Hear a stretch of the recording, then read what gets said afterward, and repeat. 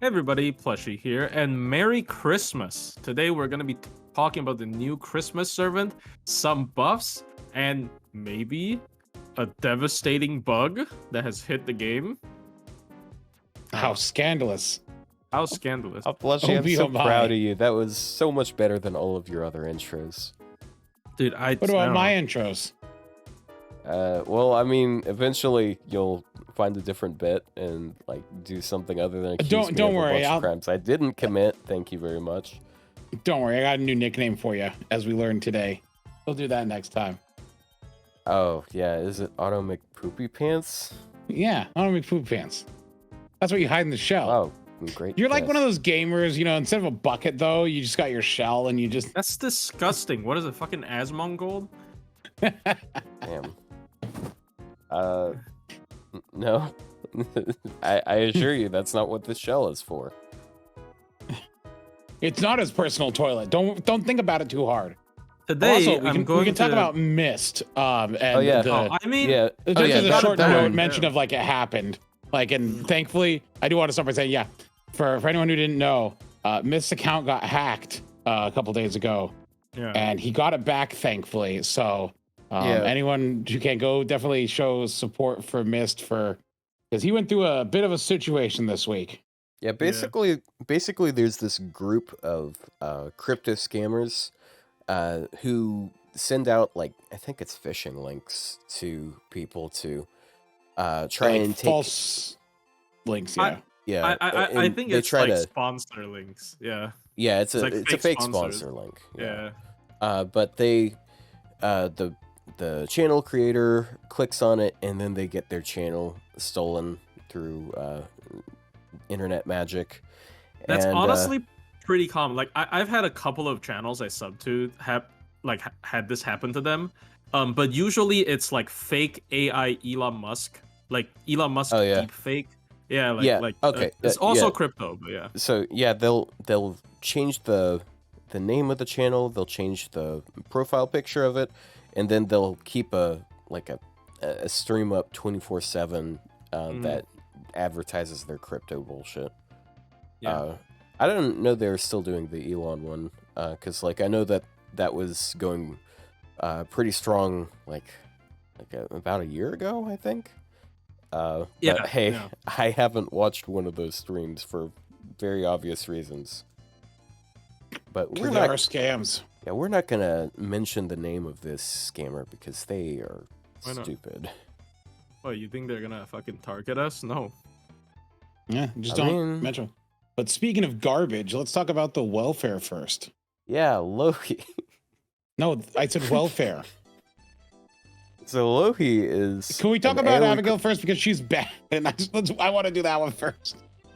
Okay. Sure. All right, if you're so intent on talking about the little girl, okay, we can talk about her. Yeah. Well, I just look. I don't want to talk about good and then go to trash. I'd rather get the trash out of the way first. You know, it's to help the flow. It's the vibes. You got to keep the vibes up. You don't want to go from upbeat to absolute slop. I mean, okay. No. You see, the best way, and like this is just basic story writing. You start like medium high, and then you have to have a low point, but then you have to end on a high note. And fortunately, there is a high note that is from this morning. So, yeah, go on. Talk about little girl. We're gonna talk. Yeah, as someone in chat said, we're gonna talk about Loli, then Louhi. I mean, Yeah. this character, I don't know. She exists outside the domain, but I don't think she's usable as a crit DPS with Van Gogh. I think like She's not her. you can't afford to run two non-damaging MP users. I mean, we haven't gone through her kit, so this is a bit spoilers. I guess we should go through her kit first. Yeah. Like she So- has. Yeah, she's got an art stack. Her gains are kind of like middle of the road as far as art stacks go. It's like 1.52%. Mhm. She's average attack stat. Like I think 9,000 is kind of like normal for a 4-star. Like wouldn't I you mean, say? it doesn't matter. She's usually not gonna be a DPS. Like I tried so hard to make her a DPS. I have a max pretender class score. It Right, just but that's the doesn't thing. work. I feel like her kit is meant to have her as a DPS, but she doesn't work as one. That's part of her failing. But yeah, decent attack stat, but that's it. Traits, none interesting except existence outside the domain. A triple arts deck, which sucks, unfortunately, here. I mean, if you're using her as like an art support, I don't think it's necessarily a bad deck. Like, I mean, I have some positive to say about the character, but not a lot. But yeah, there you go. Yep. So her first skill is 30% arts for 3 turns, as well as 50% crit for 3 turns, and 3 turns of stars per turn. It's all for herself, though. It is not targetable, it is not team-wide. So we're already going in a Mew direction. Yeah, also kind of hilarious looking at Mew's skill in comparison to this. Yeah, because Mew's skill is just a worse version of this. Yeah, I guess it's slightly lower cooldown, but... Well, Mew's is 30% arts up and 30% crit 3 times. Yeah, this is honestly a very good skill in a vacuum. I think like if you just look at this skill with no context, this is a really good skill. But like with context, it's pretty fucking bad. I mean, it's still not bad. It's still even as a support, it's still star generation for the party, and it is quite rare in arts. But yeah. Yep. And then her second skill is it's unique because it's the first like actual skill with the magic circuit icon. The first time we saw this was Tez has a passive for Tez. Yeah, and it increases it like master skill effectiveness by 10%, but she increases it by 20% for 3 turns. Oh wow, so much. So now double what he does. Your 2k4 can increase your MP damage 60% instead of 50%. See, if they decided to make Mystic Code buffs additive instead of multiplicative, it would still probably be bad, but like it would at least do something. This is times 1.2. Like actually, on effect. If they made it additive, actually, like the Mage Mystic Code would be pretty good because she can get it on her NP as well, and you just have a 50% battery. Yeah, but like I still don't think that's broken. Like, I mean, I have a lot of suggestions for this character. The first one is Mystic Code cooldown reduction. She doesn't have that. Spoilers. But like, even if she had like ridiculous like cooldown reduction, like 5. Plus she's stealing my ideas here. But that is spoilers. Look, I think everyone had that idea. I think that was everyone's idea. I don't think Plushie had that idea before I said it. Well, no, really? I talked with Plushie like the day she came out, and we talked about this. Yeah. Well, I said it. Okay. Well, I organically came up with the idea on my own. That's honestly. Yeah. Really no, it's like every carcinization. Everything becomes crab. Everything becomes Abigail should have had MC cooldown support. Because here's the thing, like the weakness of Mystic Code skills is very obvious. They have insane cooldowns. So like buffing their effectiveness, it's just really bad because you're doing it like twice per game at max. It's so unlikely that you're using your Mystic Code skills like even twice in like one fucking game, right? So like the problem is clearly the long cooldown. And like this is why I said even if you're buffing like let's say what you just said, right? Like make mages battery 50. Is that crazy? If she had a DPS MP in a multi-core, maybe it's crazy, but like she doesn't have a damaging MP.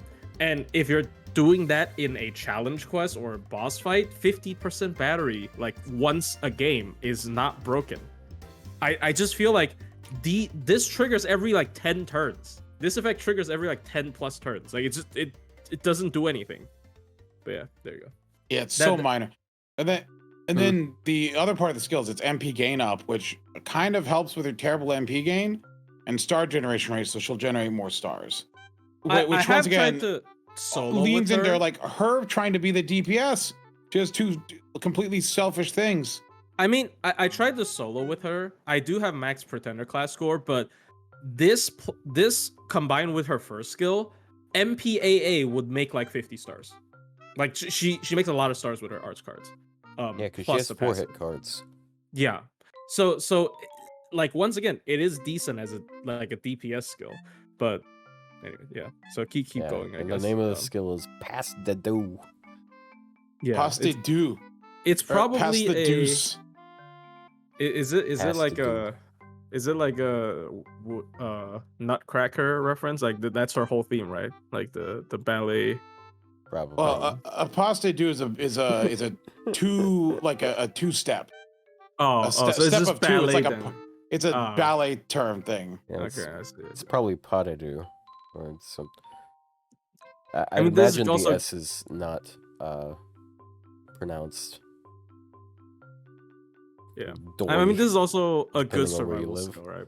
2 times 3 times. I mean, it's not like good. It's like decent. It's good enough. Like this is a very standard. Well, we're not good at French, and I learned. I was sitting there. I was going through clicking through the story today, and Berserker Lancelot goes we like OUI, and I'm like, oh man, now he's French, and I'm like, wait a minute, this He dude's is always French. been French. Yeah. But yeah. Third skill. Yeah, Party- it's team 20% charge, team 1 time 3 turn overcharge, and then max HP of 20,000. 2000. 2,000 for child servants for 3 turns, and then 20 star bomb. She Honestly, doesn't even have the decency to have a 30% party charge. honestly, she has like a good skill set. Like Yeah. this on a different servant would be a really good skill set. If she had a single target damaging NP, I think she'd have a place. Multi-core. Yeah, she should be decent at multi-core. Like it's just, oh man, this sucks. Like she's Oh. not non-damaging MP. Oh yeah, yeah. Just to add on to her star gen from her second skill, yeah, she has a Oh, yeah. passive that increases her arts card 20% star as gen well. another 20%. Lot. Yeah. A lot for a passive. She Yeah, makes, so like, she has a quick deck that looks like an arts deck. yeah. And then her anti is anti-berserker. Once again, looking like a DPS, but it's not. Yeah, and then her And then we MP, Yeah. so she increases master skill effectiveness by 10% for 3 turns. Of course, all of this is tied to her. Like that effect is tied to her, so if she dies, you don't have it anymore. The team gets 30 to 50% crit, which is NP level based. It's as well 50%, so. as- right now, it's only 40%. Yeah, right now it's 40. Yeah. Well, Well- it's gonna be 50. We should rate it at 50. Yeah. And then Yeah. the heal is static at 3,000 as well, or 2,000 right now. And then she has arts effectiveness for the whole team, which is 20% to 40% for 3 turns. And that's They the should have they should have set the heal as the overcharge thing and just set the arts at 40% for like 40%? yeah. So for That would I- snowball really hard. I mean, so the MP is honestly not bad, right? Especially considering she has overcharge. Oh for yeah, and party. it has charge drain, right? Sorry. Yeah, does that That's so, one so of like the better things about it, honestly. so honestly, I feel like if you are using her if you're using her as like a Lady Avalon replacement, because I feel like that is like the common, because like she's the party healer, right? Like she's the Yeah. Castoria she plus has the, a similar thing. She drains, she gives overcharge to the party, and she heals. makes So stars and yeah. she gives crit. So she is quite literally just a. I if you want to honestly treat her think- like a free version of Lady Avalon, she's also a pretender. Is that their intent? I honestly don't think she's that bad. Like if you're using her as a Lady Avalon replacement and you don't have Lady Avalon, there might be and you don't have Tamomo. I still think Tamomo is generally stronger than this, right? But like if you don't have a good secondary art support for healing, I think this is pretty nice. Like it's honestly pretty nice. It's just that like the master skill thing is a little bit misdirecting, I guess, because like everybody's obviously gonna focus on the different thing that she has. And master skill is just not worth it. Like you can blur out all of the master skill boosting effects, and then this would probably still be okay. Like for a more established account, I don't see her being used at all because she is just probably worse Lady Avalon or worse Tamomo. She's But- new account Lady Avalon for if you don't have any Yeah. of the other ones. But like if they gave her like an anti-trait on her NP, then like so she was Well, like Santa Martha. I think she might be instant top tier because her MP, I think if her MP gets another anti trait, it's way stronger than Santa Martha's MP. Santa Martha's MP is just anti trait and heal, right? No, it's And attack Star too. Bomb. Oh, never mind. It has attack. So it's close. Yeah, she has right? 70% total attack. Yeah. Okay, so it's close. Up. So I'm gonna sorry. be honest. I feel like okay. So I used her a little bit last night, and like she is a little bit scuffed as she is only at 40% crit instead of 50% crit. Honestly, dude, she ramps up a lot of crit damage. Like just a single NP is 100% crit damage and 50% arts. So like, sure, she's not going to be doing big buster crits, but she does big arts crits. Yeah, Well, it's arts honestly crits not still bad. don't do that much damage. Like you can have 100% arts crit and you're still like Well, I you're mean, still not doing as much damage as you could. I mean, she can ramp up to like 200%. Yeah, like I don't think this is bad. I don't see this being like TA worthy. Obviously I know not everybody cares about TA. Also, hold on a second. Hold on. And it if trains. she uses all of her skills and NPs once, you do realize that is basically the same thing as Lady Avalon's first skill, but for 3 turns. Well, yeah, but you have to sacrifice. So Well, it's the also reason, on herself, but yeah, Yeah, it's only on herself. yes. I mean 50%. She's the only one who crit gets up, the other crit up. 50% crit up, yeah, I know, 25% arts up, yeah, and but for overcharge. it's a big boost in damage. So like, Are her think- cards going to be doing damage though? Okay, If you have her in a yes. party, are you making her the damage dealer, or are you having her support a damage dealer? And if she's not the Okay. damage dealer, so that kind of then- leads me to what I feel like she shines in the most, which is when she is being used alongside another servant that does damage a bit more consistently. but then her personal damage is irrelevant. No, And no, you have more cards, so you have more cards doing crit damage. I mean, but she's a 4-star pretender. Like they're not going to be doing that much damage versus your DPS character.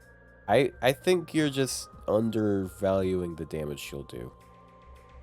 I mean, her damage is pretty nice. Her self damage, like I tried to force her to do like a solo and stuff. Like her self card damage is pretty nice. It's just like she's like decentralized. Like it's just if you don't have, just once again, I feel like if you have an established account, you might not want to use this character. There's one situation that I will use her over Avalon and Tamamo, is if you're stalling against multiple enemies and they have like 3 MP gauge, like they are like assassins or something, and then you can't get rid of them very quickly.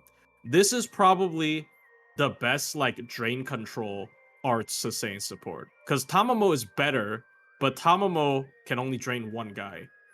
So this is technically very good drain control. If you pair this with another character that has like self drain, nobody's gonna be able to MP, right? So it's honestly not bad. I can see some play happening with this character. It's just that like a part of her kit is used for master skills, and those are, in my opinion, completely worthless. By the way, I did test this. I tried her in Oku. This does not affect the Oku Mystic Code. So Really? yes. Aw. So any special super Mystic Code, I assume, doesn't get buffed by this. So basically, like, wouldn't you just use Marie Alter? I mean, you don't have, what if you don't have Marie Alter?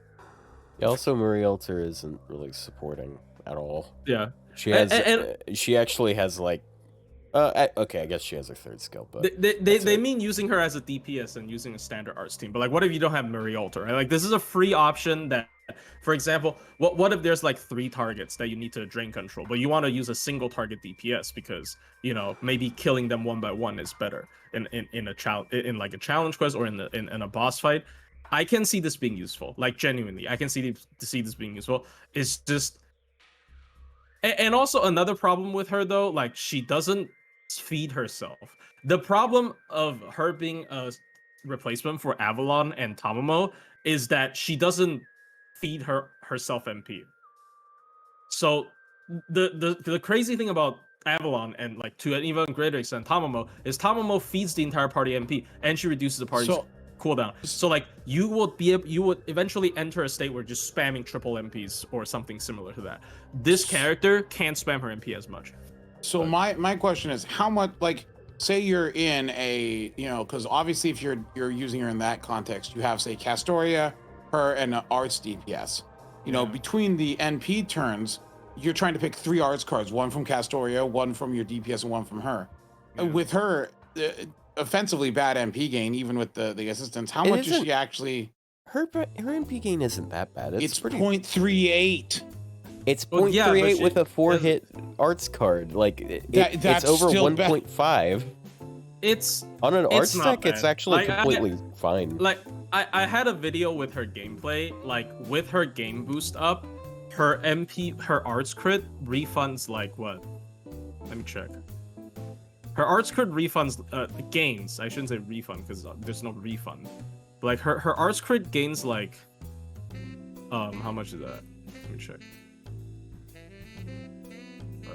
Because like if you toss in her second skill, okay, you're already at basically a 2% arts card, and then you have 50%.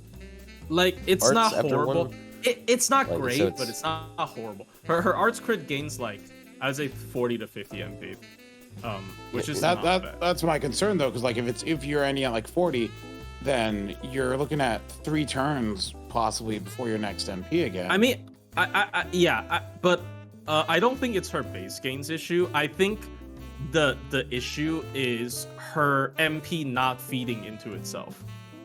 Like Tamamo's MP doesn't cost like Tamamo's MP doesn't really cost 100 MP. You know what I mean? Tamamo's MP costs more like 70 MP because she feeds back. Right, so And it's one so or the does other. Avalon. It either needs to feed back to itself, or she needs to be able to get it easier. But she has neither of those. Yeah, and even if her card gains are like insane, sometimes you just don't want to pick their card. So like it's better. I mean, the type of you want to use her arts cards like that, but that's also like how you kind of play at a lot of arts teams that she might want to be in. Yeah, so you're probably just gonna pick arts cards. That's it. You are playing in a team where with Castoria and her, you do have 6 arts cards between the two. And if your DPS say has 2 arts cards, you're looking at 8 arts cards out of 15 cards. You're looking at half the cards, more than half the cards are arts. So I agree. You're looking to make arts chains. Like okay, for example, if I'm doing a free to play only run, I would definitely be using this character. Because like when I'm doing a free to play only run before her, when I wanted like a healing character, I mean some people are even gonna complain like Asclepius can't be used because he's not free to play. But I use Asclepius still. But Asclepius doesn't have any offensive, right? Like for team buff. Yeah, it does. So like arts buff. Yeah, it's 20. It's like 1 like on a skill. So like I mean, what is her party is 20% arts and then crit. Like yes, that, but that's per MP. She can also That's per cast MP. it multiple times. Yeah, like Asclepius is on a skill, right? Like it's on a skill. Sometimes you want to hold at that. So you're saying she can do it multiple times, but can she do it multiple times before the buffs wear off without sacrificing a lot of the cards from the DPS you actually want to use? She doesn't need to. That's why I mean when I'm doing a free to play run, because like if you have a full roster, she's not competitive. Like the problem is very clear. She is like mini Van Gogh mixed with like mini Avalon, and then like a bunch of things got toned down because she's free, right? Like it clearly doesn't. I don't think her being free is the problem, because we've seen the welfares they've put out this year, and even going back to like Santa Martha, like we know that they put out ones that are useful to long-time players. Here's the thing with Santa Martha. Yes, because they're trying to make her more sustainable, and it's just not like Santa Martha, if you think about it, is like it. Okay, try to build around Santa Martha in a team that lasts like more than 15 turns. Like she's the only thing she has is anti-divine or anti-demon. If you're not against divine or demon, I don't think you'll ever bring her. Like I tried. She's a specialized niche for that. Yeah. Yeah. But I'm just saying, like they've made ones that like that can be used by people with greater accounts, like especially like the DPS welfares this year. They've all been usable by people with established accounts, and even the support ones. Not like we have a ton of support welfares, but the Yeah, actually, other than Abigail and Martha, what other support welfares do we it's have? just Nightingale, and she's not even actually Oh, a and support. She's not even and- actually a support, by the way. And like fucking Iris Feel, like they're all bad. Okay, right? Iris Like, Feel is bad. like- Iris Feel is like legitimately bad. So I mean, like, I will say Abigail is not Iris Feel. So yeah, I mean, yeah, like I genuinely feel like if I'm forced to do like a free to play run and I need a healer, I might pick her over Asclepius. That's all I'm saying. Because like if I don't need guts, why would I pick Asclepius over this character who actually pushes damage? Like a lot of free to play comps issues, you can't push damage, and you're just like you're fucking wasting your time against the boss for like 50 turns, and you accidentally get crit, and you're a 3-star, so you just explode, right? So like I genuinely think, and like in free to play runs, also, I mean, I'm not a like free to play run expert, obviously, but like I've tried a couple of times on like Olga Marie, or on a couple of challenge quests. It's really important for your support to like be able to hold their own ground after your DPS dies, because it's very easy to get your DPS killed in a free-to-play run. So that's why Nocnaria is fine, because Nocnaria, she's kind of a support, but after everyone else dies, she can like just stay alive for a very long time. But like I think Abigail, like Abigail's can push damage even after whoever you're pairing with her dies, which is good. Like you would want to be left with Abigail instead of like you're left to fucking solo with Asclepius. Like what are you supposed to do when that happens, right? So like I see some value, but then again, the only people that are doing true free-to-play runs are people that are doing it as a challenge. So Also, I don't see it being too practical. I mean, Unfortunately, we just need a dumpster on her, so the same thing can happen that happened to Van Gogh, though. So that's the cope now. Is like if we dumpster on a new welfare hard enough, they'll buff her mid-event. like, well, I mean that's obviously planned, but like, I feel like if they give her like an anti-niche, she would be like just super strong. Like I don't know if like, she'd be. I mean, against the niche, I think she'd be a good option. But well, yeah, obviously. I mean, but I don't know. It would give her a purpose for someone with an established account, because I understand where you come from, like on a new account. Yeah. It's not even like a real that new view. account, by the way. That's not even on a real new account. It's not a real new account. It's a theoretical new account where people are like, oh, you have to do the free to play challenge where you only use welfares and low stars, and you can't borrow Castoria, right? So like it's in reality less of a practical for new player thing, more so that it is just like, I don't know, Pokemon Nuzlocke, for example, right? It's a self-restrictive challenge. So I don't know. So like, even though I tried to defend her quite a bit earlier, I don't think most people are going to be using her, unfortunately. Maybe I don't know. Did the drink help me yap even more? I don't know. But yeah, sorry. No, it's fine. I mean, you're yeah, yapping like usual, so yeah. I mean, so yeah, Lost Ball 6. I I just- mean, it doesn't stop people from saying like Habertrot's a great. Like, I mean, Habertrot's great anywhere, so I guess it's not the same. But yeah. Reduce Mystic Code CD. I mean, even if she reduces we had a conversation, like me and Ryou, when I was streaming Cyberpunk, I think like Otto was also there. I don't know if you were there for the whole time, but like we had a discussion of like, would it be broken if her MP reduces Mystico cooldown by 5? I don't think it would be broken. I genuinely don't think it would be broken. 5? Yeah, 5. Like Yeah. Okay. Yeah, 5 is a bit too much. No, 5 would 5? not be too much. I mean, It would mean 5 she'd have to cast 3 NPs to effectively recast a Mystic Code skill. Yeah, And, like, do you not see how that could be a problem? do you not see how that's a lot to get back on Mystic Code skill, Yeah, which the sometimes only aren't that one- powerful? Yeah, the only one let's have I her- see good with that is Atlas, right? So I mean, like default would help still, because that means you can, the evade for that Mystic Code is on a 12-turn cooldown, right? yeah, but it's on one. So like if it reduces it by 5, that means you have it like every 3 turns. yes, Is that So that much is of a that problem? broken? Castoria can invuln your yeah, team for 3 turns in a row that's what I every 3 mean. turns. I don't think it's broken. I genuinely don't Castoria think it's is a broken. 5-star that is limited, and no other servant is as strong as her. and that is 1 Mystic Code for 1 servant, 1 Look, evade look. for a turn. I want to be realistic here, okay? They seem to have learned from Castoria. They don't make obscenely broken, like they don't make stuff as broken as her anymore. Well, And I don't want them you to already- make stuff as well, broken as her. Okay.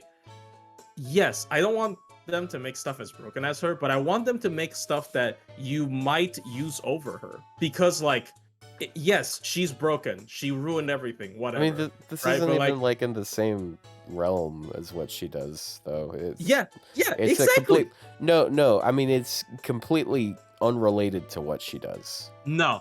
So here's my take, right?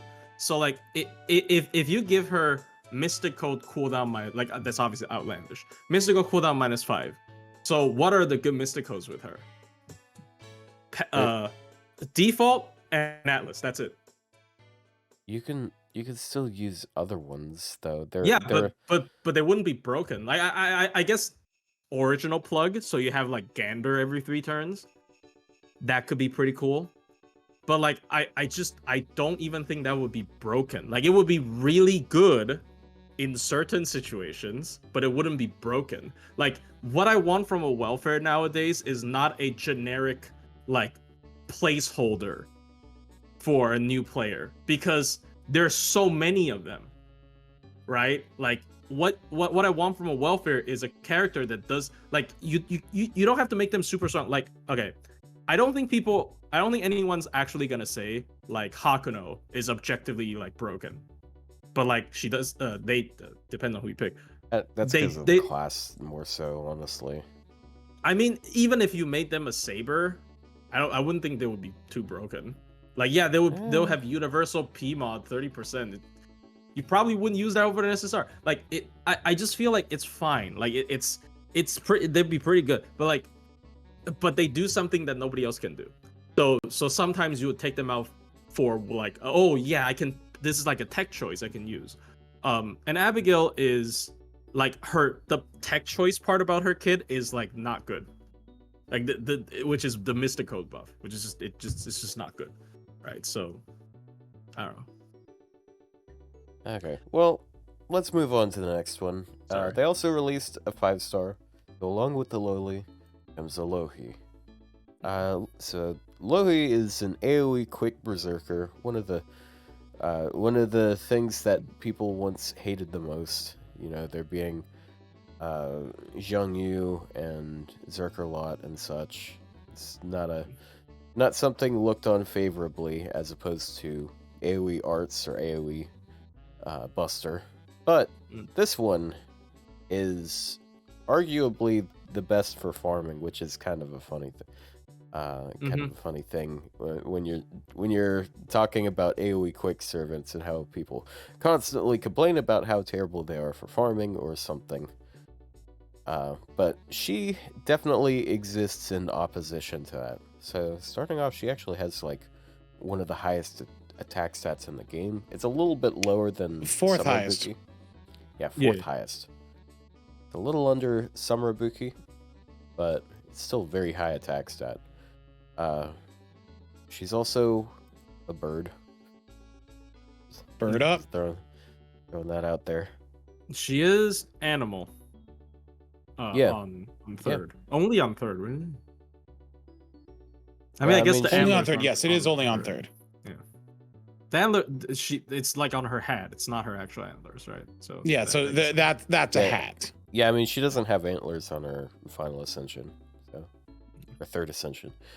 But yeah, Buster Quick Deck. Her gains on her cards are not really that impressive, but like they're things that help that tremendously. Really, she Like- has 0.54 4-hit arts, 4-hit quick. Yeah, Like, it's she just gets mid. yeah, she gets 2%. assistance later on. Wait, hold on. Those numbers are better than 2 point- Abigail's, and you were just defending Abigail. Abby Well, has she has a 3 triple arts busted, cards. a triple art stick, yeah. So like that's natural. Like it's just how it is. I feel it's a double standard. No, Okay. I don't think it's a double standard. Ryou, Triple Ryou. R sticks are always like that. Ryou. Like fucking Needle So, Chris Alter, dude. A quick I don't, quick cards Perfect. by default get 1/3 of the NP gain. We're talking about 2.5 1.16 divided by 3. That's like 0.72. A 0.72% arts card. Versus something that's, yeah, it's literally double that. Okay? All right, you can say your numbers. Yeah, I can say my numbers and you can misinterpret them. Alright. So her first skill is team-wide 20% quick and buster. Team-wide 1 hit of evasion for 3 turns. And then she applies darkness to the field for 5 turns. Is that tied to her? I actually haven't tested it. If she leaves the field, does it go? It's on the top right. Oh. Yeah, I think it's still... Oh, note here. Yeah, it's removed when the user is defeated. That's how it is with Arc and Nitocris. Nitocris, so. Yeah. So it's on the top right, yeah. Okay. Is there any servant that can set a field and like still keep it? I don't think so. I don't think so. I think they always have to be on the field. It's either a buff status on themselves or it's something on the top right. The only better thing about this is if she gets buff removed, this doesn't go away. So I do wish slightly better. that these type of effects like added some kind of like effect to the screen or something like it, because like you mean like particle effects? Yeah, like really particle effects, because like Arc has the Millennium Castle, but like what Nitocris also should have like water set effects, and this should be like darkness effects on the screen. I don't know. Yeah, it'd be cool. It'd be neat. It's kind of like when they added the when you're the burning curse. Yeah. You got a little icon circling it. Yeah, it'd be cool. Yeah, but yeah, team-wide offensive buffs. It's good for multi-core stuff. But as far as her skills go, that's basically all the damage you're going to be seeing. But her second skill is pretty great. It's an AoE stun for a turn. It's AoE defensive buff purge, and then 5 turns of curse, poison, and half healing. This is only 100% stun. Yeah. We found so I will say, we were looking at it, and like I was looking at the numbers, and I'm like, okay, there's no percentage here. The only other thing that I've seen without a percentage is Gander, which is, always hits, right? And so I'm like, so is this the same as Gander? Because no other stun in the game doesn't list a percentage, by the way. Like every other stun. No. Yeah? We literally talked about this on skill. They never listed. No, on skill. No. Yeah, we talked about skills this. Always listed though. Skills no, always skills have a percentage. don't. Does Medusa? I thought we had this talk. We said like petrify and binds don't. Oh. Okay. But every stun in the game has a percentage tied to it. Yeah, because they're not 100. Except for this. This is so it just means 100. Yeah, it just means 100. Yeah. So I misunderstood it first, and I was like, "Oh, it's an unblockable stun like Gander." Yeah, I also. Yeah. Also, it's definitely not blockable. I used it against Bima, and none is on it. Yeah. So. Yeah. If it's 500, they would specify on MP. I don't think there's a 500. It should have been 500. It should have been 500. No, think about this. You can use this as a Okay. Imagine if you're in a TA and you need a buff remove. Oh yeah. Boom. It's good. See? Well, then let's bank on their 20% debuff resistance, I guess. Sometimes you gotta do that. It's TAs. Well, I mean, at that point, it would have been way better if it scaled, and then you could just keep it low intentionally. Yes, that's the good thing that I bet Ryou wants to mention next, because he also talked about it, which is it's not tied to any offensive buffs, which is... Yes, that's the good thing here. Is none of these are offensive buffs. It is all... I mean, like, there's the buff removal, which is fine.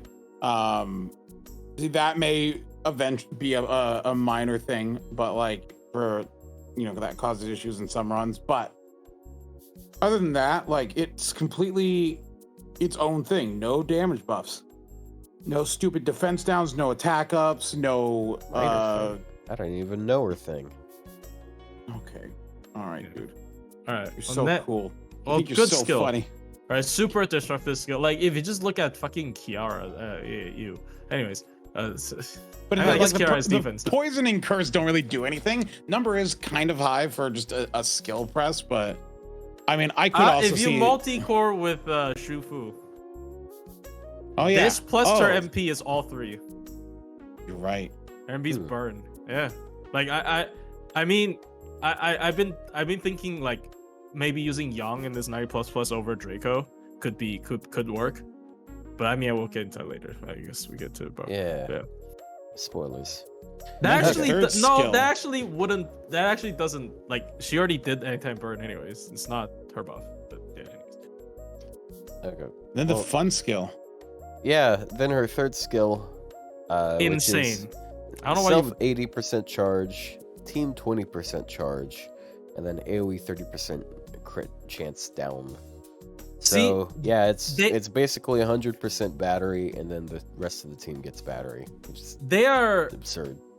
I feel like they're slowly understanding how much battery they need to fucking put on the quick servants for them to be viable in farming, which is kind of sad. But like at least they're not doing the 30 battery thing anymore.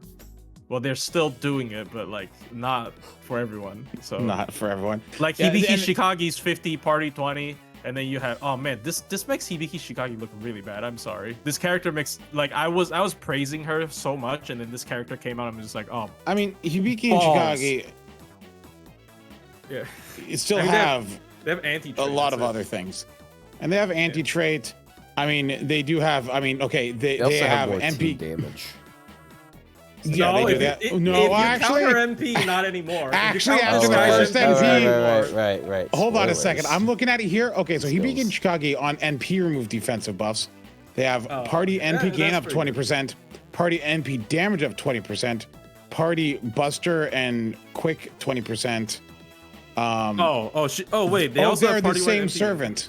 Oh, they're the They're same the servant, same except this one's on servant. a better class. There you go. Have Except this fun, one's bro. Berserker. Ooh. And she has and the And NP she has is 80. Yeah, and she has 80 better. Better. Which, by the way, I did a lot of 90++. My team was Castoria, Louhi, and Castoria Berserker, and like it just kind of perfectly works out. Berserker. What? Well, it just kind of perfectly works What? out. I mean, I use to it for like Draco. It's like to that extra 20 charge No way. is what's needed. Like the spread 20 is very handy for multi-core. Like it just lets me do a swapless comp. Like. On 90++, and a it's lot so of much battery. It's so much fucking battery. Like it is ridiculous. Like this is, dude, self 80, like, and then teammates 20. That's so. I don't think anyone. I think this might be like one of the best batteries in the game. Like versus Tez, maybe. Like they're on par. Because the thing is, like, when you're not with an event with a starting charge CE, you have her append 2 and you have her fully charge herself from the start.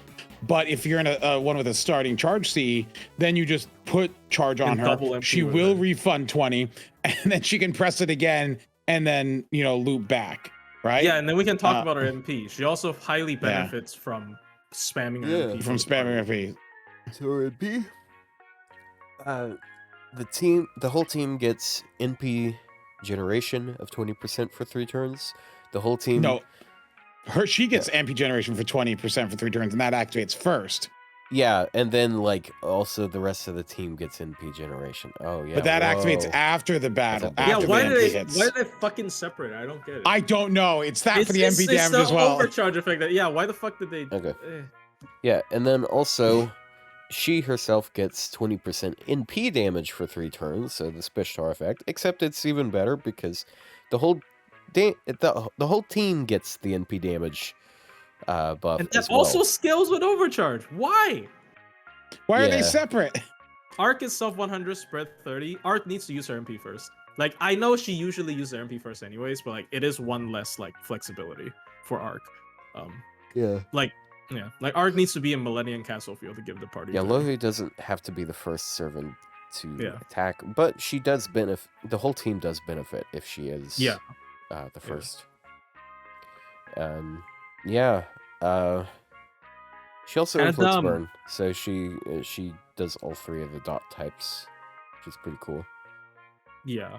So just overcharging her, like in the 90++, I was using her MP twice, and one of them was overcharged. So Castoria, by the end would have an additional like 45% NP damage, which definitely helps when you're doing swapless there, like.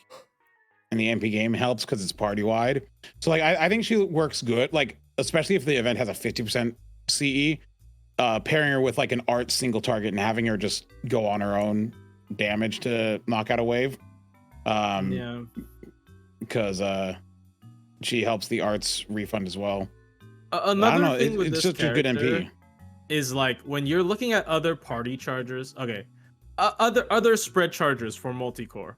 What do you have? You have Koyan Dark, Foreigner, Tez, Assassin, Taigong Wang, Rider, Hibiki Shikagi, Alter Ego. There's no Berserkers that has this. Like, I have her MP1, but I still lord her Pen 2 and battery, which I might regret later on, but I have so many lures right now. I'm good. I don't good. know. Why would you regret it? I yeah. think she's useful. Yeah, also I accidentally grailed her the other day when I was talking to I Plushie. heard that. So Wait, who did you accidentally grail? Louhi. Accidentally How many grailed her copies to do you have? 92. I have her in P2. I was trying to get more. Okay, than you 92, have to but- get. Okay, you can't just leave it at 92. You got to push her to at least 100 now. Yeah, like, but I that would also drive have... me insane. Yeah, but I want to put those grails on other servants. I have 2 120s I'm working on. By the way, another thing Louhi does have she meets the current like standard for quick AoEs. She can't do 333 Zerk with BG. Golf clap. She can do but I think it has to be plug Oberon because of her battery spread. Like people who has like big batteries and less gain boost. Well, it depends. If you have enough overkill, triple Scotty does work, but on Zerks. Yeah, on Zerks. But here's the thing. I guess if ever she ramps up MP damage, so like Oberon's not a bad choice. Yeah, Oberon's not a bad choice. 60% MP damage up on turn 3, and she ramps gain as well. Like it's just a very overtuned quick character. The only like negative I have for her is technically she has trouble like using cards for card damage, but she's a berserker, so it's not that big a deal. Like my only experience trying to use her like in a challenge quest is DB and Prison Tower. Both failed, but I only have MP1. Right, so like DB is like you will find like she doesn't have Star Absorb and whatever, but like I don't know, it feels like nitpicking, right? Well, especially she's 7-turn soloed Prison Tower. I saw that. I said it's a 120. Yeah, so yeah, like I know it's a 120, but like still.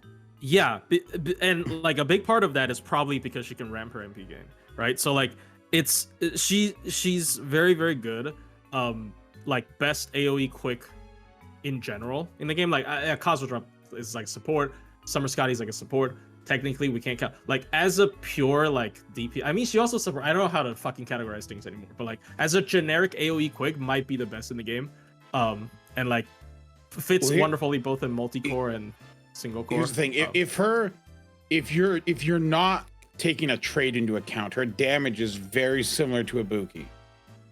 Look, yeah, as well. I mean, damage wise, that's good.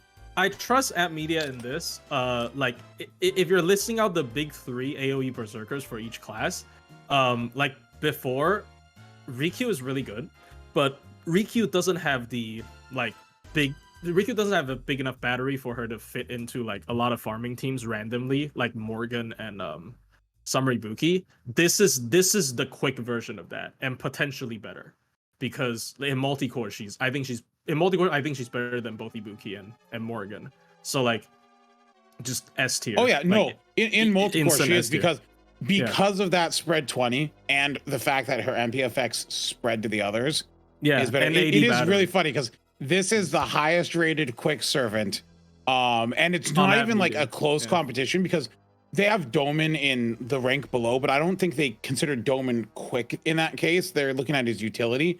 The closest other servant, quick servant, is in A tier, and it's Hibiki and Shikagi. So yeah. So this is just Hibiki Shikagi on crack. Like we kind of went through that earlier. Like it's just she's only missing an anti trait, which I don't think they should give her an anti trait because she has ramp up MP damage. Yeah. Like I don't think they should give her an anti-trait. thing. And the weird part is she's general pool. Like every other general pool I think they've released for the past like 5 years has had something that kind of nerfs them. Like even like Nito Alter, who's decent. She's anti-man, but she's sky, so she does less damage to man. Yeah, like her she's anti-trait also, is like, gimped, and like her they're buffs just never aren't the very strong. top of their card type or top of their class. Yeah, they're never but the this top is of the the top. card type This class. is the top of their class, top of their card type character. So Yeah. really good. Like if you get spooked by her, I don't know if she's gonna be available if they ever make a 10th Annie SSR ticket. I feel like that's definitely coming. If they still don't give you like limiteds for that, would kind of suck. But at least you can sleep tight knowing you can pick Louhi, like as think the worst case scenario, right? Like this is top tier. Right, so no I mean, look at her competition in the general pool AOE Berserkers. Zhang Yu. Well, Shang Yu can't even recount that. I never see him as a quick servant. It's just He's just a buzzer. Yeah. Actually, That's how many? The general pools are Louhi, Galatea, Zhang Yu, and then Nightingale. Vlad yeah, cool. and Alter, Nightingale. Vlad. The And cool Nightingale, story yeah. locked. Oh, so fuck, I'm stupid. Yeah. That's why I don't sure. have cool altar. I've never had cool altar. I also just never don't have rolled Cool on him. Alter, yeah. Because like his banner, like when his banner comes up, I'm like, I'm not going to use cool altar, but he can't spook me, so I'll never get like a couple to the point where I'm like, oh, I can use this guy now. But like, yeah. And then Nightingale, Louhi's I pretty don't really count because Nightingale is They're so supportive. supportive. Yeah. Yeah, so Louhi is pretty insane. Like one of the you can argue she's the best quick AoE in the game. Like which is crazy for perma. As a DPS, yes. Yeah. Well, Yeah, I so- mean, I'd have to compare damage with Cosmic Drop, but because Cosmic Drop has a lot of. Yeah, she has a lot, but dude, you know what bonuses. she isn't?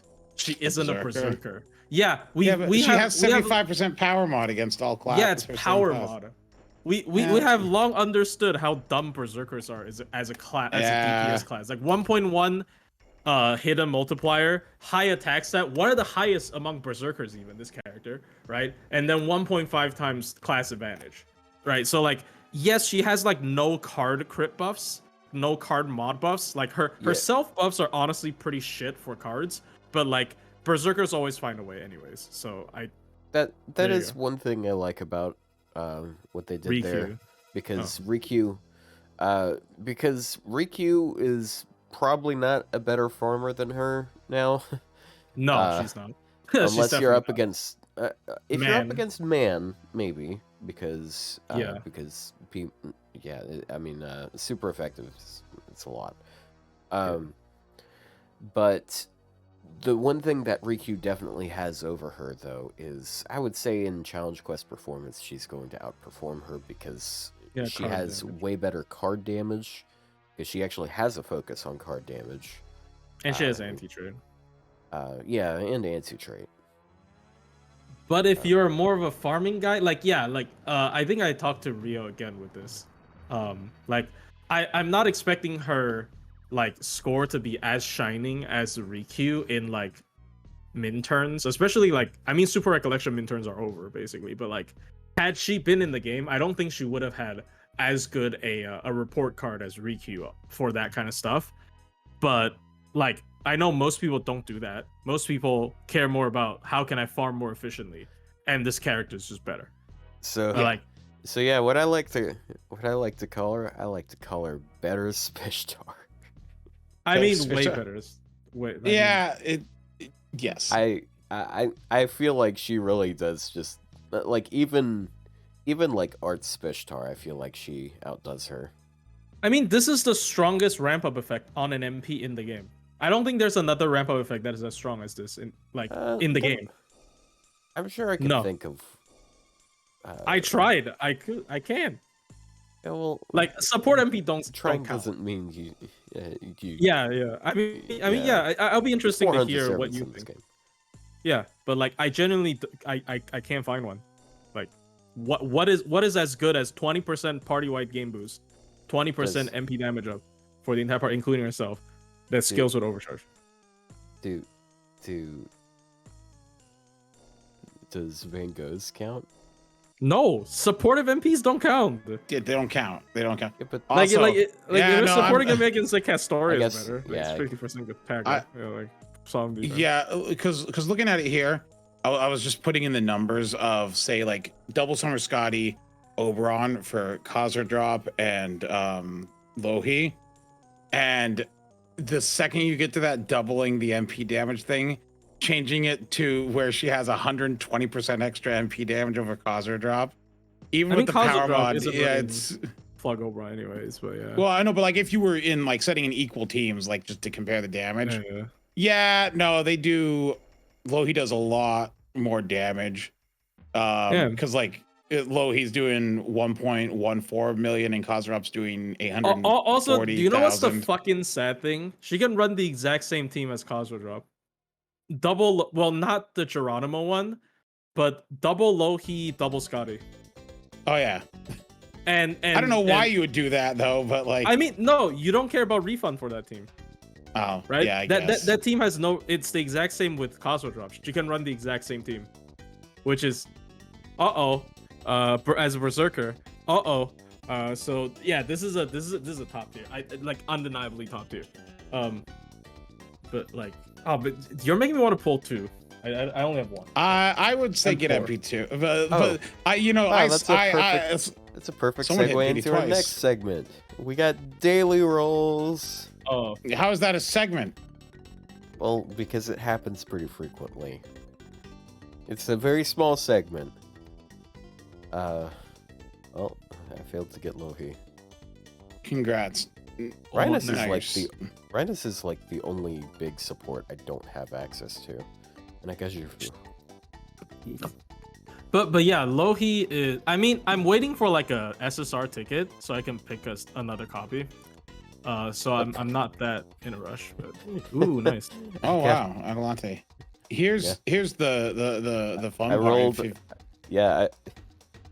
If you get desperate, you can spend USOs. She's always there. What do you mean USOs? I have like. Not you, plushie. Oh. But yeah, Louhi I only have is 5.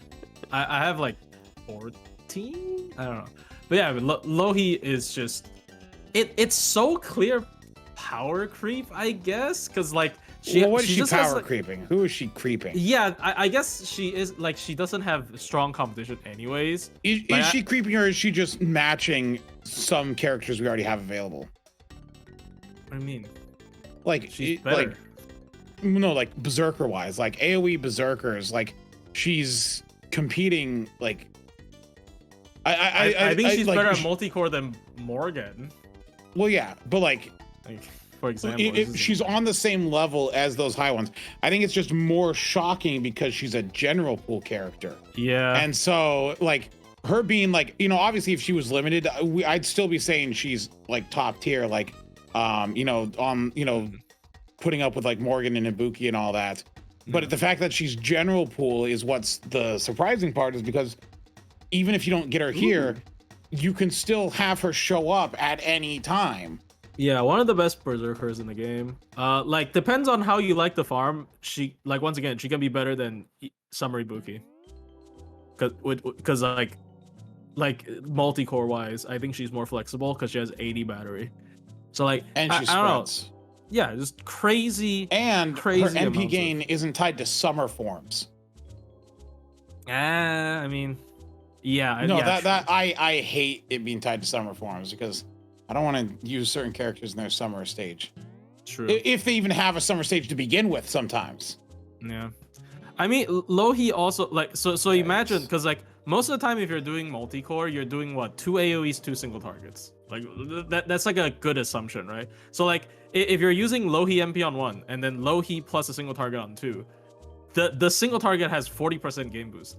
That helps them refund quite a bit. Like if you're using like I'm using her with Draco, like it helps her refund quite a bit. And like Rio said, if you have overcharge support, it helps. Well, it doesn't help the gain, but it helps the damage.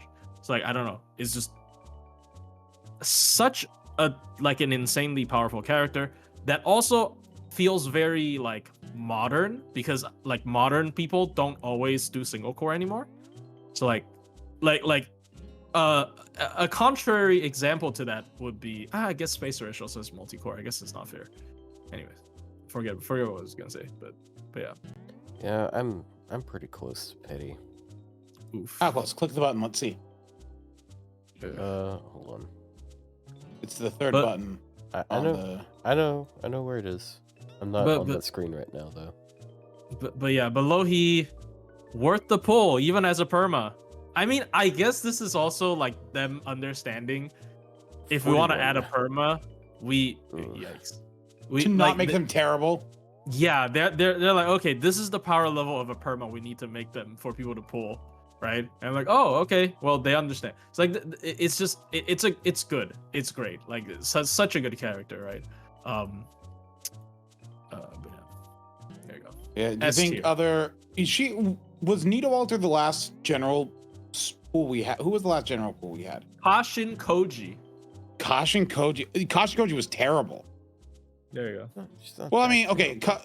You're mean. Well, I mean, Kashin Koji anyway- as an AOE assassin is not great. Like, she had all she has is 30% quick, 30% battery, and then she doesn't have an anti-trait except for the bound.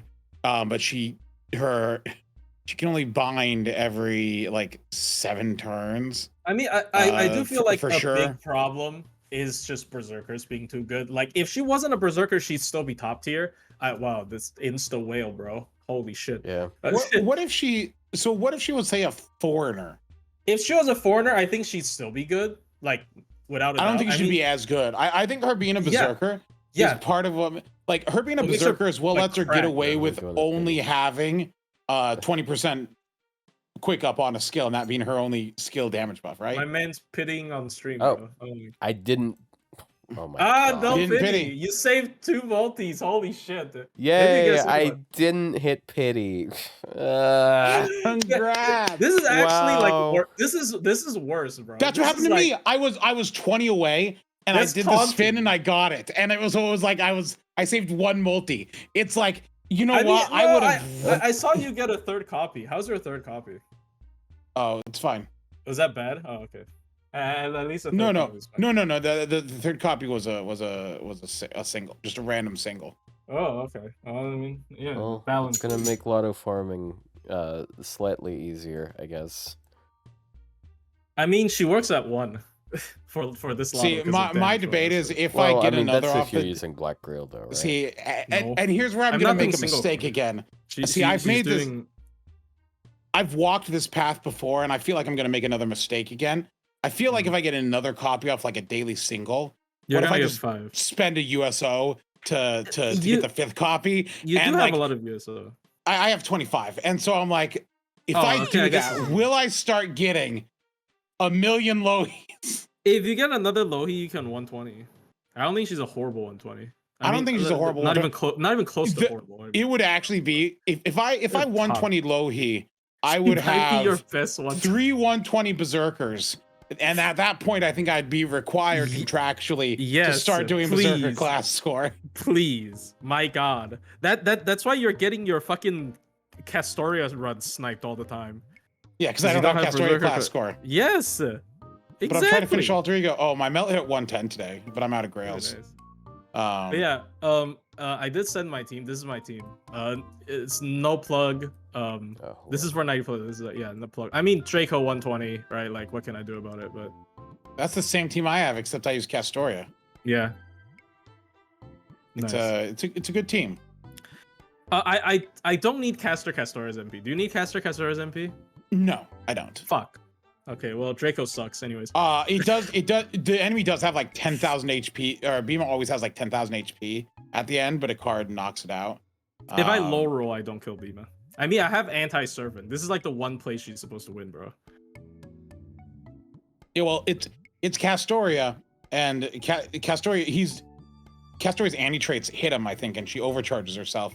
Is it And I'm lawful? using Right? Oh, it's not lawful. Chaotic, probably. yeah, That's what- chaotic, and I'm doing Louhi's MP first, so she's overcharged again. So she's like overcharged 4 or something on that final wave. So she better be doing damage.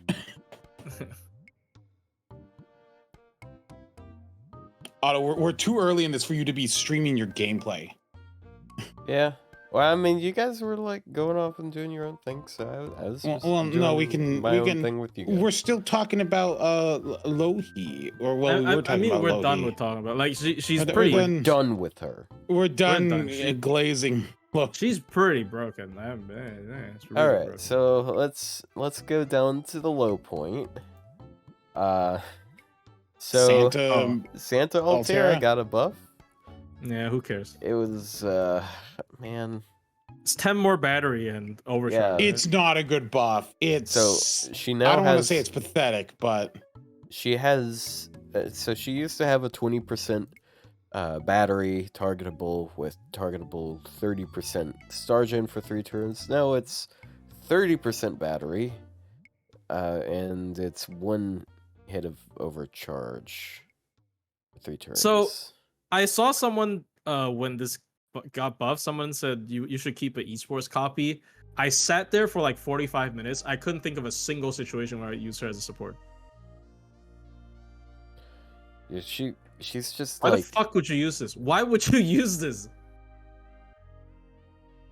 Yeah, I would- probably be more inclined to keep an esports Okay. Santa altar.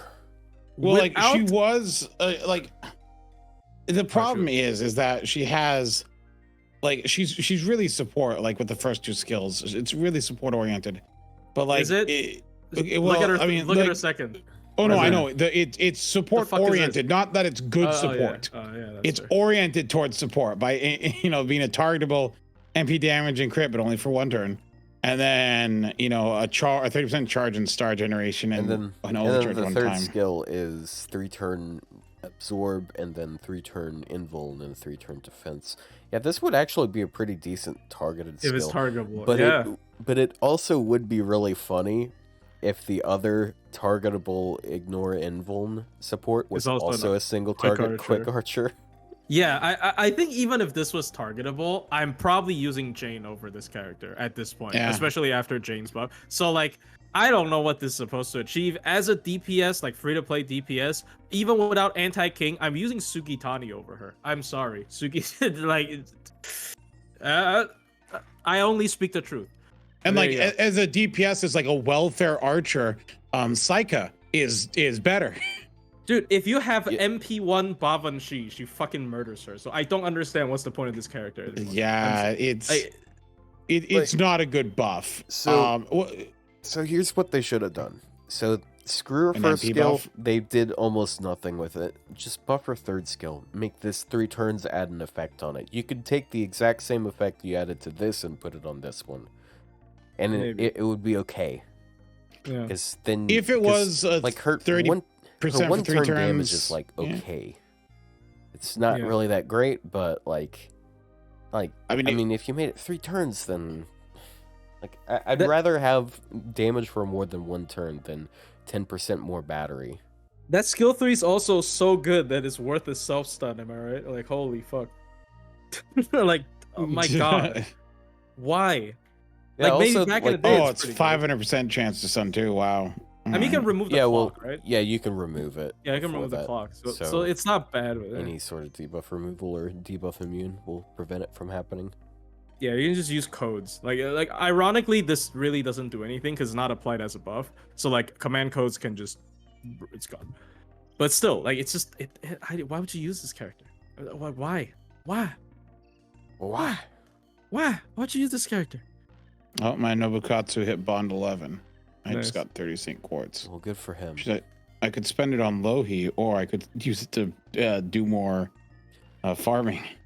So Man, I love how like 10 seconds ago you're like, oh man, what if I accidentally get a Louhi in a daily single? That would make things very awkward. Okay, I'm gonna spend the sturdy quartz on Louhi. Just Okay. grail her at this point. and then No. on to better I don't have grails either. Horizons. We have a phantom buff, I love Okay. that one. which God bless. It's nice that he finally got another buff. Like I would figure out times to use him every now and then because like he does have a mixture of 2 effects I find pretty nice. He has one of the best charms in the game, and it removes buffs at the same time. So it's just one turn where you're very likely to charm a person.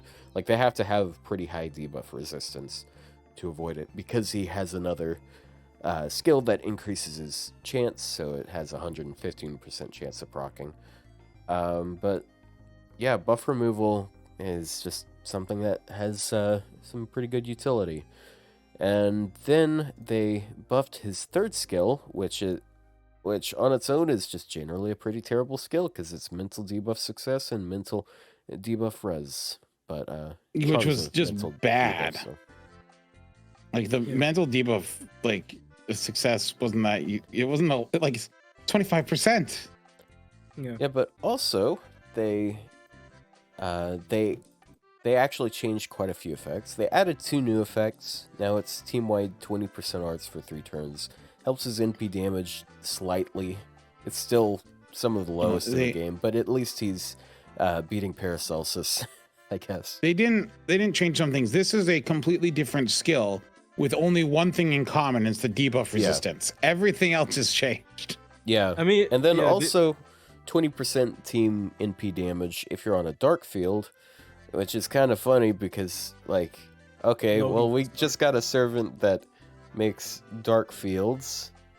Are you pairing Louhi and Phantom together? Yeah, No. she's also Actually, not arts.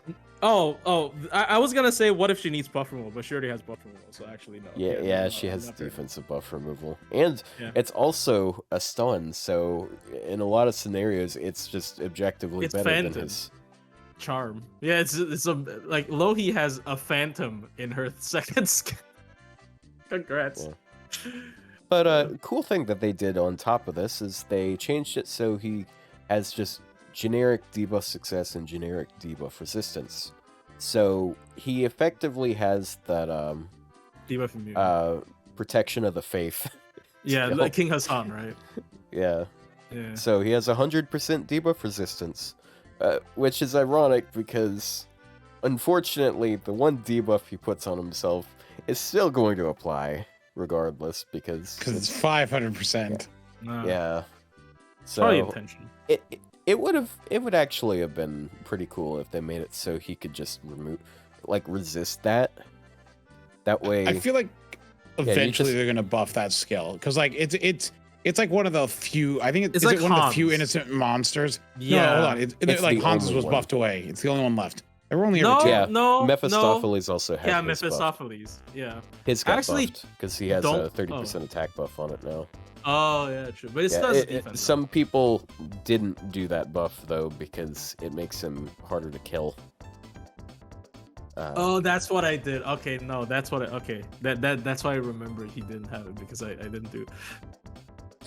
But yeah, this is the worst innocent monster in the game. Every time they add an innocent monster skill, it doesn't have a demerit because you got like Ivan's innocent monster that has like a 30 or 40% buster buff on it. You have Salieri's that's 10 stars per turn, which is more than 9 stars per turn. And then also he gets a 3-time crit buff. It's still way better than this. And then you look at like Caster Liz's, which is hilarious because it has like 18 effects on it. Yeah. And no defensive debuff. Well, it's not even innocent monster anymore. It's Halloween Star. Oh yeah, true. It got buff. So yeah, like this buff. So first and foremost, 2-cost buff remover. Exquisite. Cheapest buff remover in the game. All right. It's 3 costs. Or no, it's 4 costs. 2-star cost. Oh, 2-star. Sorry, not 2-star. Okay. Yeah, 2-star cost. It's buff still 4 remover. costs. That's still really small. Yeah, just really good already. Party white buffs, not very big, but like it's fine, right? And if you're in dark field, 20% arts up, 20% MP damage up. If you compare this to other like commonly used buff removers, like as a support, honestly, not. It's like it's better than I don't know, fucking Kiara. Like I think the only one that really is kind of useful is Osaka Behime, like for like all buff purge. Yeah, but like Osaka Hime's defense on 1 turn. One more thing I gotta point out. The debuff success applies to his NP. Usually when you want to use his NP, because it's a really cool utility effect, like 6 turns of 50% debuff resist down. But the thing is, when you use it, you're probably working against debuff resistance. And yeah, so you I've might had miss this. yeah, I've had a lot of times where I just missed this, but now he's a lot less likely to miss it. It's good. I'm proud of my boy. He's getting a glow up. I already see TAs using him for buff removal because, like, once again, cheap, easy to kill, has offensive buffs, right? Like, and I don't know when this is gonna happen, but if there's like a scripted on-break skill seal at 100%, we got him, right? The debuff res, he has potential. I am. Yeah, that's also assuming he lives, but. I mean, yeah, obviously, but like your script has to like involving him living. Yeah, you take that into consideration. Yeah, so like it's not crazy, but at the very least, like a cheap buff remover with party buffs, I think that's good enough. Because like, for quick you have Alexander, which is like worse party buffs than this guy, right? So like this is and especially if you're a Darkfield, like Darkfield is not that rare, right? I mean, I don't know. I mean, it's a. How often is Darkfield? Let me look. It's not that common. I mean, attack buff and quick buff, I feel like that might be better than arts buff. I guess, yeah. Also, that's one thing I'm not very thrilled about. Like, even though he has an arts NP, I kind of wish they just, like, went with arts and quick. Because he has a quick deck. And also, like, arts buffs, like, I mean, look at all of the arts buffers. Yeah, there's like at least 5 low stars that have team-wide 3-turn 20% arts, which, holy shit, look at Paracelsus looking even more silly with his team-wide 20% arts for 3 turns on like a 7-turn cooldown when you have this. Well, Paracelsus had his thing of, one, he could NP right away, because he had high-speed divine words. And like a tickle.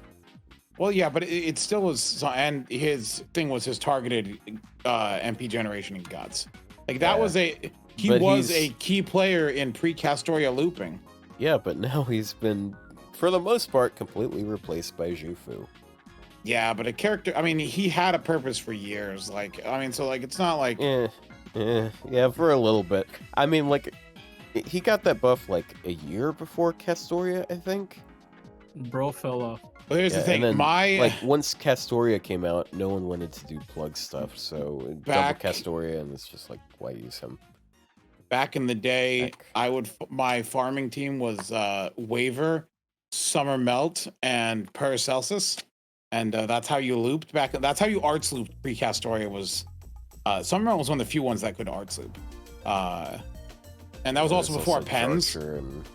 Yeah, there was Jarcher and Surf Mordred, but Melt was like the strongest, like damage wise, of those 3, and so you'd be able to like do that. Of course, it used a K scope, sacrilege, I know, but you know that's what I used. That's why my Paracelsus on JP is like Bond 11, and you know, I used him a ton.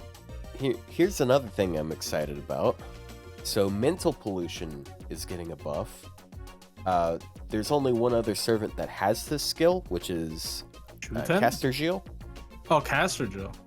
Yeah, which means, hey, he's likely to get that buffed. Are you sure? They might.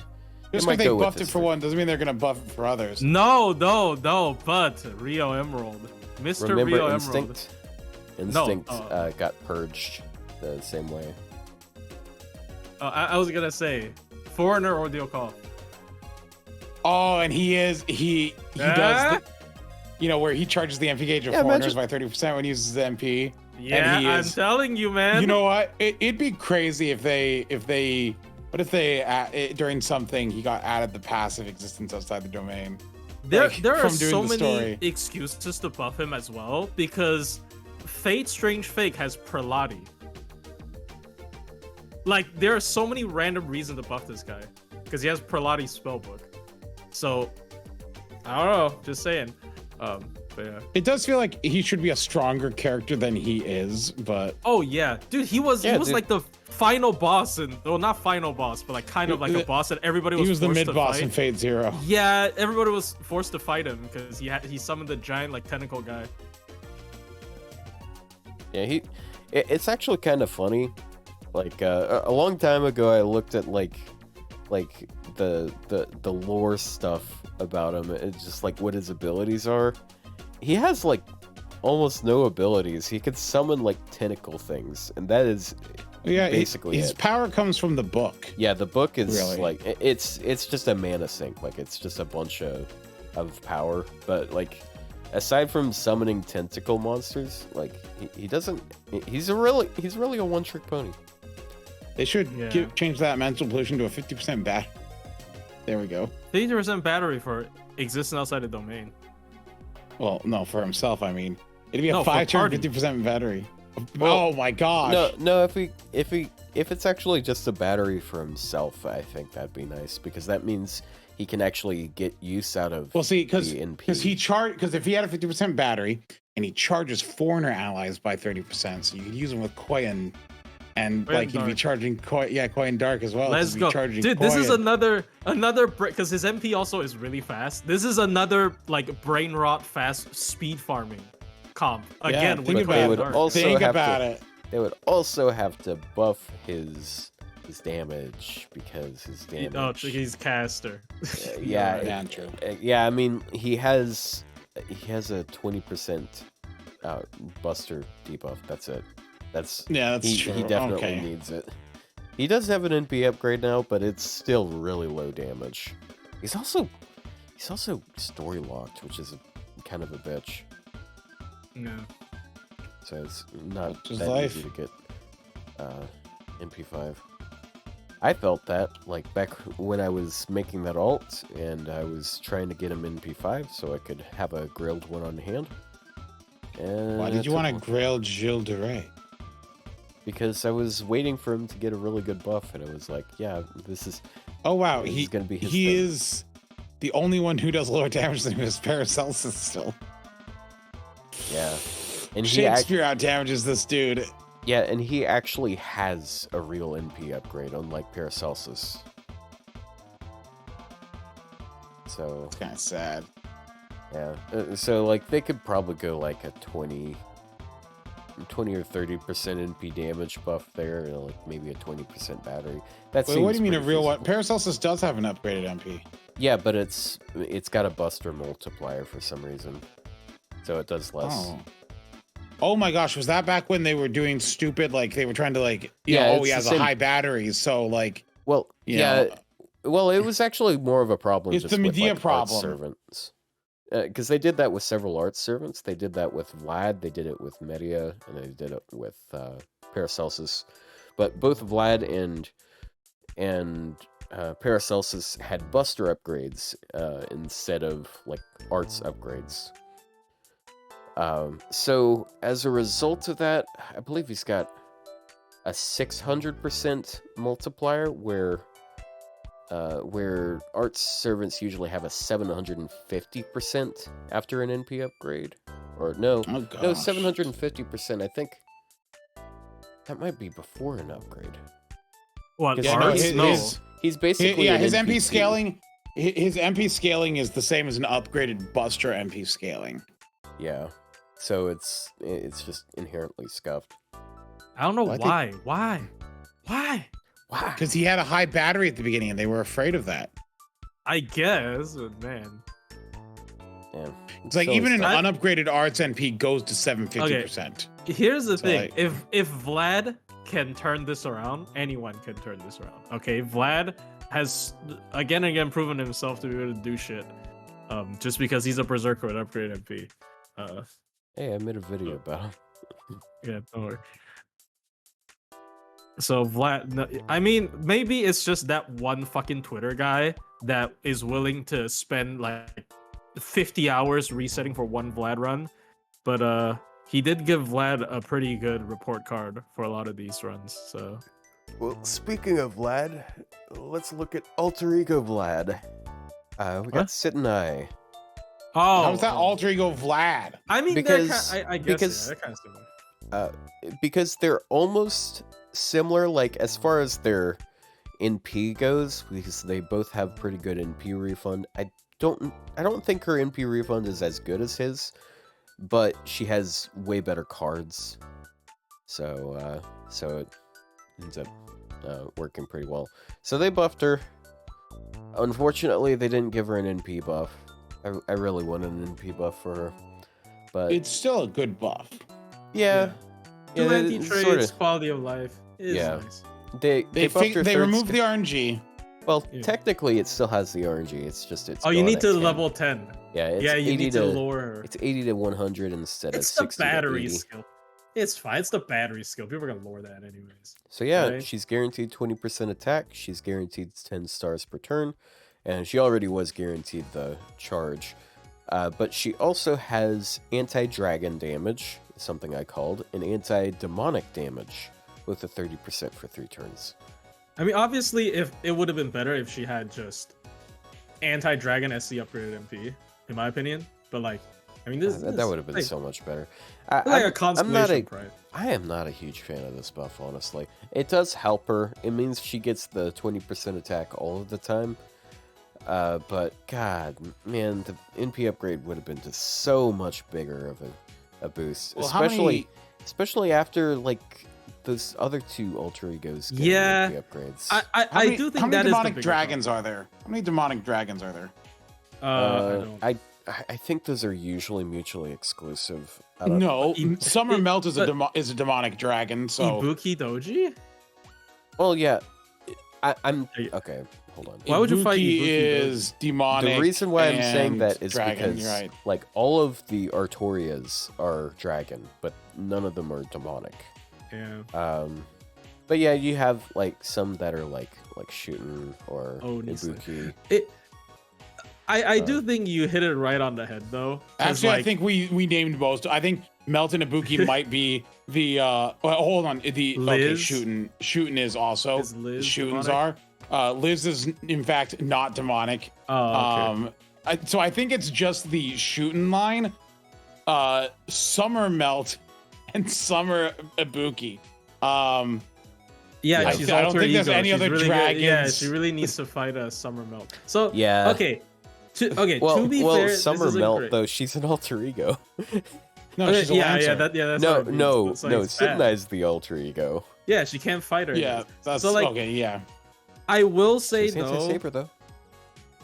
I think you put a like the best point is in fact that because of Melt, because of Super Bunyan. Like you look at her damage compared to them, man, what the fuck? Hold on. When she's hitting a demonic dragon, she does She loses more to Melt, damage. right? She does barely more than Melt Barely against more a than demonic dragon. Yeah, but it's also like due to the multiplier being lower. But it's she's also still power gonna mods, so not it depends hit on what else you're 70%. doing. She'll probably end up doing worse. Yeah. So. Yep. So yeah, this is kind of okay. I thought this was good when I first saw it, because objectively, if you give a character anti-trait, 2 anti-traits, yeah, it's 30%, but it's double anti-trait and a quality of life update.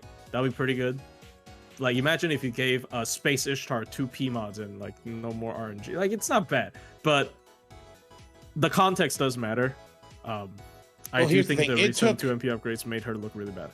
It took Melt 4 upgrades to get where she is today, and this is Sitonai's first upgrade. So this just means we have, another More 4 Sitonai. good upgrades to look forward to for Sitonai. in line.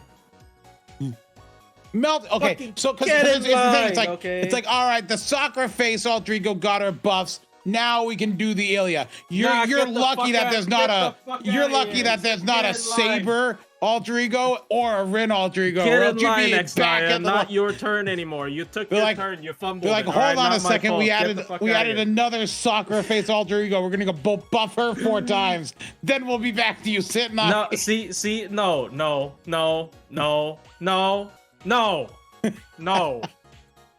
Just What? no. You don't want them to buff Cosner drop? No, Oh, there's also King Protea.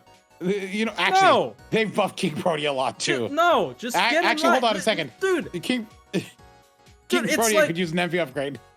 the servants that need buffs is like the fucking airport TSA. During holidays, dude. Get the fucking get the back of the line, okay? I don't care. Speaking of holidays, you gonna be visiting your family, or yeah, I would. Oh, okay. Probably leaving on 26th. I know it's probably a little dicey over there. Yeah, so we're probably not gonna have an episode on the 29th.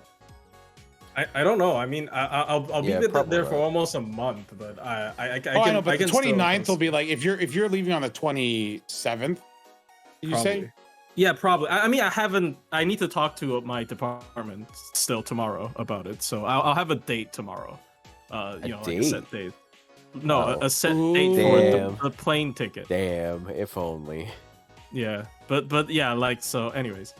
But I mean, we wouldn't want to rush you to like get something set up in 2 days when you're there to. Yeah, I know. I just bring my microphone. I don't need to set up anything. I have a fucking laptop and a microphone. This is I do this all the time. But yeah, anyways. So yeah, Sitonai, get in line. You got a buff. Let's golf clap. Two anti traits. It's good enough. All right. Bye. See ya next year.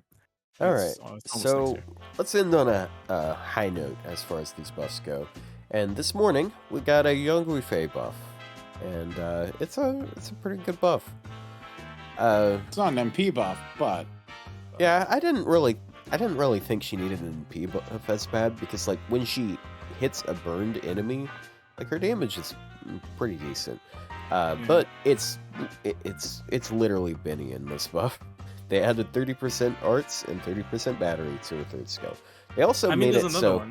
Yeah, they also made it so one of the other effects, like the defense down, it continues stacking after the 3 hits. Before it was 3 hits. 3 turn, 3 hits. It's just 3 turns. Yeah, that before it was kind of disappointing because it was 3 turns, 3 hits. Changing it to just 3 turns means that if you're getting hit like every turn or like an enemy's doing AOE attacks, you get a lot more out of it. I mean, this is fair because if you look at her skill set and you compare it to Summer Heiress, it's like the same. You have 30 battery, you have taunt, you have arts up, you have 3 turn debuff plus defense down plus dot whenever someone hits you. This is the Summer Heiress, but have burns. I mean, but also SSR. Also her anti-burn skills would overcharge, so it's better. But no anti-servant. I feel like she's so similar to Summer Heiress now. It's just. I mean, I like the class. I like the class helping her because the class, it means that she actually has absorb, which means that she has a chance of critting, unlike Summer Heiress. Yeah, that's fair. And then, but she has more of a sort of a stall protect team type of focus. Yeah. She's very durable. Because she's slower because she still doesn't have apply burn. Yeah, that's like the only thing she's missing right now. Yeah, she doesn't have just put burn. Yeah, she has no way of immediately burning the enemy. And that's for her next upgrade when they upgrade her NP to apply burn before. Okay, someone suggested that. Redundant. Nobody does. No, it's not redundant. It's broken. Nobody has this. Okay, so who has a SE that is anti-trait, and then they put the trait before the fucking MP does damage? Bavanshi, but that's scaling. That's 10%. Don't count. Who has like a 50%? I mean, well, no. Here's the thing.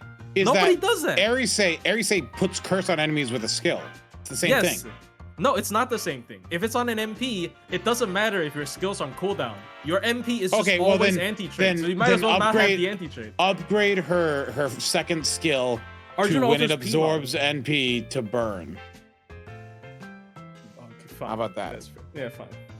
Gajuna, but Gajuna's P mod, and the anti-trait's not.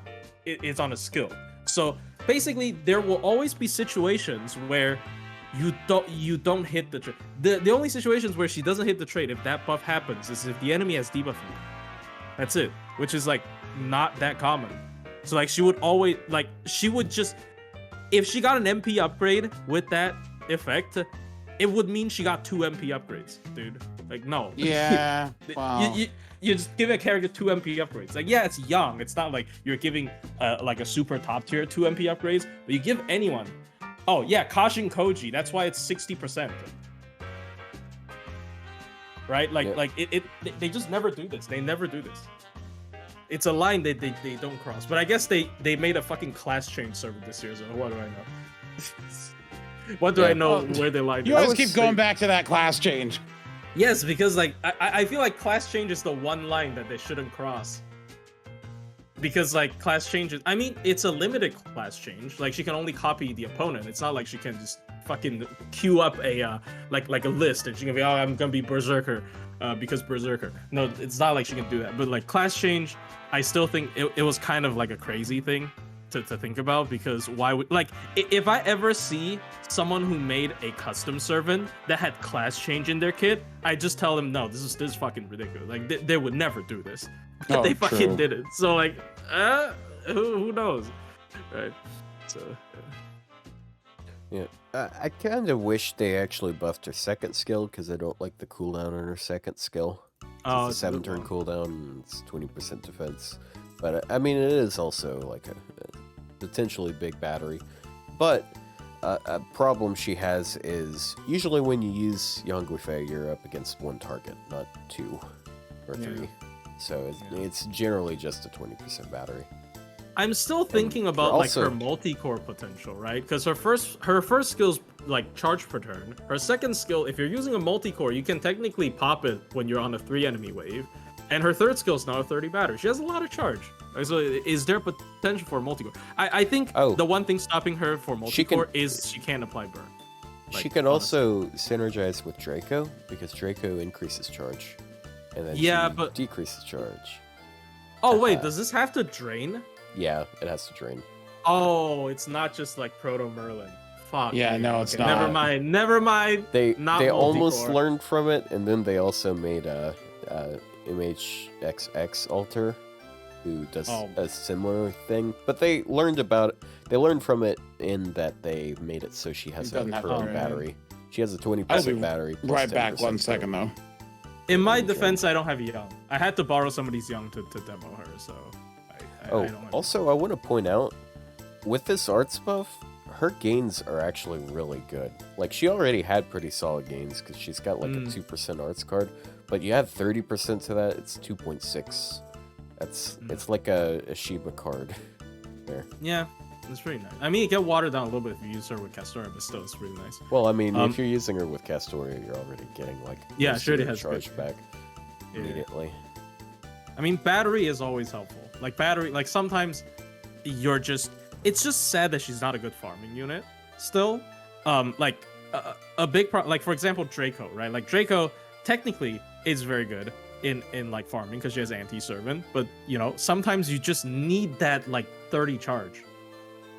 You just need it. And if you don't have it, you can't format a team. So battery buffs are really good for helping them farm. But unfortunately, I don't think this character is good at farming. But still, it's a good buff. Like I really like how they finally didn't do the 3x3 turn thing, and like potentially she can put a lot of defense downs on the enemy. On average, I'd say like 40 to 60%, which is really nice as a defense down skill, and it lingers for more than 3 turns, right? So it's nice. It's a nice buff. It's a good skill. Yeah. Put burn CC on every card. Yeah, you can do that. You can put burn CC on what people always do. So. Yeah. Yeah, you just lead the CC. Yeah, that's what I do with Bavanchi's full deck of curse. Unless you need other CCs. But I'm gonna do the one thing that nobody likes me doing. All right. So in the event story, there's obviously a lot of SSRs that have damage bonus in the event story, right? Like and they participate in the event story. The chapter right after Young Guifei. Yeah. Yeah. Did you mute? It has Koyan Dark in it. So like. Yeah. So the chapter after Young Guifei has Koyan Dark in it, and Young Guifei doesn't have a banner yet. Right? Young Guifei, actually, I'm surprised. She doesn't have a banner, but she got a buff. So that means you don't need a banner to get a buff. Okay. You doing okay? Calm down now. We need to calm him down. This year really has just been a whole tease for Plushie because they keep putting her in events. Oh wow! I got bailed out by. Here's my thing. Daikokuten's in this event. And where's their buff? Oh, true. I mean, they already got their banner. Small to be seen, so they already got a banner. It's too late. Put the fries in the bag. They could actually use a buff though. Yeah, probably. Koyan Light. I'll take Koyan Light buff. If they buff Koyan Light's MP, I'm switching mains. I want you to understand. Koyan Dark versus Daikokuten, who's better? Koyan Dark. I mean, I can't. I'm sorry. Yeah, so like my 4-star AOE quick casters could use a buff. But hear me out. I fucking hate this because this event, if you go on the Twitter, Koyan Dark is probably the most used servant in farming because everybody's degenning the fucking 90+. So they're gonna be like, this character don't need a buff. Yeah, she was kind of popular last year too because like if you have a 50% charge CE, like second append. No, stop justifying her. No. Otto, what CE are you using this? How did your freaking Louhi take out half his HP? It's Grail. Grail to 92. I used Oberon. I also had. Do you have BG on her? Scotty. No. No, she also has. She has a vent bonus. Yeah, but I know, but I've been using her, but she only does like 100k to him with just. I mean, it's Oberon. Okay, wait, you're using Oberon. You're using Scotty. Mine was just Castoria buffs, so maybe that makes sense. Yeah, obviously. Bro, you're just using Castoria. Also, freaking, she did more damage than Yang. Wow, Yang did like Jack. That looks like a fail team. Well, I haven't done her buff yet, so she's missing arts. See, in FGO, when you say she did Jack, you don't know if he meant she didn't do any damage or she did like Jack the Ripper levels of damage, which is basically the same thing. So, hold on, Jack against females doesn't do Jack. See, it's kind of funny because if you say a person does Jack or doesn't do Jack, it literally means the same thing. Yeah. They do Jack. They don't do Jack. Well, that you're right. That is. What did Jack do to deserve this? It's like could care less versus couldn't care less. People use them interchangeably. One of them is right. I don't remember which one, but see, Jack the Ripper. I couldn't care less. I couldn't care less. Because I already cared the least. That's what I mean by I couldn't care less. You know what's the most redundant word ever that no one uses, and I'm glad no one uses it? Irregardless. Oh. It's supposed to be the opposite of regardless, but it means the same thing as regardless. English is a really difficult language to learn from a fucking non-native speaker angle, I have to say, because I mean, I learned English when I was like really young, so I'm not a native speaker, but I'm close to a native speaker. But then when I was in high school, people would ask me like, "Can you teach me English?" And I can tell you how to like, okay, how do I write this thing? And then they tell me in Chinese, I'll tell them, okay, you can write this in English. And they're like, why do you say that? That makes no sense. And I'm like, I mean, you're not wrong. This is how it is. It's fucking English. Deal with it. English is weird. By the way, I hit plus 12. Oh, nice. And that was like 10 minutes ago. Since then, I've gotten 2 more CEs. Wow, I mean, I guess it's not useless. They're EXP. Okay, so I have a confession to make.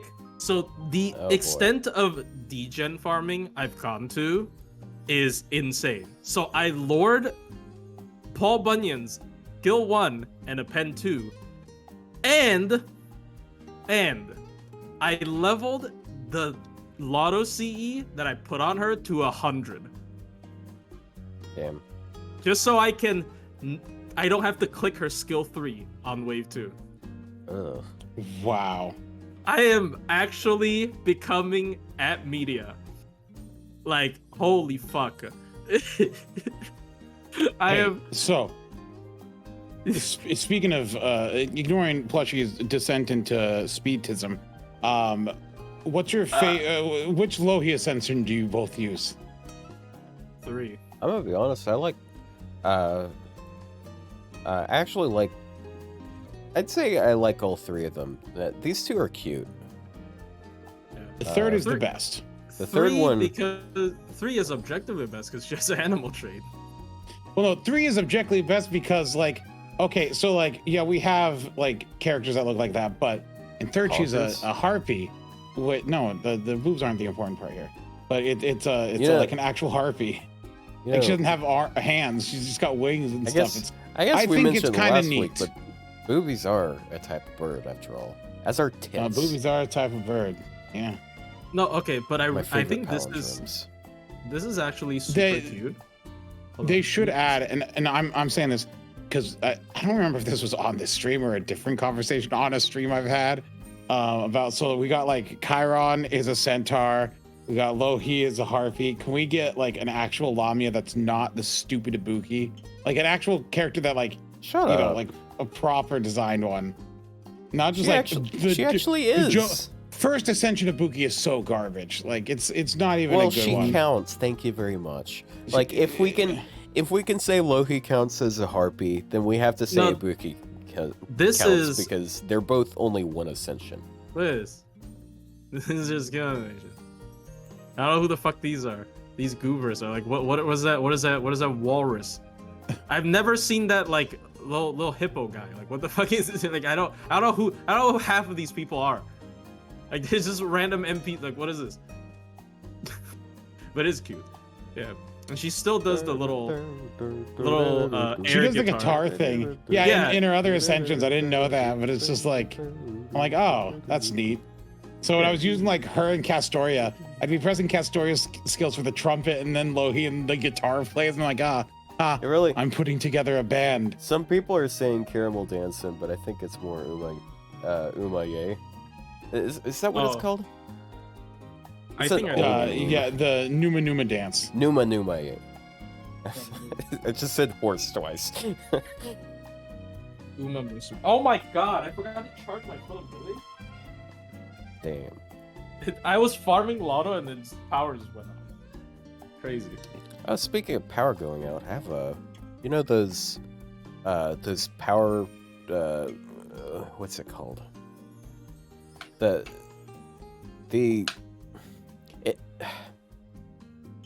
it UPC? Is that it? Yeah, a UPC. Yeah. Like a backup power source. Yeah, a universal product code. UPC box. Yeah. Yeah, also, I got one of those. So next time I have the power go out while I'm streaming, I'm not gonna just immediately cry. Iku Terzo is the walrus guy. Malevolent sea monster in Finnish mythology. Oh, cool. Oh. You know what? The images on Google Image does kind of look like it, but more threatening. Walrus. Yeah, it actually does say it is a walrus. In Fate Grand Order, they made it a little more cutesy. Post an image in Discord. That's actually pretty close to what it is. It's this one here. Yeah, it actually just kind of looks the same. It's just a walrus with tentacles. It's literally the same guy. It looks like it's from like Full Metal Alchemist or something. I mean, there's this other image of it, like that's a little more threatening. Okay, now here's the question: did H.P. Lovecraft use this character in his work? Because H.P. Lovecraft loves this is finished. No. He loves borrowing stuff. Like he loves saying pharaohs are all fucking evil gods. Oh, You know. what'd they do Like- to you, man? No. So he said like the Oh, Egyptian I'm gods. saying him. Oh. Oh. What? No, I was just gonna say he said the Egyptian gods with animal heads are actually like because of a cult. Like he's very xenophobic. Yeah. Like he's not very accepting of outside culture. But in turn, he twists them into like horror media, which is kind of cool. My rats are too. Yeah, there's a lot of lovely. interesting. I don't know anything about Finnish mythology. Yeah, I ask Myst. Yeah, I did think it was really funny watching Myst's initial reaction to the characters because he knew all that stuff. I think we talked about this last week, but I'm like, Yeah. this man knows more about these than I do. Yeah, That's super Bargus, cool. all right. That's Yeah. super cool. I was But checking here's my the thing. over. Why are you I don't know. backlining Barg? I feel like I've never been Yes, hyped for I'm a going to Chinese I character use the being added to the animal game. characteristic. See. I haven't either. In fact, what? You know what? What? That's actually a conversation that's dangerous to have. Let's What? not. Well, I was have gonna a say, Chinese aren't character. there even any good Chinese characters? I And mean, it's like, Man, we were just talking about Young Sun Guifei. I mean, yeah, I mean, true. Like what else? Like I mean, the Three Kingdoms people are pretty cool. Hey, we got Um, some Wu fans. That Wuzetian maybe not Wuzetian here. is really cool. Imagine being Oh. in ancient China and you get to be Sorry, I the just most think of, like- powerful person, like- and you're a woman. You I gotta just remember keep it's thinking China. of like Shi Hung Di and his garbage. He's terrible. And like, You- and I think of like Waver and like Rhinus don't count. They're British. Yeah, they're British. Just because. Like yeah. Sorry. I forget Huyan is Chinese. Huyan is Chinese. Huyan is gender, but like I don't even think he was a major character in Water Margins. He was just a character with like 2 whips. That's like all he's like. He's known for 2 things: having 2 whips, and then he had like a special. Oh right, tactic. Shufu. Oh yeah, Shufu. He had a special tactic where he ties up all of the horses and then just fucking run people over, and then they couldn't break his formation. That's her MP. That's it. That's You know like the what? 2 things. I thought we didn't have that many Chinese characters. We have a and lot of Chinese characters. We have said all these ones mentioned. I'm like, oh, that's right. We have more than I Yangqing. thought. He's somewhat major. I mean, Yangqing is more popular, I think, in Water Margins. I'd say. Jinke. Jinke. Oh my gosh, Jinke. Oh, you're Jinke right. for All sure. of these people are Chinese. Chengong. Chengong was very forg- different from his FGO.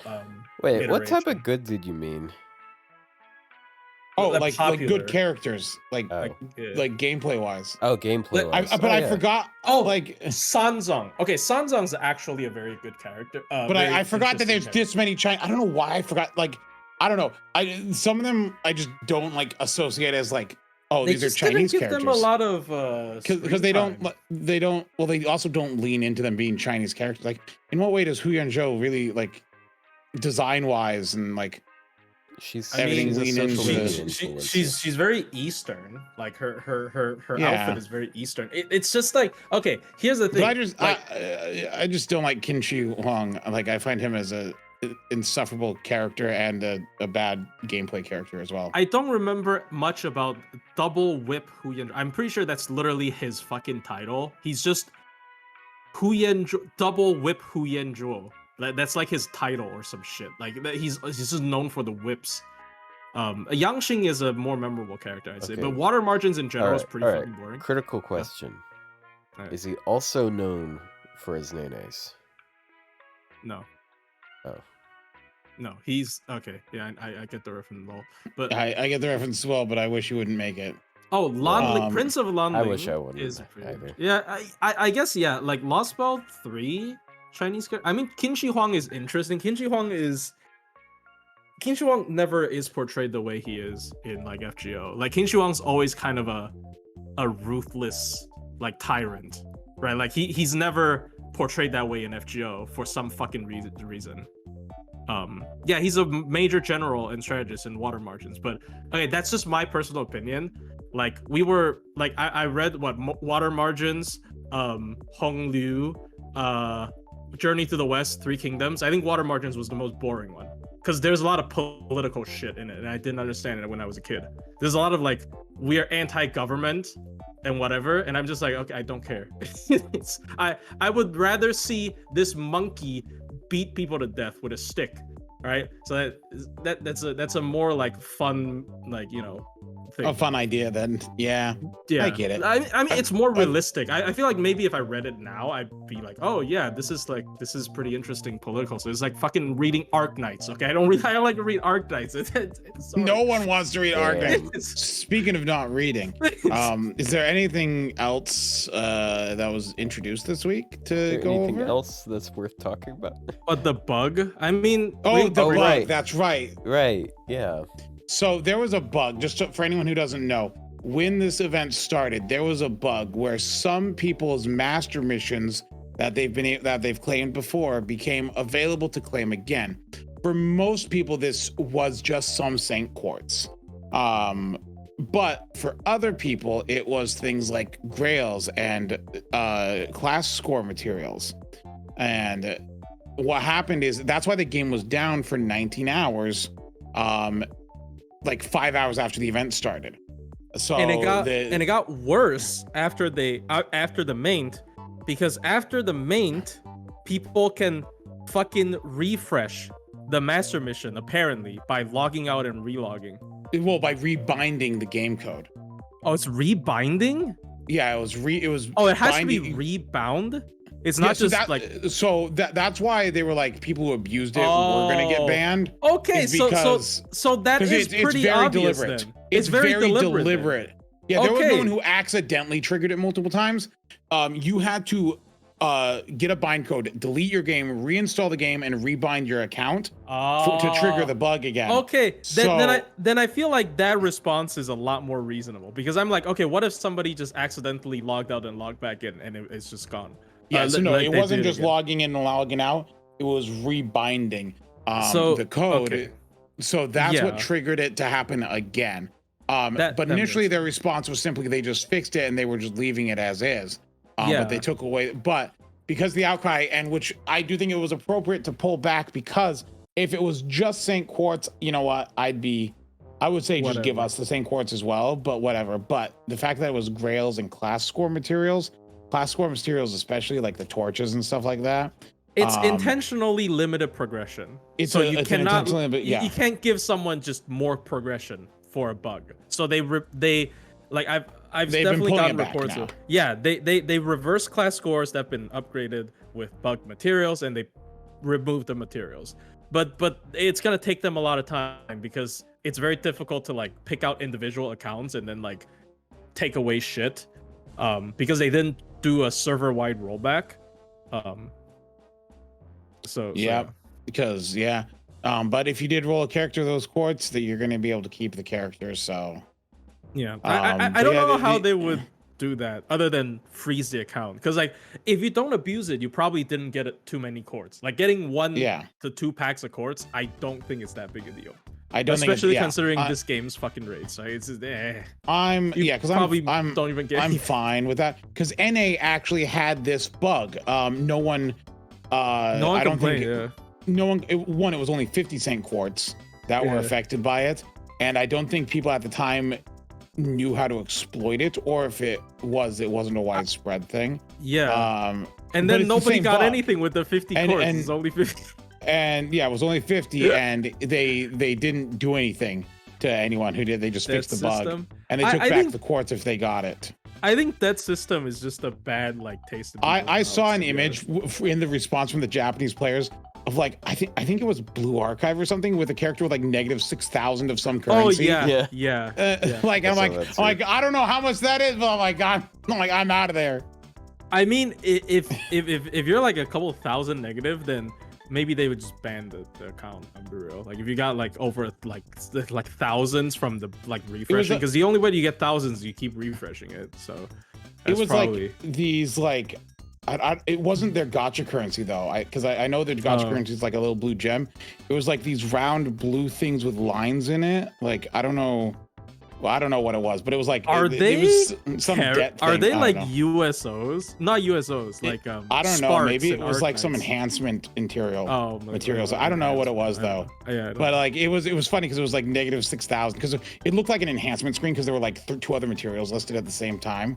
But like yeah. it had like or two other materials or whatever. I presume it was an enhancement screen. I don't remember what it looked like. Oh my gosh, I'm trying to remember. But anyway, it was like negative 6,000. I'm like, let's not go into debt in FGO. If we can, please.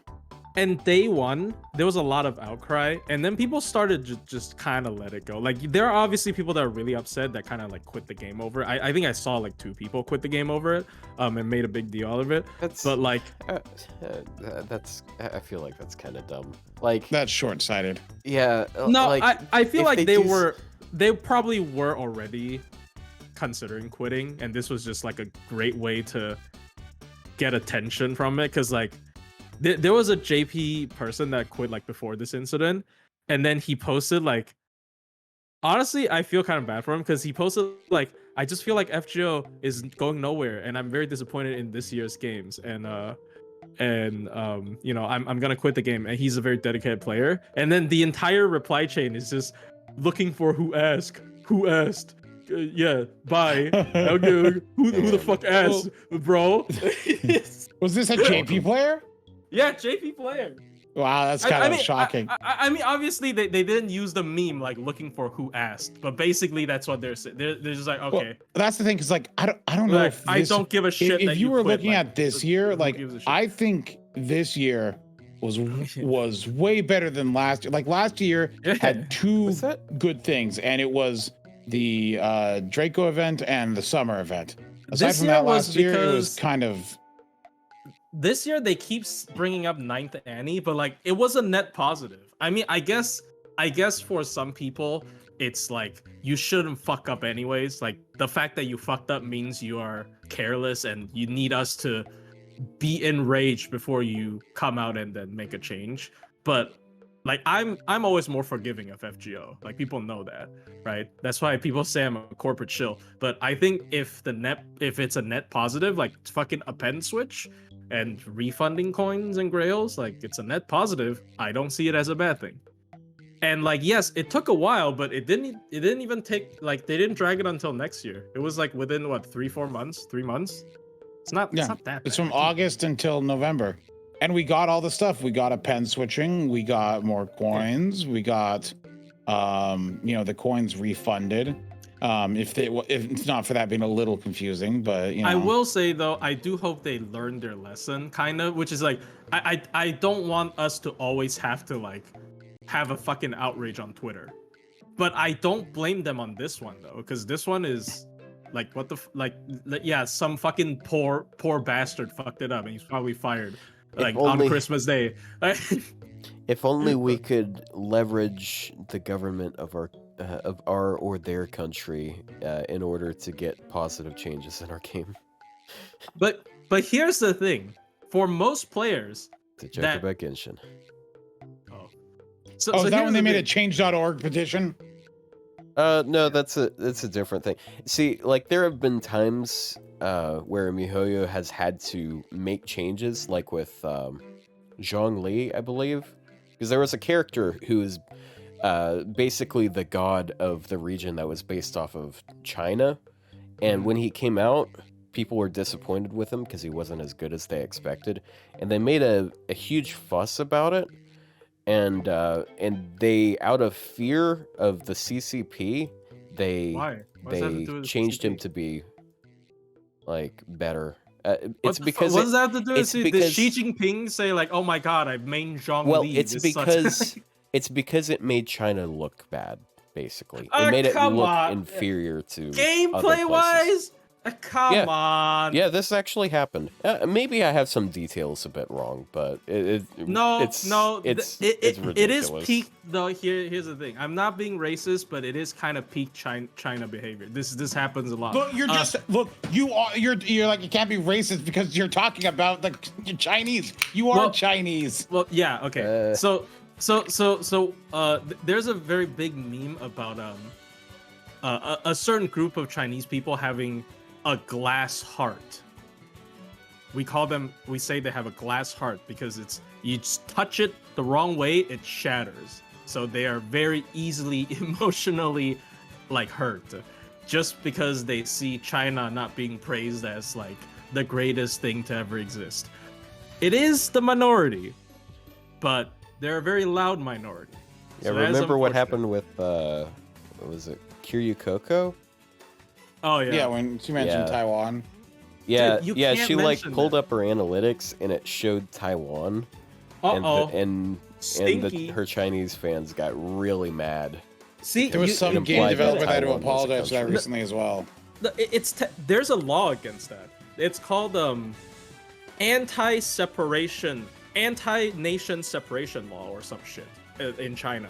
Like, if like basically anything that implies the sovereignty of Taiwan is treason. So that it's treason. Like, I mean, yeah, she's not fucking Chinese, so like she's not committing treason because she's not Chinese. But like, if a Chinese person does it, it's technically treason. So there you go. That's dumb. It's treason. What are you Just fucking streaming? spins his. I'm hinting at what I want us to do next. Oh, is it the tier list? Yeah, because we've gone over the stuff and we have a couple things left to go over here. So like, why not? By the way, I guess there's not too many. the one Chinese character I want added to the game is Douji. Like the actual Douji, like the Amaterasu. Okay, here's the thing. So somebody a lot earlier said Taikobo is a very cool character. Taikobo is not a cool character. Okay, I didn't read the script for the Typhon event. Apparently he got a lot cooler in the Typhon event. Dude, have you read Tunguska? Like, there was a part of Tunguska where he's literally like, bro, she just killed all of my friends and my emperor. That's But hot. she's so hot, bro. My God, couldn't be me. I would never do something like that. I would never. Well, no, And she can't be a Rin face because Douji She's is a just Tamamo face. Amaterasu. Yeah, so it's the one in CCC that you meet. oh yeah, I already said it last week. Yeah, Yeah. she is a Tamamo face, and then that's why Taikobo keeps thinking Koyan Dark was Douji. And then he keeps using anti-Douji spells, and it just doesn't fucking work on her because she's not Douji. So he's kind of a bum. Kind of an idiot.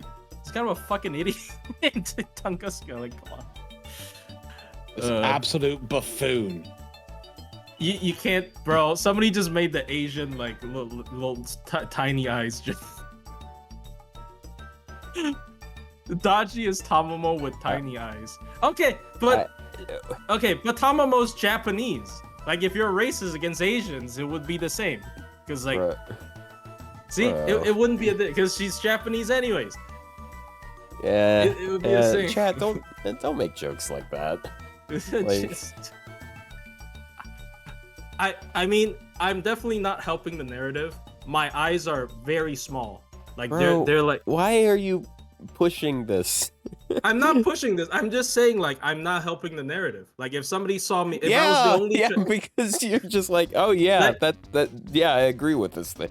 if I was the only Chinese somebody met, yeah. Anyways, I have been suspecting maybe I have, what is it called, sleepy eye, droopy eye.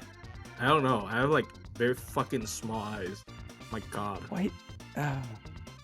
Man, don't tell me so short like that. No, I'm not. It doesn't bother me. Like, I can see. Like, okay, the joke about how, like, you know, Chinese POV is just like 2 lines. That's untrue. I can still see everything. I think. Hold on. Dude, I think. Let me clean my glasses. Glasses does limit my field of view though, because like if you wear glasses, your general field of view is like less, because like your eyeballs don't tend to, like, you know, look outside of the Yeah, frame. you Yeah. focus on a smaller Yeah. field of view, so your peripheral vision isn't as good. Yeah. I mean, I think my peripheral vision is still pretty, like, okay, but... Because, like, you actually need it... I mean, I guess it has been a few years, but, like, when you're in marching band, for example, it's something that's very valuable, because you don't want to run into people that you might not realize are there. Yeah. In case Seems like people actually suck. ask me that. Look, they don't. It's obviously a joke. Okay, like it's a pretty bad joke as well. Don't do that. Like I've seen like what I saw posts of like during the Olympics or something. Like there's a group of like I forgot which country. Is it Russian? I don't know. There's a group of like a women's swimming team. And then when they passed the Chinese team, they just did the eye thing. That's so offensive. It's super offensive. Yeah, it's not even the Chinese team. Sorry, Russia, the Japanese team. Sorry, the Japanese team. Sorry, because I saw like a Japanese guy posted. But yeah, like, but then his conclusion is like all white people are racist. So you know. Yeah, fuck Russia. Please get off. We do hate Russians. Honestly, get off Twitter. But if you do say all white people are racist on Twitter, they'll probably agree with you. But anyways, so yeah, let's just get off Twitter, guys. Yeah. I'm sorry. But yeah. It's out of order for some dumb reason. What's out of order? Okay, I was just busy opening up all the tabs. Don't blame the Hey, Russian. look at it! Look, it's the tier list again. Nobody's blaming Russians. Do you have like Louhi we have on there? you know Sandro's. Let's Russian. just pretend that we put Louhi on +4. Sandro's Yeah, let's Russian. go ahead and just put her up here. Oh, she's actually there. Not Okay. Sandro's Like, Russian. Yeah, no, we already went over that. this list actually updates. Like I went down to the bottom and we have Abigail and Louhi. No, that's there- Louhi. That's Louhi. What? Louhi. Clip it. Do you know who's Russian though? Koyan Dark. She's You gonna know get who's a buff. also Russian? Anastasia. But she got a buff. Oh, true. Nice segue. Yeah. Russia. Anastasia is Again. not good. She's been a little bit power corrupt. I kind of feel sad. I do like Anastasia. I think She's Anastasia is one of the more memorable. Not really. All the crypto servants are memorable, but she's like the first one, and she's kind of a recurring character through Kadak. So I do hope she was better than she is now. So She has her problem is her only like lingering buff is a 30% attack up. She has a 20%. arch resist down. Oh, sorry, 20% attack up. Yeah, she has an arch resist down for 3 turns for 30%, but that doesn't work in farming. And she has an arts up by 50% for 1 turn.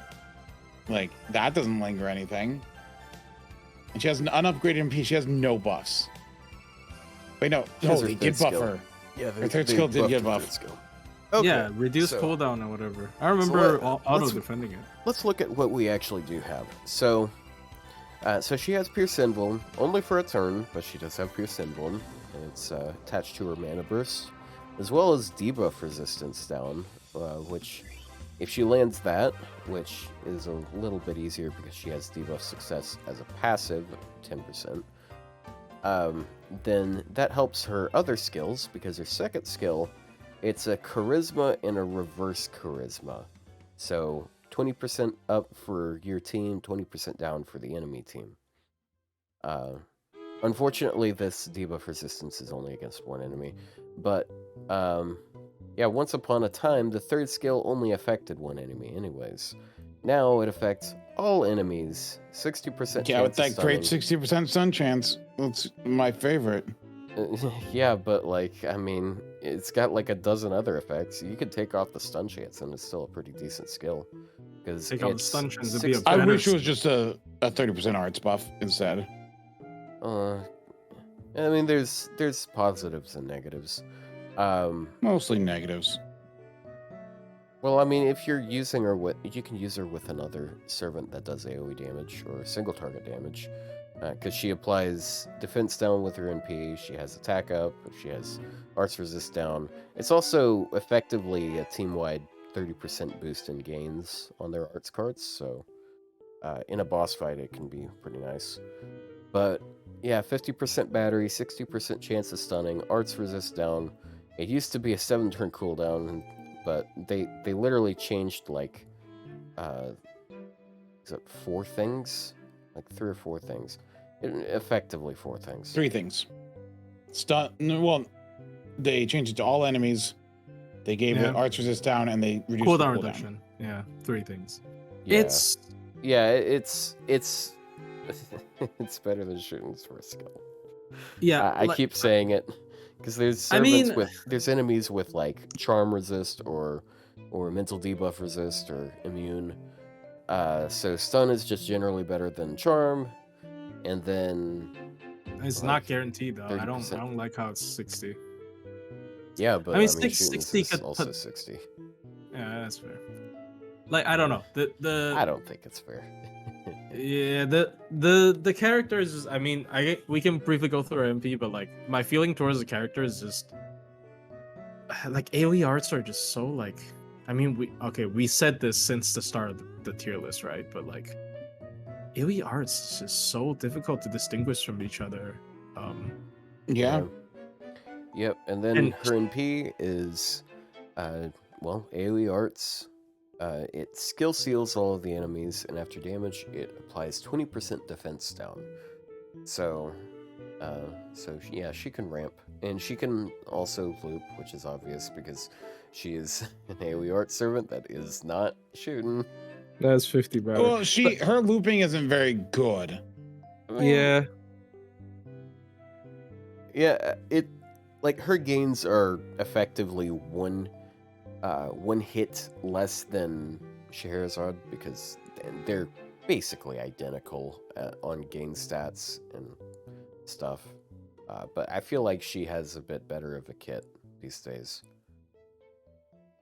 I mean, on CQ, she's better than she's. I would say if I was gonna put her at whether to call her a CQ unit or a farming unit, she's a CQ unit because of just how her kit is built. For sure, but I don't think she's very good.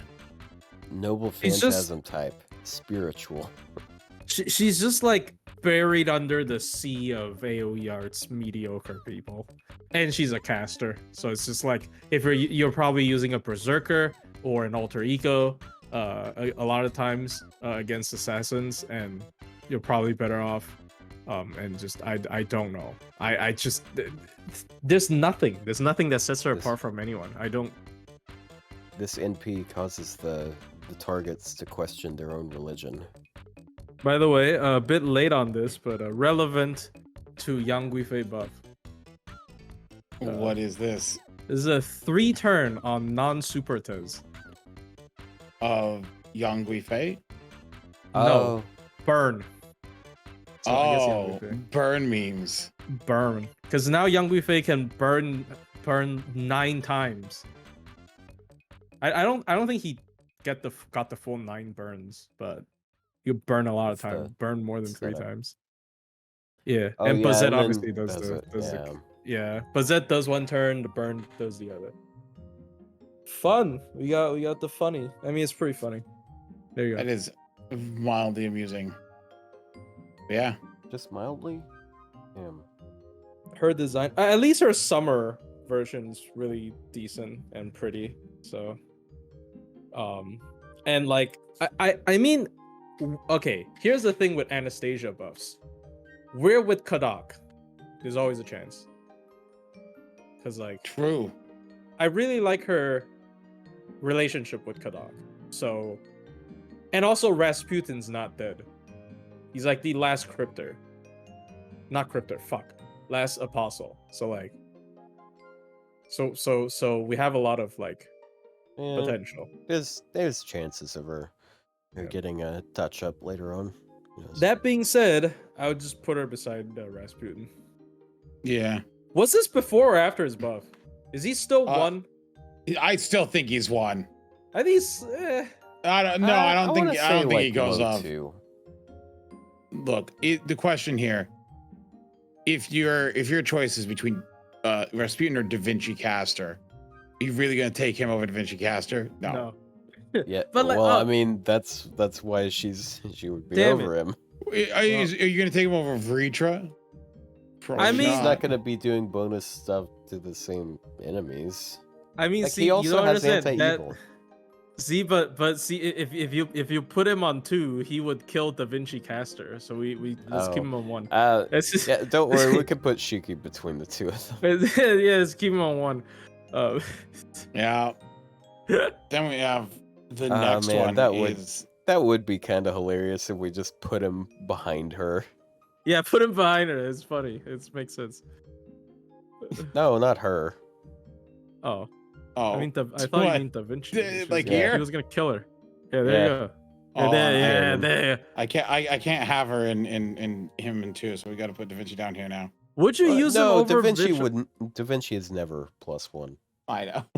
Would you I use know. him over Vitra? I mean, I feel like Vitra might have more use cases than him. I think Vitra sometimes. has more use cases than him. I don't know. It's weird. I don't like. I mean, he has anti-evil, and like you can use him against multiple classes. Yeah, but we had this discussion we settled on here last time. We don't need to revisit it. Okay, fine. Yeah, His it buff took for a didn't while. change. His Whatever. buff didn't make him that much. We talked last week even. His buff didn't make him that much better. Yeah,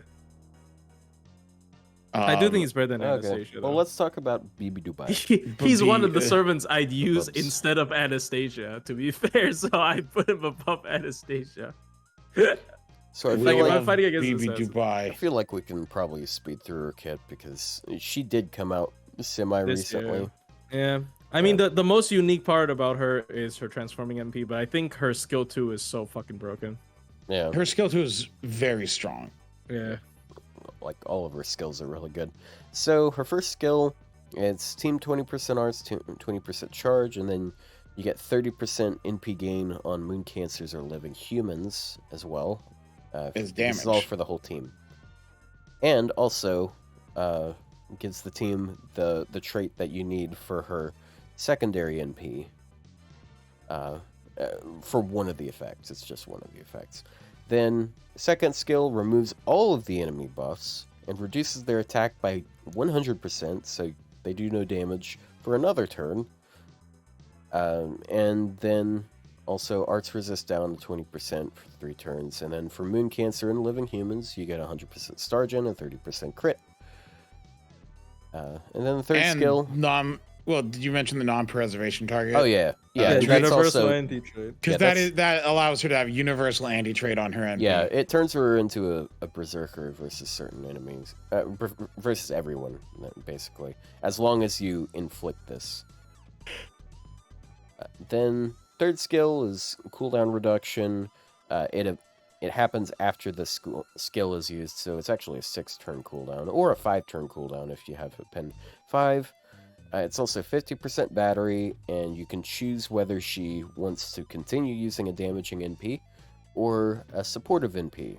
I mean, she's got weird fucking passives, dude.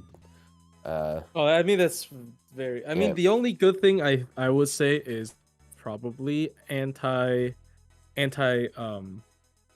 not servant 10%. Yeah. Well, she's also got anti-evil. Evil. And Yeah, and anti-good good. damage mod enemies. So if they have anti-good, then she does bonus there. And then she has defense against lawful enemies, and also enemies that have anti-evil, or servants servant by enemies. 20%. Oh, yeah, So- true. And, like, servant defense is also good. So it's pretty similar to Kiara's passive, where she has humanoid resistance. Mm-hmm. Yeah, and she has double debuff. 50 she has 50% Yeah, debuff 50% resistance. debuff resistance. Yeah. Like, she has Goddess Sensei and Resistance EX. Like, That's she a has lot of the... 1 out of 1, like a 1 out of 2 chance to just not get debuffed. Yeah, Yeah. she is she's very well rounded as far as skill effects and like everything goes. She's extremely loaded. Also, 100% attack down neuters an enemy. They don't do any damage. Unless Like, they have they an do attack 0. buff. Unless they have attack buffs. Yeah, but you they, also remove their attack buffs, so Yeah, but they essentially do Unless 0 you damage. have a defense down, basically. Oh, yeah. But like, they're not going to be doing a lot still. Like, you need to have a bunch of defense down. Yeah. but yeah, her default NP It does bonus damage to non-preservation targets. That's the overcharge, by the way, so it's not just 50%.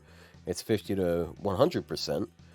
She also does 30% PMod versus sky enemies and star enemies. And after damage, she drops their arts resist by 20%.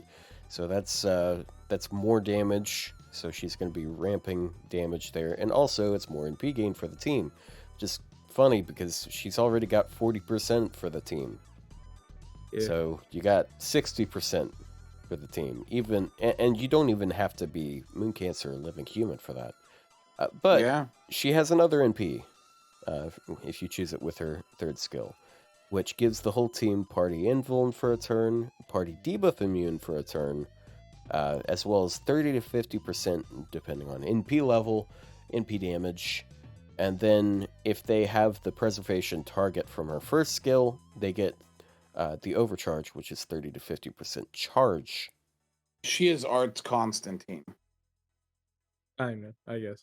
Or Castoria, I guess. This is like Castoria. But also, she's a really good DPS universal anti-trade. I think she's an easy 4, like one of the best servants this year. Yeah. Like, yeah. She's Summer Kiara if she had a functioning kit. I mean, yeah, and she also has just a support MP. Like, she has so many things that she can do as just one unit. That's kind of ridiculous. And you're not forced to do any, like, you're not forced to do any specific thing for her to be good. Just good. Yeah. Anyways. Yeah. And she can double up on herself to be a good support for herself. She can just support other characters. It's and like she's got, the defensive abilities. Debuff immune on MP is good if you do support MP. Like, I don't know, there's nothing bad about her. Her only weakness is her Moon Cancer class, let's be honest.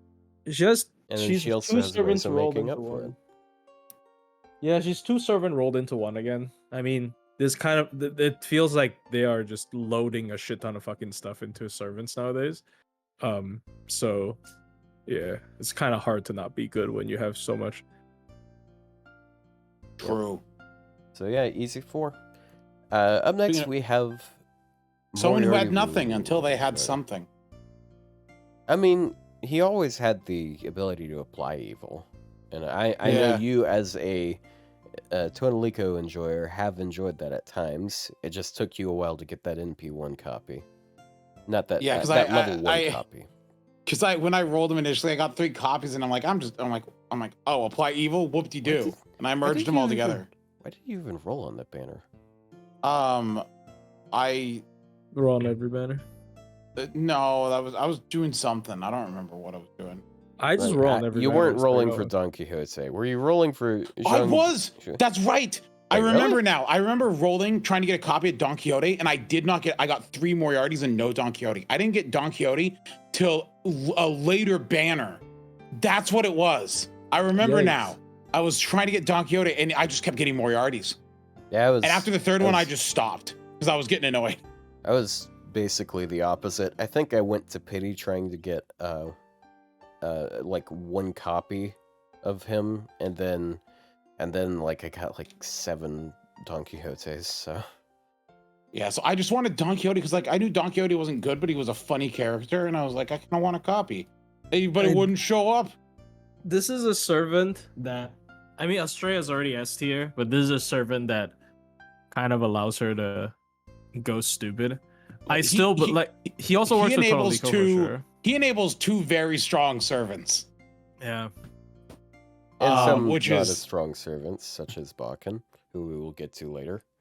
Yeah. But actually, see, the thing is, if before his MP was upgraded, even though he has pretty good skills, I mean, his just because of his low attack stat and like just his class and stuff like that, you'd say he doesn't really have a lot to back him up. But an upgraded MP is an upgraded NP. Like Okay. And they changed him. Again. Well, his okay, fine. So like his cards are almost identical to Santa Abbey's, with the 0.37% instead of 0.38%, but he has identical hit counts on his face cards. But yeah, and then like rulers never have particularly high attack stat. He's sort of just like mid-low on there. But they have a 10% boost in damage as a result of being a ruler. So his first skill is 2 hits of evade for 3 turns. It's ignore evasion for 3 turns. Then he reduces all enemies' arts resistance for 3 turns by 20%. And he reduces it by another 20% if they're evil. So in a challenge quest, it's good to hold this till the second wave. Yeah. And the second skill, it's rainbow buff of 30% with 30% crit on top. It's, We love Yui Shosetsu. Yeah, it's Yui synergy. It helps him out a pretty good bit. Yeah. Otherwise, it's except for that, it's like kind of a whatever skill. Yeah. It helps. Especially he has a triple arts deck. It's just like, okay, why isn't it just our arts up? But now I get it because the Yui Shosetsu. Otherwise, it's just bad. It's like Durga. Like, why do you have a fucking rainbow, bro? But at least his is 30%, whereas hers is 20%. But she actually counterclasses, so. Then he also has a 50% battery, and then he gets either absorb on arts cards or absorb on a buster card. Which is so funny. Because it dumps 20 tars. So like if he only has with a buster, you'll still have 10 stars left over. But like it's like what is the purpose of this skill specifically? Like it's kind of annoying sometimes. It says dice selection, so it's about dice. Yeah. I mean, he definitely is built more for like with that evil resistance down and the arts resistance down. Like he is in the end giving himself basically like 60% arts. Yeah. Ultimately, and then his passive is 5% more arts and 5% MP damage. Yeah. Ultimately, this skill doesn't really matter that much. Doesn't do anything. Because like you might not like that you're getting Buster Absorb on him, but you get 10 stars going to that card, and then you still get 10 stars, or you get 20 stars for your arts cards, which are probably the ones you're going to be going for anyways. So you either get 10 stars for your arts cards or 20 stars for your arts cards. Yeah. He does have some good passives though. Like he has one of my favorite passives here. So he's got independent action, of course. He's got conspiracy creation here. With the moon landing was faked. He screams as he sits in his chair. Turning the damn horsewomen gay. Oh, fuck. They put chemicals in the water and are turning the horsewomen gay. Yeah. What? Yeah, Sancho. I don't know. The same banner, I guess. And he has panic cut. It was good. And that's a good one because that's charm immunity, confusion immunity, this skill seal, and terror. This is basically mental debuff immunity, but better because mental debuff immunity doesn't cover skill seal, but this covers all of the mental debuffs that you care about, because the only exceptions are like infatuation, which is like if you're up against Kiara, who's going to be doing bonus damage to, and she's probably not going to be able to kill him anyways. He also has anti-ruler as an append, which as a ruler, not useless. Not bad. I mean, I don't think he's my first pick for ruler. He did Tez. He did Tez. Really? Yeah, he did Tez. Yeah, I'm pretty sure he did Tez. Oh, dang. But yeah, lastly, he has AOE NP, which is not very good refund, but it's a very good NP regardless, because he has baked into it. He has at least he has a static 50% anti-good thing, so it's super effective. It's not special attack as you might assume from this icon.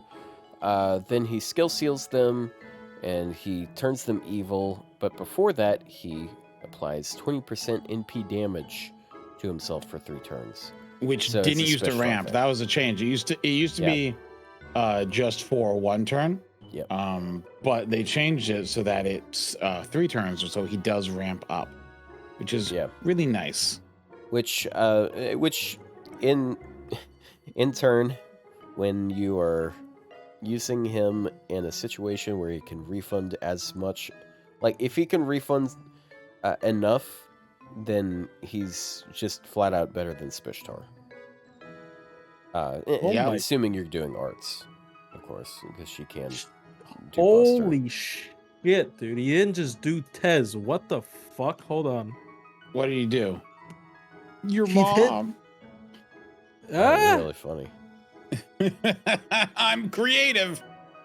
He did 6 million damage Really? Oh, to he Tez. obliterated that thing. What? Why is Dante's on there? I don't know. Oh, I. This is 2 runs. It's 2 Oh. runs. Oh, it's It's two. just Okay. timestamp. Hold on. I gotta unhide something. Jeez. Did he do more than Dante's? No, he didn't do more than Dante's 11 million. I bet. It would be pretty funny if he outdamaged an Avenger here as an AoE Jesus. neutral. I mean, Dante's just burn people, so burn would prevent the thing. But my god. Just really?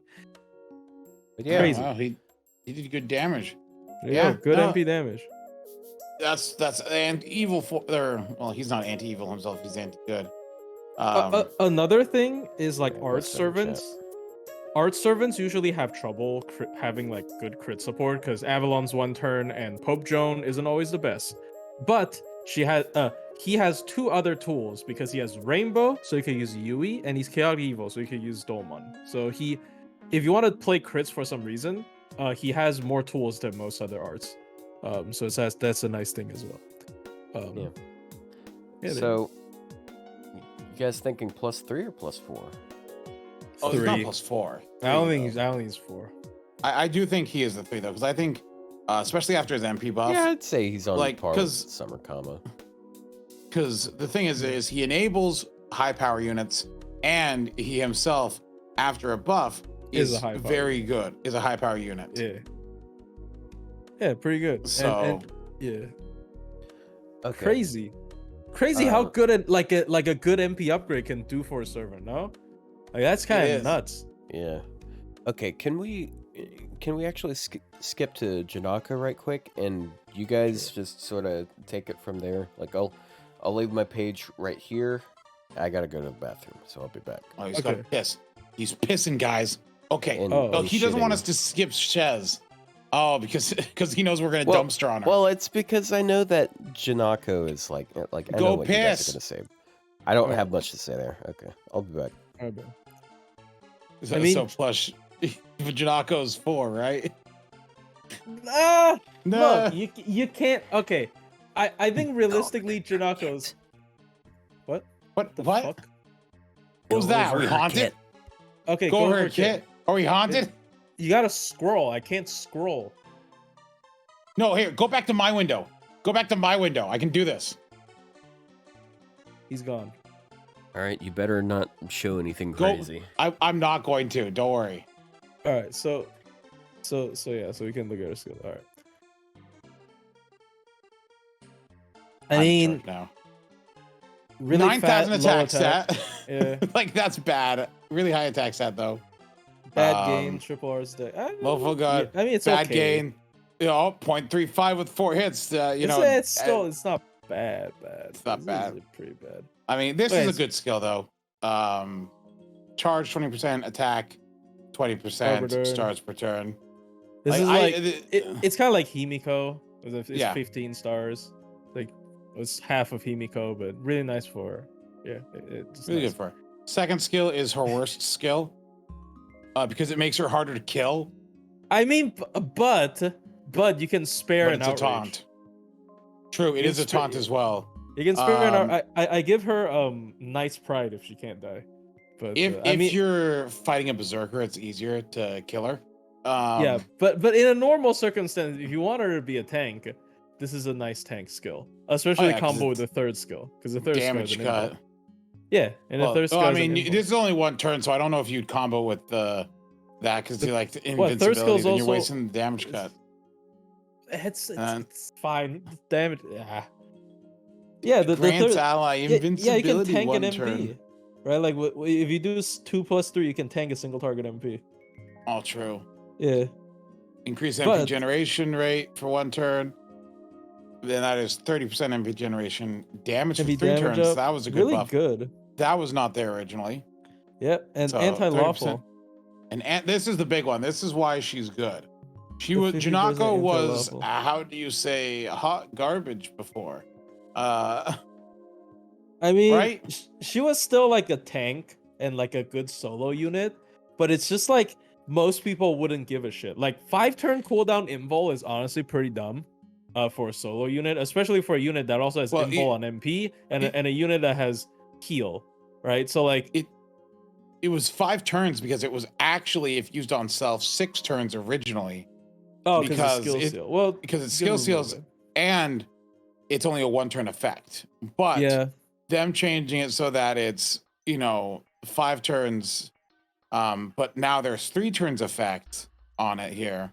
Like, and you're targeting someone else most of the time now. Like, it's now pretty easy to keep up. Yeah, even for a tank, like she also. I mean, okay, let's go through MP first, but I want to talk about her solo a little bit, maybe.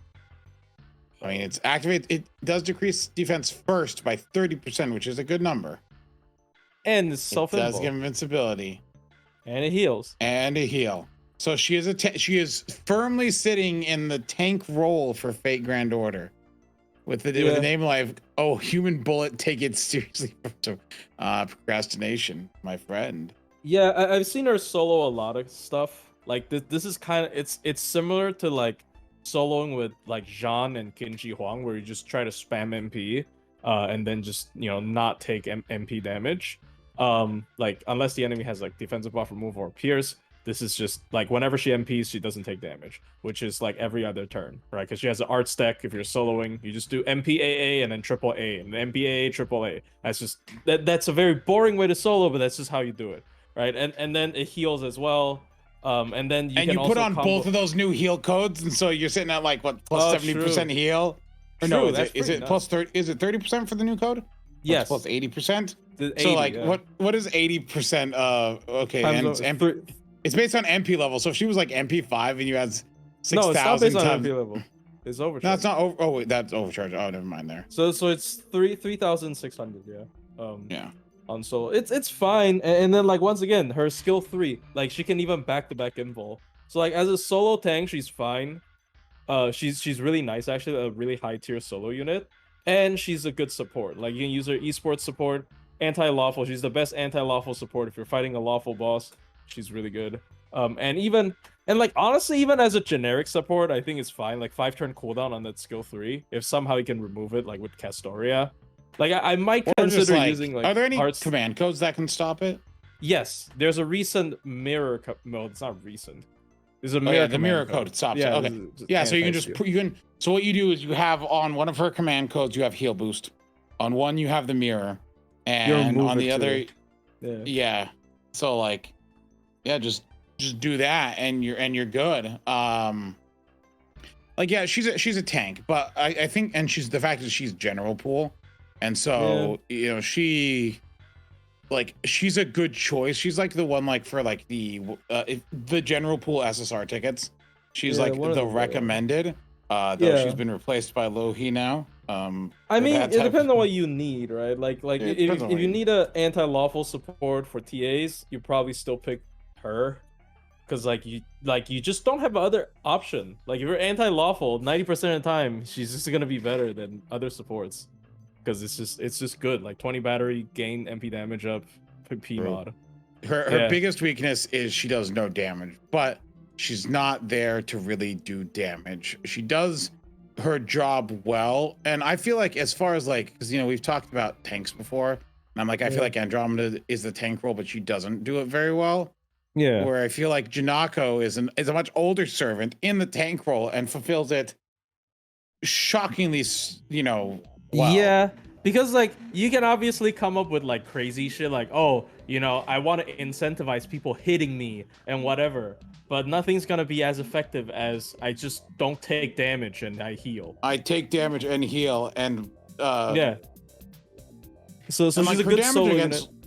Her damage against lawful stuff isn't even that bad. No, yeah, and like the 30% defense on what ramp. What is on for here? Like she's like, one of the. I mean, like look, easiest- against lawful, like her damage is fine. I mean, For NA only players, if you're struggling to beat Kamazots when he comes out, this is the easiest character to beat Kamazots with.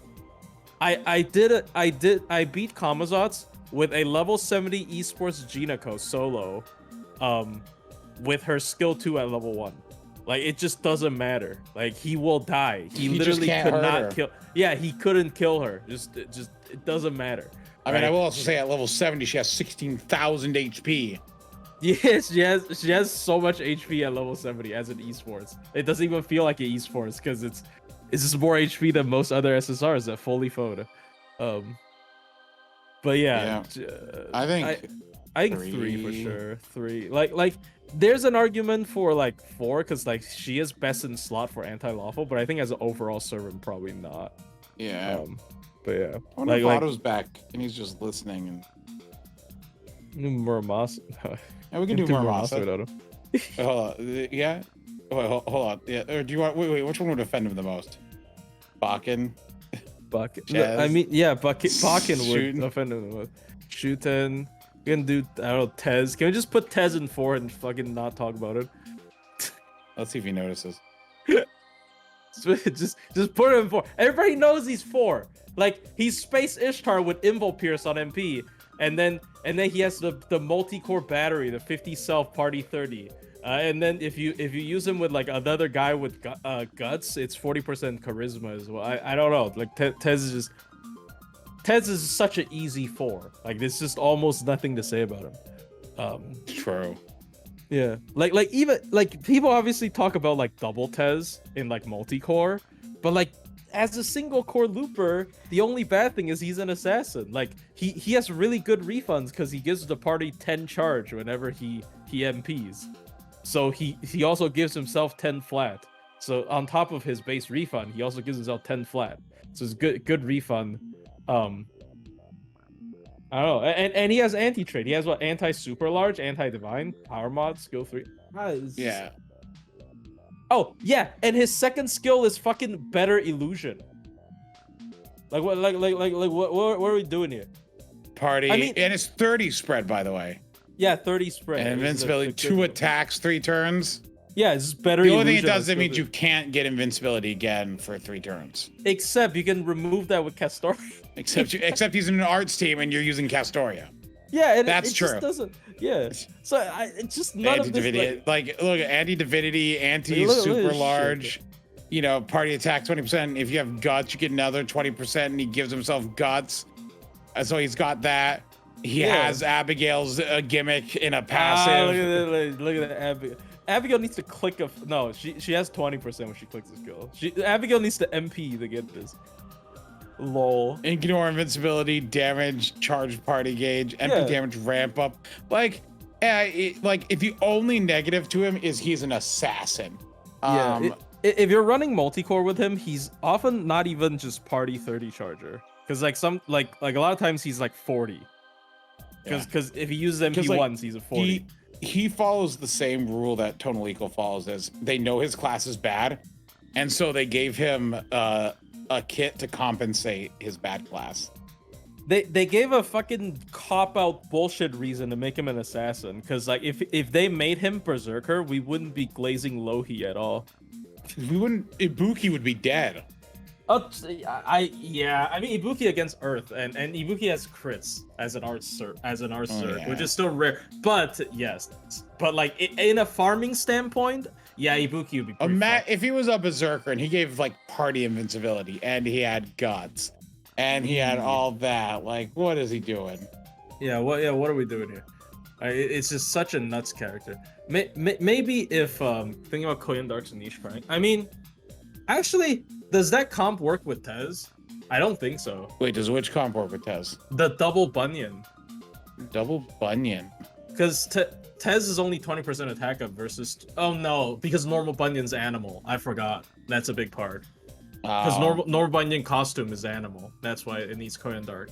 Otherwise, a lot of the cases, you know, yeah, Tez is just a better Koyan. Like if you're just looking for a 30 charger for party, he's like colorless. He doesn't need to be Buster, and he has better charge spread, and he can potentially charge more than 30 for the party. He has more self battery. Has a lot more. So Tez is just, yeah. I mean, we all know the Lost Spell 7 people are kind of just cracked, except for Talalak, who didn't get a buff, who had her like one kind of unique niche improved 20 times and put onto a fucking AOE permanent Berserker. It's And Nito Alter. Nito Alter's kind of middle of the road. yeah, Nito Alter's kind. I mean, but she is, at the end of the day, a Nito Chris. So you can always just like put her in like you can always farm that fucking QP node on the blank earth with her. So it's like, That's true. she has one job. You have one job. And that's the end of that tier list. Thank you all so much for watching. What? No, we're moving on. Yeah, we're doing we all just- Buster we now. just did Tez, right? No, we didn't. Yeah, we did Tez. Yeah, we did. just did Tez. Oh, no, that's not how that. Oh, okay. Then we can move Shez into 0 and Shez is not Shuten into 0 and Shez- Bakin into 0 and Muramasa into 0 and Didn't have the balls to do that while I was gone, huh? Scheherazade was not 0 because of the. She doesn't have upgrade MP, right? She does So have an Scheherazade. upgrade. Oh, She she does. Oh, and 200% anti-king. That's fine. That's good. I feel like that's like just. I mean, she's just better than Anastasia already. I'm real. Like at base. I mean, yeah, look at this. So she has, what is her? Okay, she has a 4-star attack stat. Unfortunate. Okay, we're But back on and that she's a one, caster. What's Oh, her base? Her boo-hoo. base gain. Her Her base gain is fine. 0.51. Yeah, 3 it's hits, that's it's fine. literally identical to Some Santa. Anastasia's. Anastasia. Oh. But I mean, Yeah, actually, she has 0.51%, except Anastasia has like 2% more arts passive. And, Oh yeah. But Scheherazade has a whole extra hit. Yeah, Oh, and she has the upgrade MP. I think upgrade MPs are so important. Yeah. Yeah, and I mean, we yeah, didn't look at her anti-king. skills yet. Yeah, anti-king starting at 200 is also good because it's not. It's better. It's better than Yeah. most anti-trades. So her first skill is 100% chance of draining the enemy, 30% arts for a turn, and 30% battery. It's not a very good skill.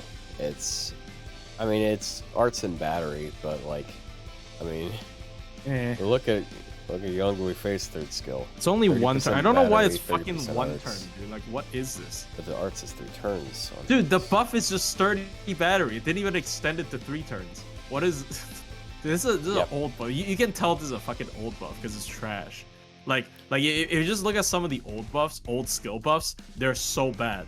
Such as Scheherazade, who's another good example for bad old buff. Like Kiara skill 1, right? Like just adding a 1 turn 30% arts down, and Zenobia, right? It's so bad. It must be like 3 years old. Anyways. But yeah. Anyways. Okay. Yep. Then second skill is AOE Mail Charm of 60%. Also 40% defense buff for 2 turns. It is so bad. What is this, dude? Yeah, it's some. Who something. designed this shit? And then third skill is Team Guts. Hers is 5 turns.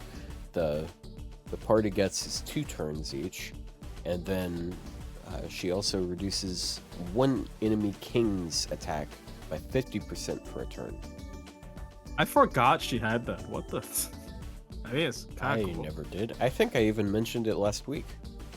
Oh, that's kind Yeah. of cool. But it's only it was 50. Well, okay. I Yeah, mean, we it's just also- went through It's also a Dubai, s- who's 100% for the party. So. Yeah, it's also a 6-turn cooldown, which is pretty unique. Like, Or guts. yeah, honestly, two-turn durations on a lot of these. A lot of, I feel like a big problem she has is a lot of her effects should be 3 turns. Yeah. Like 3 turns arts would be nice. 3 turns defense. 3 turns team guts. Then also like the king attack. I feel like that could go. I don't know about 3 turns for 50%, because then you could see some really dumb shit where you bring 2 of two of her and then just stack it forever. Yeah, I guess, but But, is that even that good? and then her NP, it's 20% NP damage before damage. It is static, and then she also has a 500% chance of reducing their debuff resistance by 50% for 1 time 3 turns. So unlike she's, Phantom. yeah, but unfortunately his is like 6 turns, whereas hers is 1 time 3 turns. So it can be wasted. But That sucks. there's some combos that you can run with it. Though, like you can use like Waver, for example, and you're guaranteed a stun. You can also, it's also there to guarantee her second skill, if possible, because then it's 110% chance of charming. But yeah, most importantly, she has 200% damage against kings instead of 150%. So this basically turns her into like a single target caster against those against kings. Yeah, and you can even like overcharge it, so it's even more. Yeah. So you can go all the way up to 300%, which is gonna be like, it's gonna be double what the base super effective would be for most things. I'm gonna be honest. Or triple what it is normally. Like obviously, I don't really use her that much, so I can't really say it with like really fair. But this character, 90% of the times when you're using her, she is just an upgraded MP that has anti-king damage, that has 30 battery. That's it. That's her entire kit. Everything else don't matter. Like 90% of the time. Which is fine, because at the very least, it's an upgraded MP that does more damage to king than most other characters in the game. Except for Sugitani, who's a 3-star, but we don't talk about that. But yeah. Great.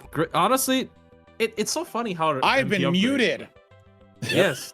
I was wondering. I thought I was being ignored. I thought you had nothing to say about the character. I was just like, oh, okay. We Yeah. don't really No, I do even that. thought of that. Like, wow, he's being quieter than usual. No. All right. Anyway, what did I even say? Dang it. What, her kit's useless? No wonder this. I game mean, was, I like, do think her 1,000 kit is better. useless. Yeah, I do think her kit is useless, and I think it's interesting that she has the 200% damage mod, which is so far only otherwise handled by Tonalico and Arc. Unfortunately, she's an absolute garbage character otherwise. But hey, she can go to 300, and it's an upgraded MP. So she does a lot of anti-king. But that's about it. Like And that's all she has. Yeah, it's just. I mean, does that put her above Da Vinci Caster? I don't think so. I don't think. Look, okay, if I'm Right. looking at like the MP damage listing and like special effects, Shez's anti-king damage is like, it's I mean, here's the thing though. it's not even that SE? high. No, SE scales a lot better if you have a shit ton of buffs on her though. Yeah. Like, because like this is 200% SE that can scale higher with overcharge if you use Castor MP, and it's upgraded. So like on Rat's sheet, it's not gonna look that great because like on Rat's sheet, like 200% SE might be as good as a 50% attack up, like on that sheet, but it's clearly better than a 50% attack up. Yep. But Yeah, just the spreadsheet. Don't worry about it. yeah. So Yeah. she has a very strong niche, but everything else is crap. So, I mean, so- I don't think she's better than Da Vinci because her Yeah, she's not better being than in Da her Vinci. niche just brings her up to passable. probably still a 1. She's probably still a 1, even though if you're against King, she's really good. She's probably still if a she 1. didn't have her king niche, she'd definitely be a 0. But I mean, okay. My question is, without King, her and Anastasia, who'd you take? Anastasia, no doubt. But she has an upgraded MP. Anastasia just has a better skill set, like, I guess, yeah. and Okay. a better attack stat. Like, I guess she's a 1. I don't think she's a 2. There's no way she's a Like 2, bro. her attack stat is 9,012 versus like Anastasia's. What is it like? Why aren't we back on auto screen, by the way? I don't know. 10. Yeah, it's literally Oh, 1,500 higher. Well, I mean, we were on the tier list. Yeah, we're on the 'cause list there. Usually I he was just just sits on jumping. that. He's just like going off and doing his own thing. And I'm reclaiming my rights. I think Rights she's to still free a 1. speech. Even though, as much as I love upgraded True, MPs friends and don't buy his 200% mic. SE, that's all she has. She literally has nothing else. So, like, I don't see that Guts is very useful. Yes, it has a relatively short cooldown and whatnot, but like in an arts team, like I know it's very boring if we keep saying shit like, oh, it's because Castoria so Guts don't matter, but like because Castoria so Guts don't matter. I also like the comment that says Anastasia's MP doesn't cost me 4 years until I realized she failed to kill. I mean, true, she is telling you a story. And that About how story she- is how little damage she did. I mean, is it really that low? I haven't seen without trade. Is it still really that bad? Even Without trait, she is like, what It's is still she not sitting that at good. here? Damn. Without upgrade, she's sitting middle of the pack. Yeah, She's not at the high tier. She's sitting at the gulf between the high tier damaging AoE, which by the way, Anastasia's MP by default non-king is Choose your next words carefully. second highest. yeah, but like that's because this is not considering external buffs, and she has a lot. Yeah, of... it's not. Yeah. Well, that's anyway, fair. I mean, anyway, yeah. the point She's is, a I, wild. is Okay, yeah, hold on, they hold get on. to be together. The In fact, gulf they can of face each other. the gulf of the high tiers and the what? High tier damage. Yeah, high tier damage. Just damage, not okay. like. like higher tier Okay. damage. Like look, there's a gap, 32k, Okay. and there's a I was 5k about to jump say, where everyone 'cause, else. like It, those like are- you see how like granular like there's a, Okay. it's like 32,000. okay, yeah. then, like, See, I was 30,000. saying that because like immediately below her was Murasaki, and we rated her at like what 3? Is it 2 or Oh well, 3? Murasaki's 3 because of all the other things she does. Murasaki is not here because her personal damage is like crazy. It's because she Dude, does so one of many things. Murasaki's skills is better than Scheherazade's skills. entire skill set. Like, yeah. So unfortunate. And I have Muramasa. Yeah, Muramasa. Let me tell you a grand tale of the piece of my garbage God. that is Senji Muramasa. Is it something? Bad to do with looping, Tokita? bad damage. Is it bad just everything. Tokita I mean, he has or- big crits, dude. Look, he. big crits, but not as big crits as all his competition. Like, What's the last he time he doesn't- did? he might what not- was- I mean, he can crit. It might not be as hard as like literally any AoE Buster Saber except for Artorio, but like he can crit. What Sure. was the last time he did a super recollection min turn?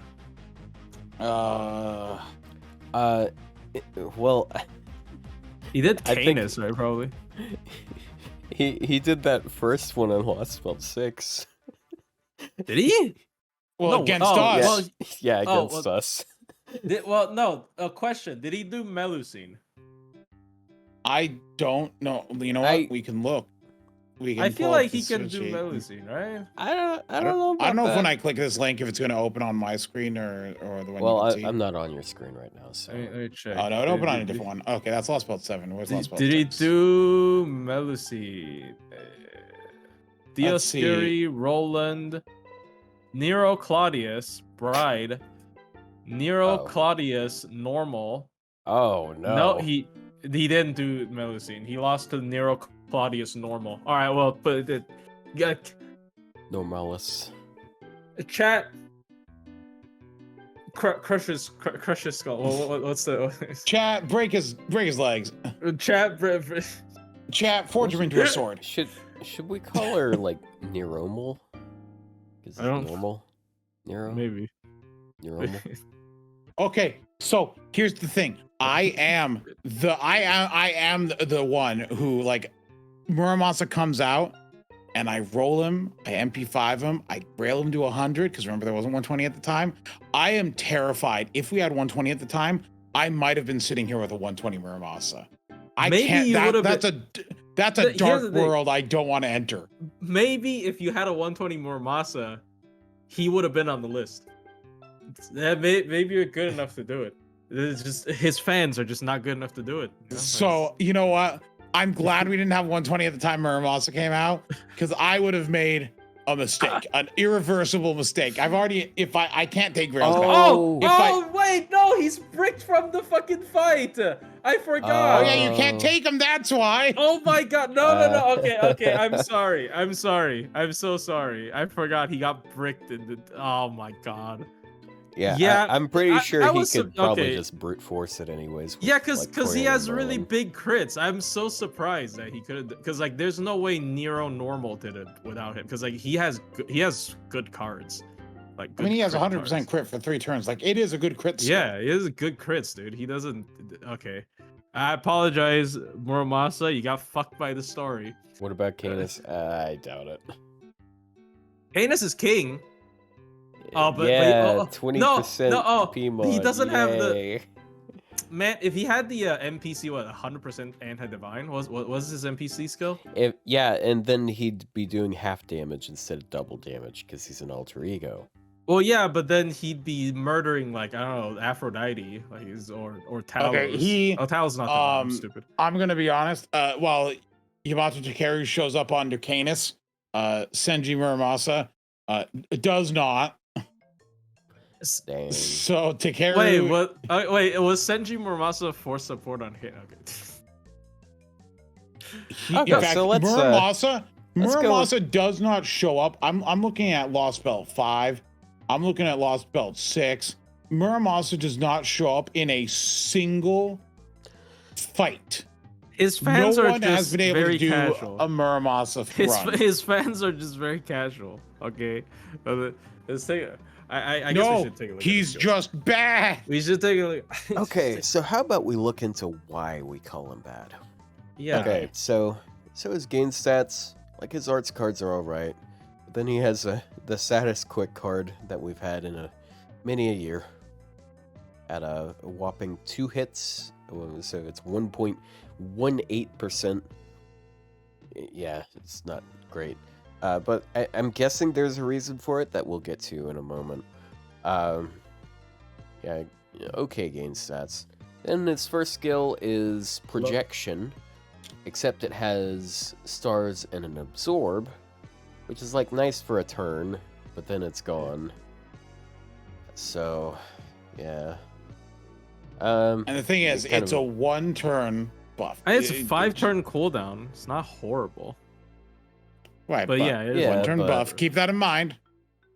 But I'd rather have these at like 30% for 3 turns. Like, look at what Moriarty does. Like, I'd rather have that. Oh yeah. And then second skill is for 1 turn he gets Pierce and Vuln, and during that 1 turn he also gets 100% crit damage versus those who are evading or invuln. Then he also has 100% star gen for 3 turns, and then he has a 300%, not 300%, Jesus, 100% crit damage for 3 turns, irregardless. So if they are evading or invincible, you do have 200% crit. Yes. Honestly, I think this is a decent skill. It is. This is not a bad skill. See, the problem that arises from this is oftentimes when you want to deal with evasion or invuln, it's not going to be on turn 1. But when you want to get the crit damage is turn 1. So you'll either not use the skill and not do enough damage to break the bar, or you'll use the skill and then get cock blocked on the next bar because they evade. Dude, the thing never happened. Yeah. When somebody suggested to use Oberon's MP for him to crit. Like I feel like people do have to understand that you are sacrificing a Brave Chain if you do that. That's a big problem. Like sometimes even I can't even use Van Gogh just because you're sacrificing a Brave Chain and a card. So yeah, it's never gonna work. Anyways. Yeah, same thing with his first skill in Yui. Like, this is a 1-turn thing, and for you to get, like, all 3 values out of Yui, you'd have to NP with her. and you always want to Brave Chain with this skill because it's only up for 1 turn. Yeah. So he mistakenly has UE synergy. He doesn't really actually have UE synergy. Then his 3rd skill is 50% battery, and he gets a buff for 3 turns where he gets 10% charge from every card he uses. Not his NP card, but his other cards, yes. Yeah, they gave it a fucking name, so it looks a little bit fancier, but a bunch of servants has this. Yeah. So... Also, going into even further reaching into the bag of I want to Brave Chain as much as possible, which is a little awkward for art servants, unfortunately. Yeah. But hey, he has some passives. he has 20% anti-king damage. He also gives the whole team 5% crit, which is interesting. But honestly, his NP is probably the best thing about him. He gets 10%. Ramp. Yeah, he ramps. He gets 10% NP damage for 3 turns static before damage, as well as 10 to 30% overcharge arts for 3 turns. And then he removes offensive buffs before damage, not that it really matters, and he ignores defense when he does it. So his damage isn't really that impressive because like you have to ramp up first unless you want to use his first skill, which is gone after 1 turn. Need I remind you? But like if you just threw away the skill set and like generated a new one, I think he'd be really solid. It's just his skills. Dude, wait. Really... So you said if you threw away the skill set and made a new one, that's just a different service. Do you know KS? Do you know but KS you can keep the NP because the NP. Keep the NP. When they were talking about Thick of It, they're like, if this song had a different beat, different genre, different singer, it would be banging. Like, what do you mean? The fuck do you mean? You literally like, come on. Okay, so here's the thing, Muramasa, and trust me, I've used Muramasa a lot. He cannot loop. You have to use that skilled 1 on turn 2 to be able to NP again on turn 3 because he just can't refund. Now, okay, here's my question, right? Because I'm seeing a lot of similarities. So is he really that much worse than his favorite girl, Durga? Yes. Why? Because Durga can at least get her MP back. Oh, you're right. Okay, fair enough. Yeah, and her 3rd skill, like her Emblem Pierce isn't really as conflicting as his is. You're not going to have the same issue, most likely. Why? I'm also clicking the skill 3 on 1 for the damage. I guess like there is the NP damage It's buff. just, Yeah, that is dude, true. they are literally the same fucking well, they're not the same, but they kept it lore accurate. They dating. Okay, it's the same shit. Like I see so much same. Also, shit she has anti-sky and anti-demonic, and yeah, that's true. She got 2 anti-traits, and he has anti-piss and. Yeah, he has anti-king. 20%. Yeah, he's good, just he's good cards. bad. Durga's bad cards. See, if I was Plushie, I'd be the guy with a 120 Muramasa mauling all day trying to do runs with this dude, even though he sucks. Like this is why I'm not like Plushie. If I was like, you'd see me like out there like screaming, Muramasa, do the run, but like he can't because he's bad. He's deceptive. His kid doesn't look terrible, but somehow you take like the sprinkles of gold everywhere. But when you combine it all together, it's just a pile of garbage. Like it's just bad. Okay, honestly though, let me ask you a question. If he has decent refund, would you think he's that bad? No. If he had decent refund, he wouldn't be that bad because then you could use his skill 1 on the final turn, and you could have that big final bite and blast damage. To go through. I feel like realistically, if we look at it at an objective level, his biggest issue is that 3 hit on his MP. I think if he had like 4 to 5 hits on his MP, nobody would shit on him like this. Like genuinely, I feel like if he had like actually decent refunds, he would be fine. Or if Like, Blaze affected his NP. Well, okay, yeah, sure, but like even then, it's like what 10 extra. That's all it is. He's sitting there after on turn 3 at freaking 93% NP. Yeah, so like the problem really is just poor refund. Like, because like we shit on Muramasa on a daily basis, but like there was one day when I was just sitting there, I was like, what makes him actually that much worse than Durga? Yes, Durga has anti-trade on MP, but like I see a lot of similar problems with them. Like Durga has way worse cards, just 2 fucking shit quick cards. Have you seen her quick cards, bro? Like what is that That is a regular aspect of his day, by the way. Thinking of how the things he likes suck. Yeah, okay. Look, anyways, so then I was like, why doesn't Durga feel so bad? I feel like it really is the base refund. I think his base refund is bad, so everything else like just doesn't really matter anymore, because he also doesn't do like insane damage with his MP. So like as an art servant, he lacks a good arts. Well, he has a good arts. His ramp ups are also only 10%. No, it's 10 and 10, so it's technically Right. like 20. But Yeah, like this is one of them should have been 20. Well, on turn 3, it's going to be 30-30. So Yeah, so like I don't think it's bad. I just think like his MP, like his MP is a little bit underwhelming, both on the refund side and like because lack of the anti-trade. There's no way to push damage like beyond what it is. So like Ryou said, he's gonna start out with pretty dinky ass damage, and like combine that with a bad refund, it's just a bad look. Like, you know, if you upgraded his MP, then he would be in the camp of good MP damage, bad refund. That'll be fine. Like it's just. Oh Yeah. One last thing I want to point out. So his NP name, it says Baseless Blade Works, which is the opposite of based. What? True. Oh.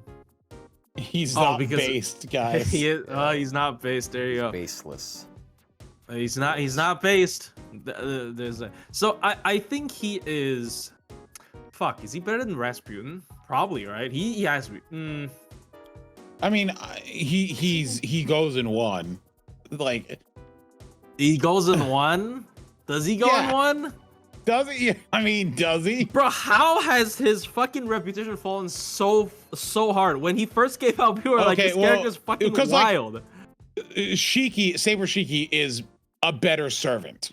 Yes. Yes, but Saber Shiki is a worse looper than him, though. Like, okay, his refund is bad, but it's not that bad. Like, I He's- compared him to like, okay, I yeah, compared it to like. but fucking, Saber what's Shiki his has name? like Saber Shiki is an overall better servant, even if her looping isn't as good. Yeah. She has other functions in her kit that like make her like. Doesn't she have like 3 turns of Ignore Invincible as well? Yeah. Well, that's funny, but like he still has like the crit up. It's just like people don't like to play that way with an art servant, especially if you're sacrificing your MP effectiveness for 100% crit up for 3 turns on an art servant. It feels like dog shit because like you're not even gonna press his arts cards half the time. But like his cards half the time. But like I don't know. Is he a 1? I mean, she also has an upgraded MP, so let's be honest. Like she's Oh yeah. Okay. That's fair. that's Shiki is up here mostly on the merits of her upgraded NP. Like, Because like, is he? I don't know if he's actually a 1, but maybe. I don't know. Because I mean, her kid isn't that bad.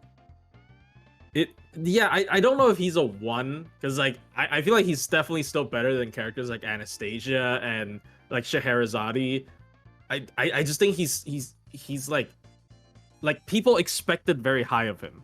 That's why they think he's so bad. Because when he first came out, people overhyping him is a very big contribution to his bad rep. Because when he first came out, people are like, "This is the most broken shit ever," and then people were like, "Oh my god, they said this is the most broken shit ever," and they pulled him and they used him. They're like, "This is in fact not the most broken shit ever," and they're like, "Okay, so he's shit." But I don't know. I don't know if it's bottom 2 or like top 1. you know what? Put him at top of 1. I do like Rasputin more than him, just on a fun, because like Rasputin post buff can get like a lot of crits, kind of like him. No, I mean it's not on a button press, but could technically be better. Yeah, Muramasa's good on paper, bad in practice. Hard. Um, I really just think like- it's just a I think, 3-hit MP. Like if his MP was Muramasa, 4-hit, society, if he had a 4-hit MP, like for real, Like- my god. like my Muramasa's Bond 11, and I don't backline 5 stars, so it's not like I haven't extensively used this guy. I just hate using him. Is Now. 100% crit only works on stuff with info? No, that's the other 100%. No, that's the bonus crit. 100%. He So has it's 200%. he has Right. 100 already. It's another one. Yeah, he has 200% Yeah, crit. It's yeah, just that you don't yeah, ever no, get to no, really sure. use it because his, normally you want to do, MP card, and his MP is just so bad that you don't end up using it. Yeah, so like I just feel like it's unfortunate. Like it's just my theory is still the 3-hit MP. Like once again, Yeah. if he had a 4-hit MP, obviously on the basis that the base game doesn't change, if he had a 4-hit MP, people wouldn't say this. None of this Yep. would happen. Yeah, But- no, because then in farming you wouldn't have to have the discussion of like when to use his skill 1. Well, use it Yeah. on turn 3. Yeah, if he like could refund better. Takeru wouldn't make him look like shit, if he had a 4-hit Yeah. MP, right? Like it's just Yeah, that just is what it is. man. We really don't have they should make another AOE Arts Saver. No, they shouldn't. No, they Should made this they? guy. This guy's Yeah, fine. it's Takeru. Oh yeah, well, Yeah, yeah. they but, also it's been a made year. Tomoe. Yeah, Tomoe got an NP buff. Remember? I think Tomoe after the MP buff out damages Muramasa on 3. I'm quite. Hold on, let me look at this. I'm pretty sure. I think on turn no, 3 she he doesn't. damages her. Oh, it's the other way around. My bad, because of Oberon, right? Do you count Oberon? Are you counting Oberon? I don't remember. He's I also did got a compare. He's also got a bit more flexibility because he has the battery. If she had a 50% battery, it'd be over for the guy. Oh well, yeah. Well, yeah. Tomoe doesn't loop as well as Muramasa for sure. I mean, at least her arts cards are going to be better because she has more consistent stars and The he UE has- synergy is not that great, Arts. like as we mentioned. Oh, sorry. Because his buffs are only 1 turn. Yeah, You you can't spam you- UE's MP while you're at it, but Yeah, we mentioned that earlier. he's yeah. Up next is Anki Eresh. Yeah, Space Erish. If that's what you want to let- call her, sure. Also- let's put her also on known 1 as Beast as a Melt. support first. Let's put her on 1 as a support. Okay. So as a support, she's 0. No, Like, is so- she? That's my genuine her- question. Without okay, affection, here's the gauge, thing. How bad Her- is she? She has a single damage skill, and it's not a very I guess, okay. yeah. Look at Yeah, her I first guess. I mean- skill.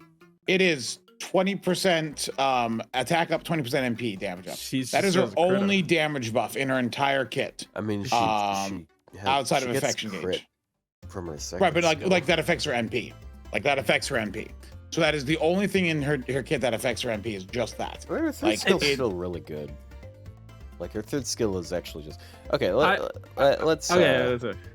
yeah. Okay, so she has basically the same stats as far as card gains go in NP gain as PB Dubai, and I think Alco as well. And like BB Dubai has a 70%. yeah, That's and how they 20% AOE, 50% Yeah. self. Yeah, they're so Uh, fucking creative. Also, God. self cooldown reduction that lets you do interesting looping with Atlas. Yeah.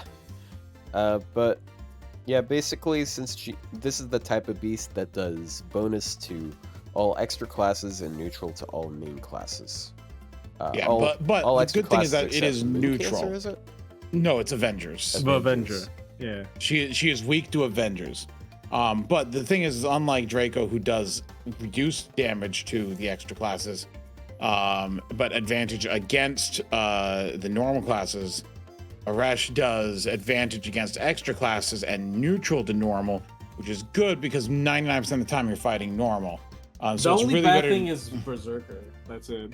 The only bad thing, she's neutral against Berserker. Yeah, Yeah, so she she's does neutral to less. Berserker. She's So she is one of less the effective worst. against Berserkers than she's Yeah. one of the worst people. She's almost she's as bad as using a foreigner almost against a Berserker. Huh? Yeah. Foreigner? Sorry, not a foreigner. A Oh, no, definitely not a foreigner. Shielder. Yeah, a shield. Shielder. Wait. Who does does anyone else do half damage to Berserker? No No. one does half damage No. to Berserker. Okay. No. Okay, no, At so she worst is the neutral. worst. Yeah, She's the she's worst the for worst Berserker. against Berserker. Yeah, she's the worst anti-Berserker. Yeah. She Does 'cause- almost as much damage as Mash does.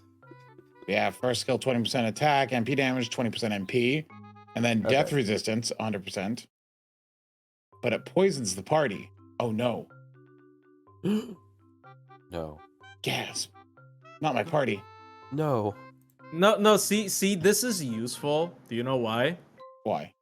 Because it removes one of her own debuff immunities, getting So you her can closer get to closer to using Nocnaria. Yeah, and then oh Jesus. Oh no, we have does to go she- through this shit. No. And then you have the debuff resistance. We didn't talk about her skill, her second Oh skill yeah. though. Yeah, I know. I was 'Cause, just like- looking to see how much debuff resist she had. Yeah, it's 3 Then the times. second skill Oh. is 20 stars. It's absorbed for a turn and 50% battery. And then also for one turn, she gets 100% crit for a turn before attacks. So When So- normal attacking. yeah, So people. So what it means a lot if of you do a people don't Brave really- Chain, the last card is 300% crit. If you do MP card, it's 0 crit, 100 crit, 200% crit. now Dude, this is technically she can super get Orion. up. Technically she can get up to 400%, But the extra attacks don't crit. yeah, So No, this Can't is do anything actually about that. useful because I was trying to copy your Space Aresh script on Tez. That's a 4-man. And Kiara doesn't do enough card damage because Space Aresh got fucking 300. Well, no, 200% because you do MP card. Yeah. Did you card for a single turn? Just like only card? I forgot. No, I always Wait. did MP card. Yeah, so like the 200% crits is 100% 200. So like this is honestly pretty scary card damage skill. Like her entire kit, other than her MP making 50 fucking stars, is not crit oriented, but this one skill allows her to have good crit burst damage. And the Which is- cooldown looks long, but it's deceptive. yeah, Yeah, oh, true. because her third skill is like the most loaded defense skill in the game. So she gets invuln for herself for 2 hits, 3 turns. She gets guts for 1 time, 3 turns. She heals herself 3,000. She removes all her debuffs. She increases her buff removal resistance for 1 time, 3 turns, and then she reduces her skill cooldown by 2. So it's not a 7-turn cooldown; it's a 5-turn 5-turn. cooldown. Really fucking stupid, by the way. Like, And really, if you have a pen 3, the first one is a 4-turn. Her first skill 5. is a 3-turn, and yeah, her first cycle if you Yeah. have a pen 5 is 4-turn. 3-5-5. like, Sorry, like 3-4-4. so having this on a 5-turn cooldown means that a lot of times you can even keep up with bosses that have like buff removing MPs. You know, like if they only know how to buff remove on their MP, she can keep up with it with this. Well, and which it's is, one like, time kinda- 3 turns, so you can precast it 2 turns Oh, in yeah, advance. true. Yeah, true. you can And precast. just like hold on to it.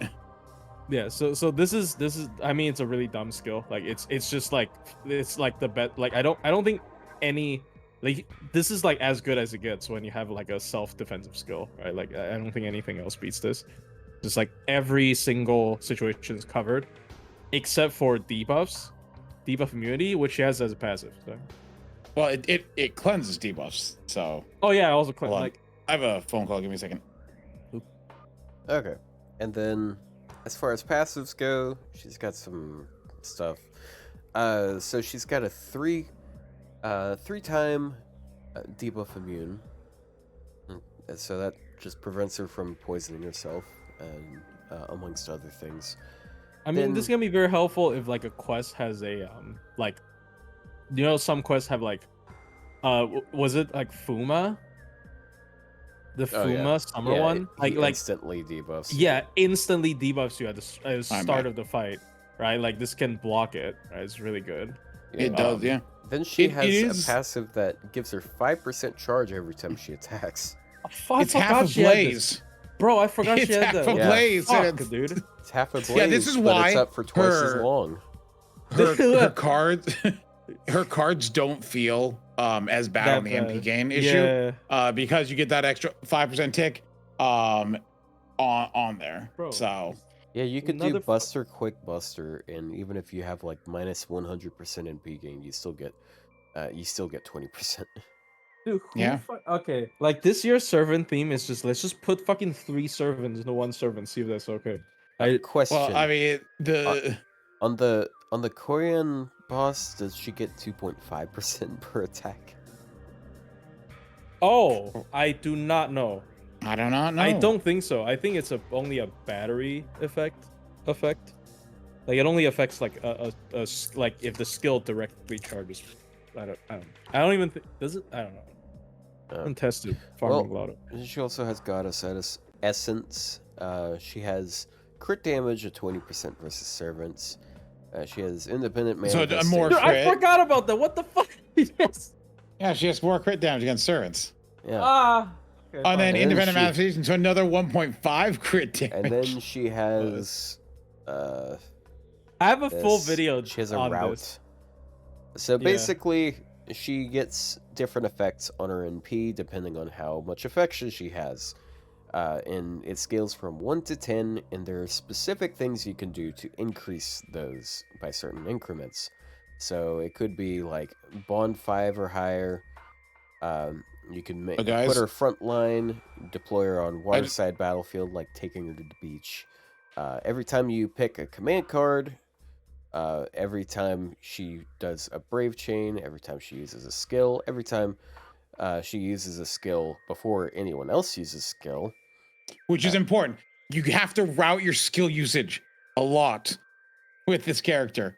You cannot just press buttons. It's only the Yeah. first skill per turn though. So Yeah, the first skill, yeah, but you got to pay attention. yeah, there's a lot of there's like oh my, I remember her hot take. I had like a little spreadsheet thing. Like depending on like when you click, like you can spread out her skills on each wave, or you can like, oh man, it's a crazy. Also, character. my Louhi just hit Bond 10.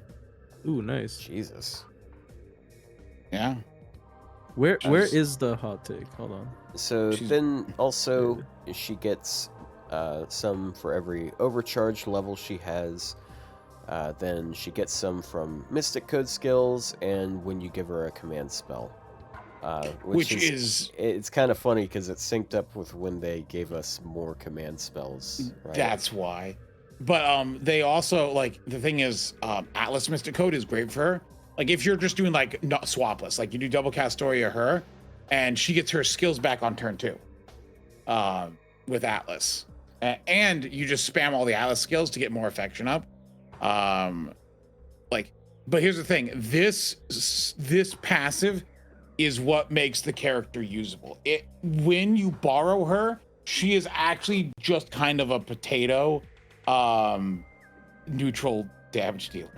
Yeah, she doesn't get the bonuses. She doesn't get this gauge at all if you borrow her instead. Okay. Because what it is then we have to look at her MP. Okay, so her NP does a bunch of different things depending on that. So at level 4, she has a higher. Okay, she has a 160% chance of insta killing instead of 60%, which is at base. If it's at 7 or higher, she gets ignore invuln and ignore defense at the same time. If it's at 10, she gains 50 stars. And then she deals damage of 100% plus 10% for every look at level this she's shit. at of that affection. And he Dude. removes their offensive buffs. And she also increases her affection points when she NPs. Like, look at this shit. This is just like one example, because selecting her cards also give her affection, but like it's so dumb.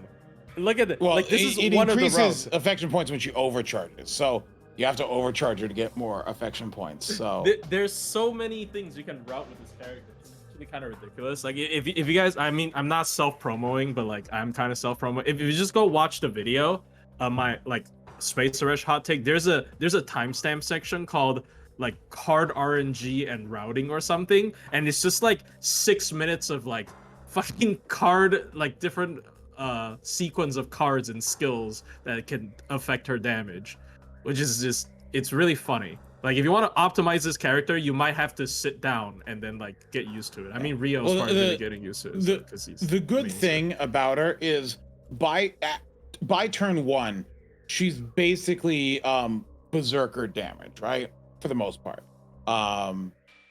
because it's really easy to get affection 4 or 5 by turn 1, which is close to berserker, and by turn 3 you're usually 8 or 9, which is almost class advantage. It's very hard to get 10 in a run in 3 turns, to be honest. It can be done, but it's not super easy. It requires gimmick teams counting. Take a card counting. Oh my gosh. This is like, But, how do you get so good at card counting? Because I use Space Aresh. My God. But yeah, like her being neutral to most classes isn't usually a problem. Because I put out an entire video showing numbers between Ibuki, Summer, Melusine Ruler, and Space Aresh, just to say that, like, look, the mechanics of the game allow characters that you think aren't going to do as much damage as these others to do comparable damage. Obviously, Ibuki ends up being the highest damage, but like for the most part and for general use, you know, the damages are similar enough that you're fine to use whoever you want for most things. But yeah, Space Rush damage does get good. It just starts a little lower, so it's a few seasons in. Yeah, it is a little rough sometimes on turn 1. Sometimes your turn 1 damage you don't feel as good, but that's when you rely on skill 2 to, instead of relying on the MP damage, to crit things. That's fair. And do card damage. I mean, this character is just like, if you give her enough time, she'll eventually become the best AoE character in the game, because like everything's over to like 200% SE permanent is dumb. Like, let's not kid ourselves. That's double triple damage, doing single target damage. It's basically just setting her to advantage damage, unless you're up against like extra classes. When she's fighting extra classes, she does. That's triple. Crazy. So like, no. Her extra is only 1.5. Her class advantage against extra is 1.5. It is not. Oh full. Yeah, it is triple. So this triple, was. Yeah. I mean, like I was able to do a run on This is a Tez. Yeah. Yeah, this is a Tez one. This is 4-man. That's crazy. Yeah. 4-man. Why is it not embedding? I mean, I saw it embed for a second. Damn. But yeah, I don't know. This character is just like, gaining her affection is a bit too easy. For that kind of power level. Eventually. I'm not a comment. It's not a commentary on Ereshkigal's character, but like, gaining her affection, like, dude, you just have to pick her cards. She doesn't even have to attack with her cards to get affection. You just have to use her skill first. What else? Start with Water Side. What else? If you have her at bottom 5, she starts at 2, right? Yeah. Well, no, she gets 1 gauge. 1 gay? Yeah, one gauge. Yeah. Like, why is this embed not working? But she's deathly loyal. So if Master isn't present, she does not perform. She does not have any like affection gauge. Her MP does very little, and it sucks. Like, one of the funniest things is it's not just when you borrow her. Once, like, the great recent example was the Melusine Super Recollection quest, or just the Melusine fight in Lost Belt 6.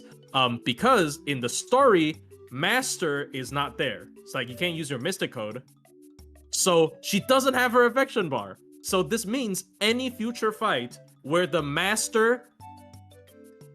In any future fight where the Master is not present in the story, like, it happens, right? Like, when the Master is not there, she will not have an affection bar.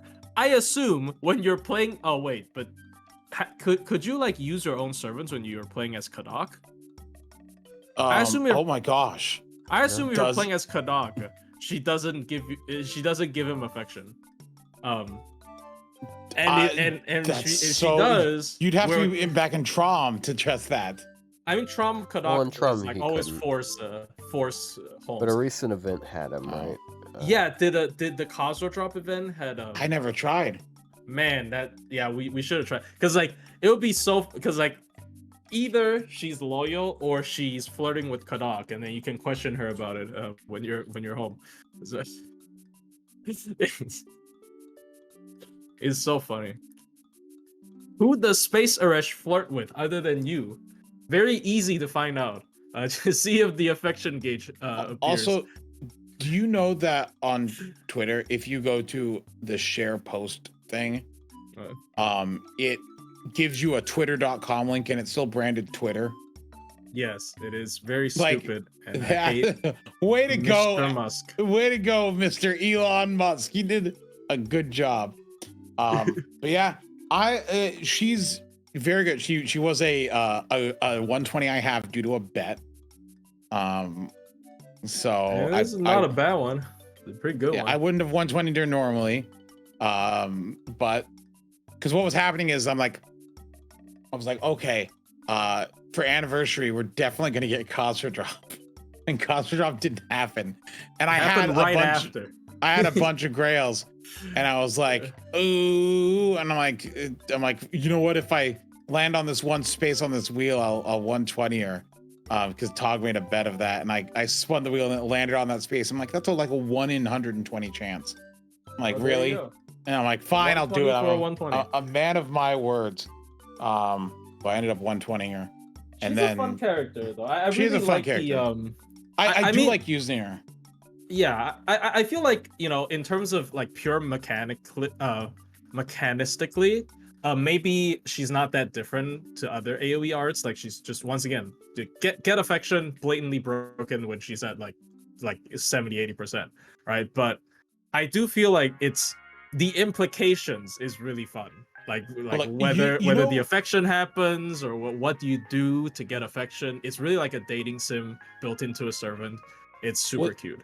But we haven't had it in a while, but in the past there used to be some challenge quests that would go for like 6-7 turns. Like, remember it was like a summer challenge quest with like Bunyan or with like Eric Blood Axe at the end. Yes, I mean, Like, she can solo that, right? Like if back then her getting the gauge, like once she hits 10, like in the thing is that getting to gauge 10 by 3 turns is a little difficult, but the second a fight takes more than 3 turns, like it becomes significantly easier for her to just dump out a ton of damage. Yeah, here's the thing though, Rio. You better hope she gets gauge 10, because all the bosses in that fucking quest are berserkers, so she needs to get to 10 to do the same damage as anyone else. Oh, well, no, then she's doing 2.0 instead of 1.5. Well, if I'm not a berserker, I'm doing 2.0 to other berserkers. Yeah, but what if we pretend that you're using berserkers instead? Yeah, sure, okay.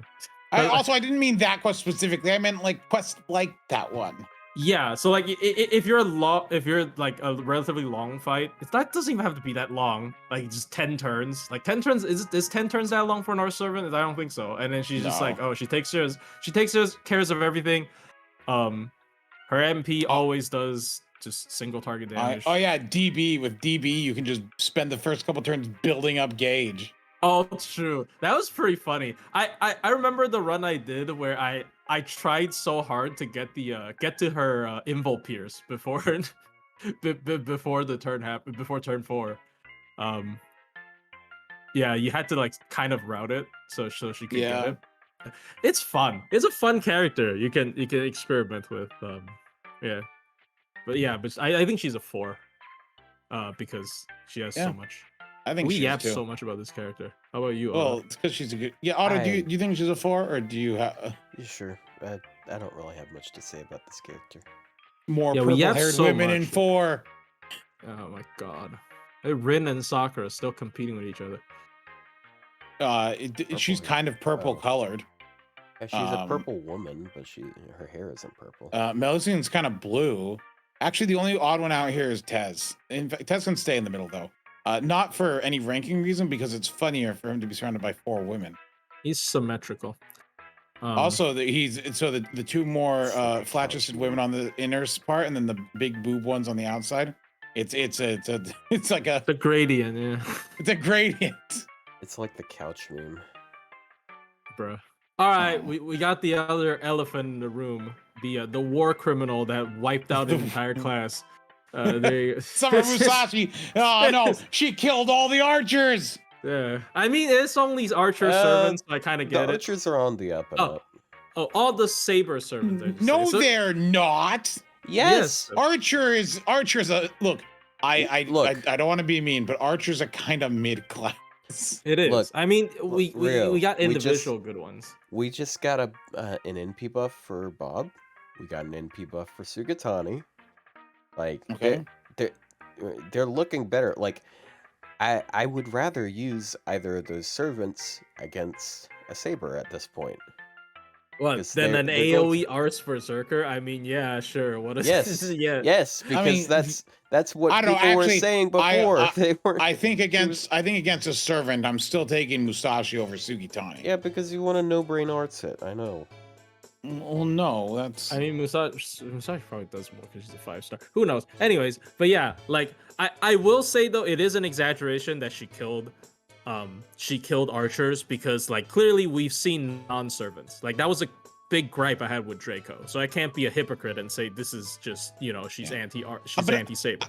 I do think there's something they have against the archer class, because this is the second time they've done it with a berserker being anti-saber. Because sabers are a really prevalent thing in Fate, maybe. I don't know, but like, why would they make so like it? But they did it twice. They could have given her any other anti-class, but No, because she's a sword. Well, she already drained the sabers. It was too late. The moment she drained sabers was over. Hey, plus she tells us the fun fact about Gilbert. Okay, fuck me. So, Gil is an archer that does extra damage against servants. Musashi is a berserker that does extra damage against saber servants. So it's kind of the same thing when they're both fighting sabers. And if Musashi's fighting non-saber servants, she has the berserker advantage. And if Gil is fighting non-saber servants, he has the anti-servant. So their niche basically completely overlaps, and Musashi has a loopable MP. So Musashi's easier to use. Like they very much impede on each other's niche. Yeah, that's it. That's the fun fact. All right, sorry about that, Otto. We can continue. No, I'm catching some Z's over here. Okay, well, Right. Musashi, 0.51% base hit, 3-hit arts. Honestly, not crazy. Like, like if we don't consider her insane skill that just makes her arts card the best arts card in the game, it is pretty mid technically, right? And she has 2 buster, which is great for berserker. Like she's arts, she can still crit hard. First skill, honestly, it's okay. Like it's a 4-turn cooldown. It's a short hit cooldown, so it's yeah, fine. 1 hit evasion, 50% crit up for 1 turn. Like it's not Also, amazing. Also stacks underneath all of the survival Castoria gives. Oh yeah, true. This doesn't have a duration. She can just kind of have it. Too bad it doesn't stack, huh? Wouldn't it be funny if this stacks with itself and she could just like hide, like keep accumulating it? She could save like 5 of them. That'd be pretty fun. But yeah, skill 2 is okay. Skill 2 is grant self double hits. This is a Musashi thing, right? Double hits when normal attacking with arts cards only. And also, like, this is just Musashi's double hit, but only for arts card and only for 1 turn. But she also has just MP generation up 50%. So that's why so her this doubles base her game... hits and then doubles her MP generation. So her arts cards are 6-hit arts cards with a 50% boost. If they were gonna buff this skill, they should do it like they did to Musashi. Yeah, like they did for OG Musashi. But I'm afraid of what that would do. I mean, she only has 2 arts cards. It's fine. Yeah. But yeah, But yeah, this is like a weaker version of OG Musashi. Skill 3, they're gonna throw like a 30 battery on this. That's it. I'm betting you. Anyways, third skill. Her third skill is what? Guts, and like she like punches herself in the face, so she takes 5,000 damage. I don't remember. Yeah. Oh, But it doesn't matter, she's a berserker. okay. Invo Pierce for 3 turns though, really good. A 30% attack up for 3 turns, nice. Gives herself guts. How much is it? Oh, 1 HP guts. Wow, it's something I didn't remember that. And she does 5,000 damage to herself. Yikes. And enemy defense down 30%. So like against a challenge quest, this is a huge damage, but this is like a 60% attack up essentially against a challenge quest. But in farming, only the attack up sticks. 3-turn Invo Pierce though, really solid. Like you're gonna say like for berserkers, the 5,000 damage is like not that bad. Because like it's technically 2,500 because she takes double damage. Like so she's gonna die anyway if she gets hit. So like why worry about it? She has guts. Don't worry too much about it. It does put. I will say though, if she's at full HP, it puts her from 2 hit range to 1 hit range. Well, here's the solution. Which kind of sucks. If you 2k foe her and 120 her, she has, shockingly enough, an extra 5,000 HP over her level 90 form. So if you, because she goes from 12,000 HP to 17,000 HP. So it just balances up. Here's the plan: you 120 her, then it's like it never even happened. Galaxy brain, true. But yeah, like obviously 3-turn Invo Pierce is really good on just any skill, and she's berserker. Her cards hit hard. She has a 1-turn crit up. It's really nice that it's not tied to MP. And yeah. I mean, her skill set is honestly not crazy. Like, if you just look at her skill set, it's very normal because in reality, for farming, it's just 30% attack up because you're pressing it turn 1 usually. And she also doesn't have a battery, right? So like, there's a lot of awkward stuff about her compared to modern AOE arts. But then look at her MP. I don't think she has any to her MP. No, she doesn't have any passive worth mentioning. Like, she has Madness having EX. A little bit of divinity somehow. I don't remember why. All right, so she deals damage to all enemies. This is upgraded, and it reduces crit chance 30% for 3 turns. This is the Ibuki summer thing. She has it first, but I called it the summer Ibuki thing because I didn't remember she had this. But this is pretty good. This basically prevents her from getting crit, but thanks to the help of that 3rd skill, she's probably still gonna die in 1 hit anyways. But then it does, 200% SC against Saber Servants, right? Like, this is just... Like, this is so much damage. Like, what the fuck? Like, it's an upgraded Berserker MP that's super loopable, that deals 200%, like, double damage to Sabers when she's already a Berserker. So, her effective damage against Saber Servants is triple. Yep. So, it's better than a traitless Archer. Right? So, like, the reason you don't put this on a Berserker is pretty apparent. But they did put it on a Berserker. It is only on Servant. So, like, it's not like she could, like, do, this is a bar guess from Lost World 6, right? Like, she's a Saber, but not a Servant. But if you only use her against, like, challenge quests and stuff, she's gonna feel really stupid against Saber Servant. Like, obviously, this is just, like, I made a video on this, where obviously a lot of archers got like buffs and stuff. Her damage against a Saber class servant is higher than every other archer.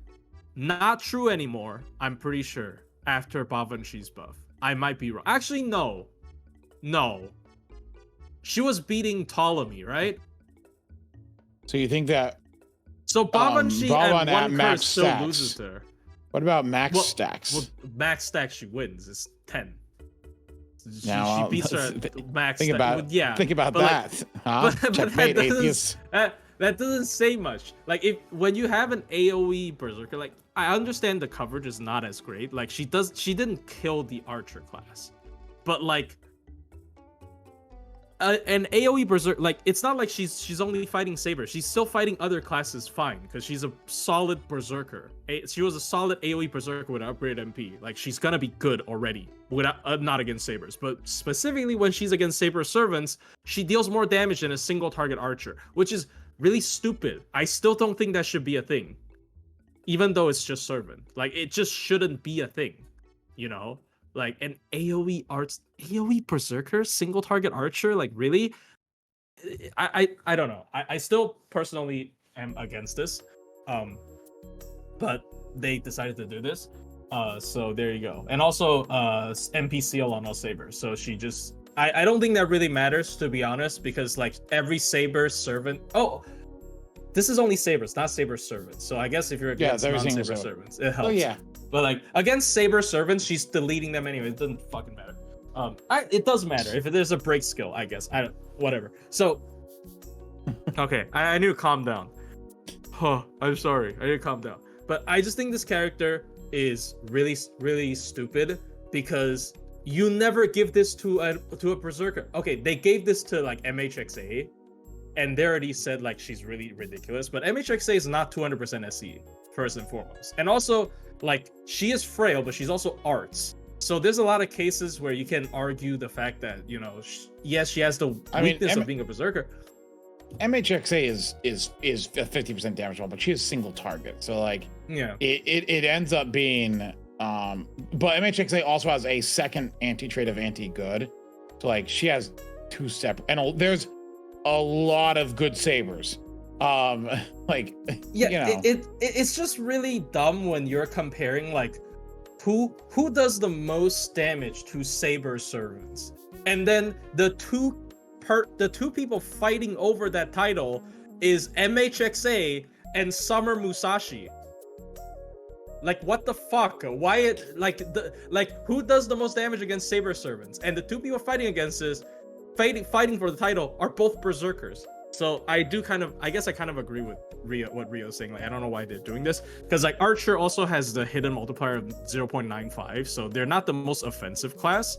But this is kind of like adding insult to injury a little bit. But overall, I still think she's not as good as Summer Ibuki, just because like Summer Ibuki is way better at farming than her. But even when not against Saber, she does better damage than Summer Ibuki, unless it's Earth. So, I'd still put her in 4. But like she's like her kit is very clearly lacking compared to everyone else in 4. But she makes up for the upgraded MP damage and the Berserker class. So I still think she's 4, but I think she's actually low 4. Really? Is it? Okay. I don't know. Otto, what do you think? I think she's pretty good. I think that I like looking at the back of my eyelids more than I like looking at the... It's hilarious that the Samurai Remnant CQ are 2 sabers to showcase Musashi's. Okay, here's the thing, right? Like that CQ, when her buff came out, my buff demo was on the CQ. Because she just annihilated it. It was faster than 3-turn Kiara. I mean, 3-turn Kiara wouldn't demo it because it's not a saber, but like it's just. I mean, she also had damage bonus, but like, didn't she do it with 2 Mary Annings? I'm pretty sure she 3-turned that shit with 2 Mary Annings.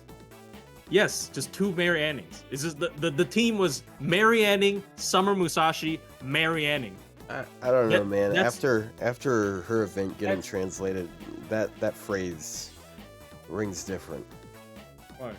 Doing it with 2 Mary Annings. Oh, because she was a lesbian? Yeah. Yeah, Mary. I mean, that was known before the event. Yeah, I know, but I didn't know that she had explicit dialogue about her fingering technique.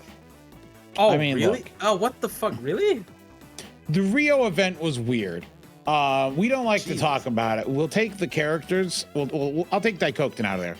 I'll just pluck them on out because they use Daikoken in quite a few events. I've noticed. Like it's been more than like 2 or 3, right? Thurga really likes the smell of them because they reek of Shiva. Of Shiva. Yeah, so they like Daikoken for some reason. They keep putting them in different things, which I'm fine with because I also like Daikoken, and I'd like for them to buff Daikoken because I think they're a fun character and I like their kit, but their kit is just lacking damage. Yeah, I mean, yeah. But yeah, Musashi is really good. Musashi is good. Yeah, I think Musashi is just like really solid without Saber and without Saber Servant, but like just fucking best character in the game is against Saber Servant, including single targets. But speaking of archers, let's look at the AOE. Another good one. The half AOE Arts archer. We still rate him with both forms, right? Because we did it with Dubai. Yeah, might as well. I mean, it's kind of integral to understanding how he how he functions. works. Like, if you didn't have the option of switching, then he's just kind of meh. I mean, he's still pretty good, but I mean, he is a, what is he, 80% charger? Yes, Yeah. 80% charger. When going to arts. yeah. I mean, if you didn't judge the swap, then well, I mean, I guess you could still count the third skill the first time. Yeah, you only count it the first one. Because like for general, here's the thing is, for Ptolemy, you build your team around whether you're going to be single targets or AOE, and then you press skill 3 once. Because if you press it a second time, you're stuck in a form you're not there to support for 5 or 6 turns or something like that. So I actually think it's fair to like just evaluate like the arts form, because that gives him 30 gauge and 30% MP damage, and it's that's a perfectly fine skill. Because like his first skill is 20% attack up, 15% star, 15 stars per turn, and a heal per turn for 3 turns, which is a fine first skill. Second skill is 20% arts and 20% buster. Makes sense for his kit. Party critical chance resistance, and then a 50% battery. So in his kit already, he's got 20% attack, 20% arts or buster, and then his third skill, when you're changing, you get MP damage. So he has attack, card type, NP damage. When he swaps into his arts version. When he swaps into his arts version. So you start him in stage 1 or 2 when you're using him in arts, and then he changes to stage 3. So like when changing to stage 3, like when you're changing him to arts, he gets all 3 types of buffs, which is great. Like it's good to have different types of buffs. And the other one. Now, of I course, actually think the other side is more broken, like as a skill in a vacuum. Like the when he turns into single. MP. Yeah, look at that. That's such a good skill. No. I mean, it's still good, yes, for going to a buster, because like it's crit damage, MP gain up, star absorb, and a star dump. So like it's a good skill when changing back. Here's the thing that I keep saying. I know I already said this, but I think he would have been better if he was like Melusine, where it's irreversible. Like it could still be 2 ways, but like the thing is, I feel like this skill as a 5-turn cooldown skill on a single target buster is kind of crazy. I mean, not crazy, but like 5-turn cooldown, 50% crit up, MP gain, star bomb, star absorb. Like that's such a good skill for a buster servant. But this is not 5-turn cooldown. This is a 10-turn cooldown with a downside, because you have to turn into an old guy for 5 of the turns, and you don't want to use the old guy maybe if you want to use the single target version, or vice versa. So it's an interesting balance point to force him to transform if he wants to use a powerful skill like this. To be fair, though, you might want to use him with Korean Light, which means that he might not be swapped as long. Yeah, but like I firmly believe forcing the swap is going to be a downside most of the time. I'm not saying it every is most time, of but like most of the time, like, it is kind of a downside. The only, unless you want to build a really fun, and by funny I mean stupid gimmick team of Castoria, Ptolemy, Merlin, and then you're just going through the cycles of one or the other for some weird stall nonsense. That's one thing, but I do wish it was like Melusine. I think people complain, people originally complained that Melusine's only one way and whatnot, but in retrospect, after seeing some other transformation type NPs like Vargas and Ptolemy, I think the real way to make a perfect one is a choice. So it's a permanent transformation. But you can do either from you can single to AOE or AOE to single. AOE, and you have and then if you use it again, or give you a choice when you press the button, like have it so that if you stay the same form, it's one skill, or if you change to the other form, it's a different skill, right? Well, So it'll give you a choice. Well, BB Like Dubai is imagine if different. Ptolemy had a BB Dubai selector. BB Dubai runs out, so it's different. Yeah, BBDY is like Summer Bargist, where Yeah. it is a buff that applies that for 3 turns their MP is different. Yeah, you could get buff blocked by that. It can get by the way. purged. Oh yeah, you could get buff removed. Like you get buff removed, you didn't realize, and then your MP just turns back. So yeah. Yeah. So that is a thing that can happen. So I like the perfect way would be to like say you know Melusine presses skill 3 and she transforms, and then when you press it a second time, you have the choice to either get the invul and MP damage, or say change back to stage 1 and get 50% charge instead. You know, Yeah. If that was like a choice thing, you know, that'd be great. Or if like Ptolemy had a choice thing, like to reapply his stage, you know, his transformation buffs, or to go back to, you know, stage 3, that'd be great. But as it stands now, I don't like changing forms with them. Yeah. Because like, it throws you off. Yeah, most of the time you're just transforming once, right? Just like even if you have both forms in your strategy, I feel like most of the times you're just changing it once still. So it's just it's a bit of a balance point, but he's still a top tier archer in my opinion. His MP is also pretty decent. Like it's nothing like too crazy, right? I kind of don't remember. I just know it does really good damage. It reduces defense after damage. It increases MP damage 20% for a turn. And in AoE, it ignores evade, and single target it ignores defense. Yeah, the MP is nothing like too crazy either form. It's just like decent, but his skill sets are really good. So yeah, and like in farming, you basically have 2 units that you can work with, right? And like there are certain situations where you can use both forms as well. He would. I'm wondering if there's a funny single core comp with him for like the 90+ here. You know, you single target and then switch to AoE twice. Like one XX nodes are like good for him if you want to single core him. Yeah, I remember his own event. Bro, 90++. You might as well just like AoE the entire thing. Yeah, the problem with that really is 50% CE. Like you're fine. Yeah, it's unfortunate. Like it's just like usually these transforming like Melusine is just using it for the 100 battery most of the time, and he's using it for whatever the fuck the skill 3 gives him. So like they're not really transforming for the sake of transforming. They're just transforming for the sake of getting the bonus effect from transforming. Because the game is very centralized in singular card type supports. So when you have like a character that transforms from one card type to another, then it's very difficult to like, to actually make work.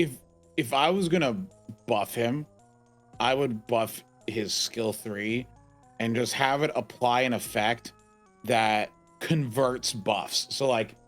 So if you change from if you change from AoE to single target, it applies a conversion that converts all arts buffs to buster buffs, and vice versa. Like, yikes, that's kind of scary. I mean, I would say never, but then fucking class change happened, so this doesn't sound that crazy anymore. All that would do is it'd just be a conversion thing. And so like for like say like 3 turns, any arts buffs he has and get applied to him get changed to buster. You have to think about this: arts AoE looper with cooldown reduction. That means he can be an arts looper with cooldown. I guess cooldown reduction doesn't help him that much. He would work with Vich, actually. Yeah, he would be an arts looper with Vich. That uses Vich. That'd be fun. So all that would really do is let him double cast. I guess he personally doesn't really benefit from it. Yeah, he doesn't really benefit from it personally because his skills aren't insane. So like it would actually kind of maybe it'll be worse than Castoria because Castoria is with 40% attack up. Is his skill 40% attack up? It's like similar. It'd be similar. I just think it'd be an interesting thing to have. Like I don't know if it'd be like I've thought about like having that on other servants. On there like that transform or something like that. Yeah, I think it'd be like interesting. Space Ishtar or something like that. Yeah, like Space Ishtar. Because I've had this thought for a while. I think it did originate from Space Ishtar. Because I don't know, I must have never vocalized this on stream, but I've had that thought in my mind of a servant doing that for a while. But I do, or it might have originated from Melusine, actually, to like convert her arts buffs into Buster buffs. But yeah. I think he's a top tier servant. I don't think he's a 4 though. I think he's a 3. No, he's 3. I think he's a 3. Otto, any opinion? Particularly, can you hear me? Yes. Yeah, I'm on the other side of the room. I'm trying to wake up. So He's screaming and pissing in the corner of the room. I was doing push-ups, and I got my dad got a, what's it called? It's like a weight bell or something recently. The 10-pound one. Dumbbell? It's not a dumbbell. It's like a bell. It's a beldum. dude. It's got like a loop on the top. It's like a ball. Oh, okay. but Okay, it's I know got what you're a talking handle about. on No, the no, top no, of no. it. I know what you're talking about. Yeah. That's what it is. It's All just right. I don't want to do the same thing I did. A kettlebell. That's it. I didn't want to do the same thing I did like a few weeks ago, where I started napping and then I just had no energy for the rest of it. So now I'm just out of breath. I mean, it's almost 9. We gotta move. So like, yeah, I think he's a. Well, it's only 3 left, and it's 2 of them that Otto loves. Yeah. So he can take care of it. Yeah, it's your turn. Okay. And yeah, you put them in 3. 3. Okay, Yeah. see. Gotcha. Okay, so up next is Kyokutei Bakin. AOE Arts writer, not a great thing to be, because there's so many good ones. Or at least there's Are there? couple. There's a couple good ones, and the other ones are okay. Like, I mean, we've been over some of them. But basically, her gains are not good. She's got a quick arts deck. Her quick cards are not good. It's like 1.23% quick cards, but she at least has like arts buffs to help the arts cards. But it's supposed to be outweighed by the fact that you're supposed to use riders against casters, which give you an extra 20% NP gain at base. Mhm. And anyways, her kit feels kind of lackluster as well. So she's got 30% charge for herself and 10% for the team. So it's just 30 battery, and then the rest of the team gets 10. Then also 15 stars. So it's on a 6-turn cooldown. I don't know, man. I feel like they're just doing it to. That could have been a 5-turn. Yeah, but if they did that, then it's just like an objectively better version of Artoria's her road to whatever it is skill. Because it's 30% battery and 15 stars. Oh. But I mean, it still feels like it should be more. Yeah. Second skill is a lot of things. It's 8 effects because of 8 dogs and 8 benevolences and righteousnesses. So she gets 20% of all of the above. Quick, arts, buster, crit, and NP damage. You can target it also, and then you get a 1,000 heal. Amazing, 1,000. It should be 20. 20,000. Yeah, No, 20. yeah, dude. It's 20 heal. Targetable 20,000. No, it should have been 2,000, just to keep up the 2 numbers. 2,000. And should have been evade 2 hits. Yeah. Yeah. No, then, it should be one hit evade 8 hits, bro. And then a 1-time 3-turn debuff immune. So it's. I'll be honest. What I would have preferred it to be. I wish this was all not targetable and just better. Because if you did like 30 on everything, and then like 3k heal, 2-hit evade, that it would be a great skill. But it's kind of just like the numbers aren't very good. I do kind of feel the crit damage increase, at least back then before I had class score. I did feel the increase. Now everyone has an increase because I have mean- that class score maxed. I feel like this is still better than like what Durga's skill 2 usually. It's not bad, but yeah, I get what you mean. It's the numbers. It's just a lot of like spread out numbers that aren't big.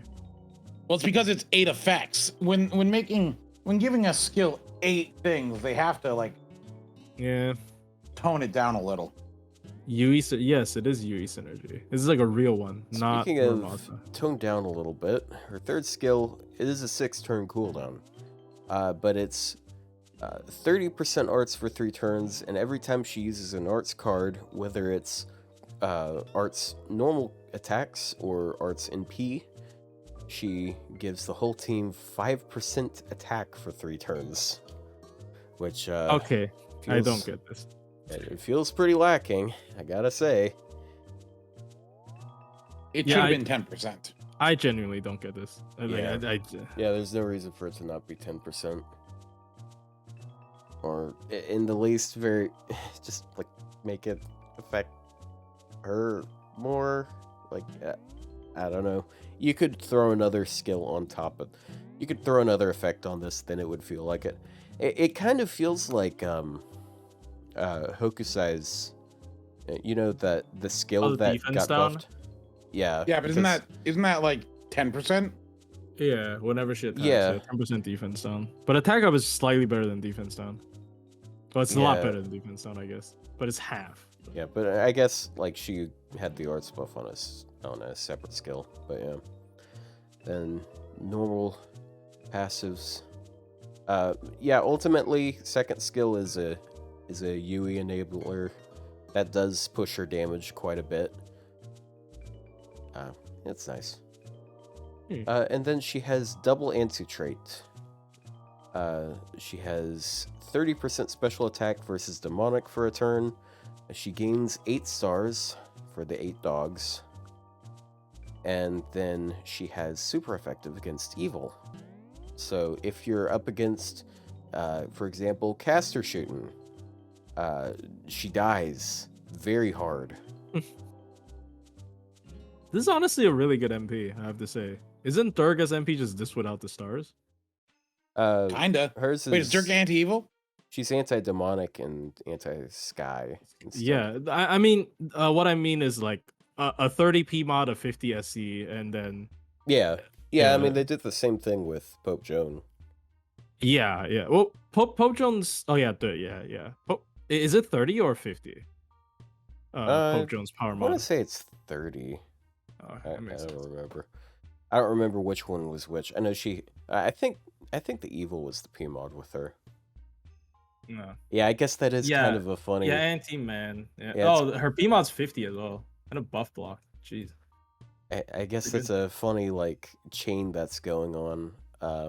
Like you got Durga who has anti-sky special attack, then super Demonic. effective against demonic. Then you got Bakin who's special attack against Demonic, demonic. evil, and then then evil. Man. And then you have Pope Joan who has special attack against evil and does bonus damage against man. Yeah. So then Alright, we who need a has- man and lawful, I guess. Oh, Yeah, who has Man, neutral. 30% anti-man? 30% anti-man. That's so random. It's fucking. That'd be nothing. Say? No, say's. 50. Say it's something Say else. Nah, it's Yeah. got to be an AoE art servant. Okay. Anyways, yeah, her refund's like okay as well. It's not really that amazing.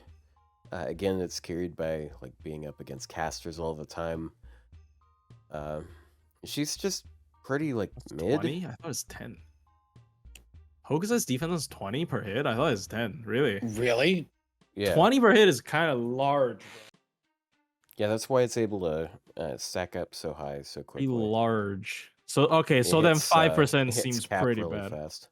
Okay, 5% seems pretty bad then. In I guess comparison. It should have been 10. We're probably mixing it up with the second foreigner specific skill, which was young Guifei's, which is Oh, only we free just time went through that. 10%, Yeah. Oh. Yeah, like which just got yeah. buffed. With this logic, I think it should have been 10% attack up. Oh, yeah, it should have. Or even 15, because like 20. Yeah, 20 is a lot better. But, oh, yeah. All right, my bad. But yeah, I mean, she's fine. I don't think she's bad. She has having anti She has- traders is fine. she has If she gets an style MP points upgrade, 'cause she'd be her- pretty good. Like, that's about it. Her MP looks Stuff. nice. MP does look nice. Yeah, and then she uses the same arts card animation twice in a row. I don't know why she Yeah. does that. I can't think of any other 5-star that does that. Oh, bruh. It's the one where she like blasts the water at the enemy. Oh, that's weird. Yeah, she'll do it back to back for some reason. It doesn't always do that, but it just does sometimes. Is that good? I don't know. I get 2 or 2. 2? 2? Yeah, I feel like she's a more damage-focused alternative to Da Vinci. Yeah. Yeah, she is pretty similar to Durga, yeah. Except Durga's like way better at looping because she's got way more battery and Big hits. better She's a- refund. Yeah. Yeah, a lot of hits. Yeah, it's similar. Aw, putting her next can to do it with Hokusai. Hokusai. Yeah. Aw. Of Shuten Douji. Yep. People rootin' said they tootin', were roommates. rootin' Who's she tootin' shooting? shooting. Who's she shooting, bro? Hey, Yeah. finally a 0. I don't know about that.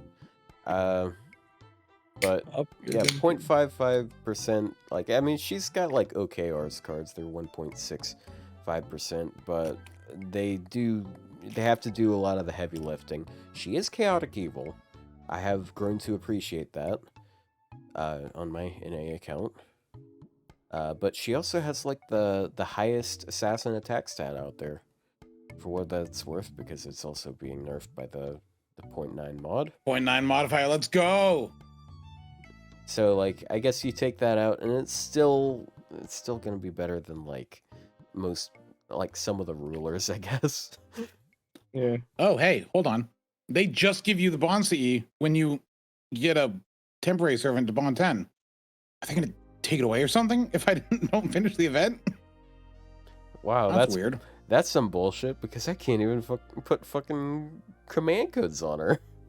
Yeah. weird, yeah. And you can't put her as a support either. Yeah. But you can But get no, her. I got it. see? I got her to bond 10, so But I gosh mean- darn it, if I don't know that I'm not gonna lose that craft essence when I put it on them. yeah, I know. It's got to remind me every single time. Yeah, did it do that like when the game first came out? Yeah, Yes. it's been there forever. Like, did it remove the craft essence though? No, you were able to still equip them. But like, it would remind you when you didn't have a temporary servant that it was Okay, why does it do that then? Like, I feel It's like just it to could tell- do that a few times and then just never do it again.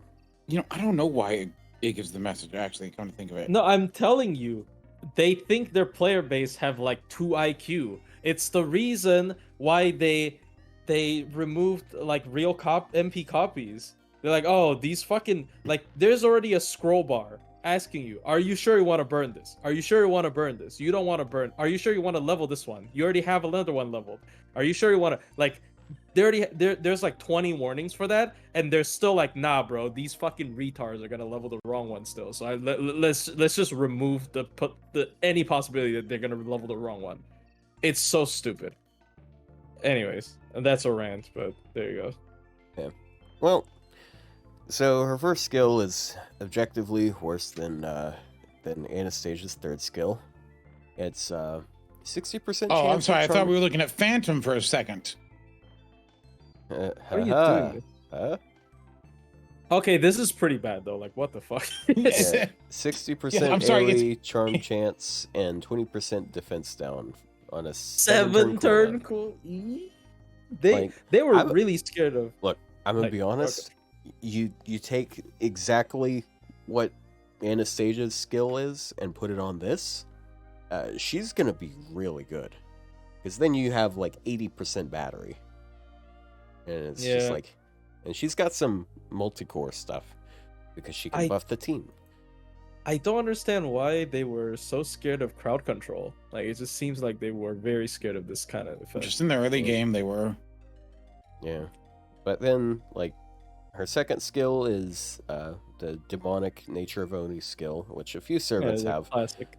Yep. 20% attack for the whole team, and then 30% MP damage for herself, which is honestly a pretty solid skill, in my opinion. Yeah, Like, even to it's- this day.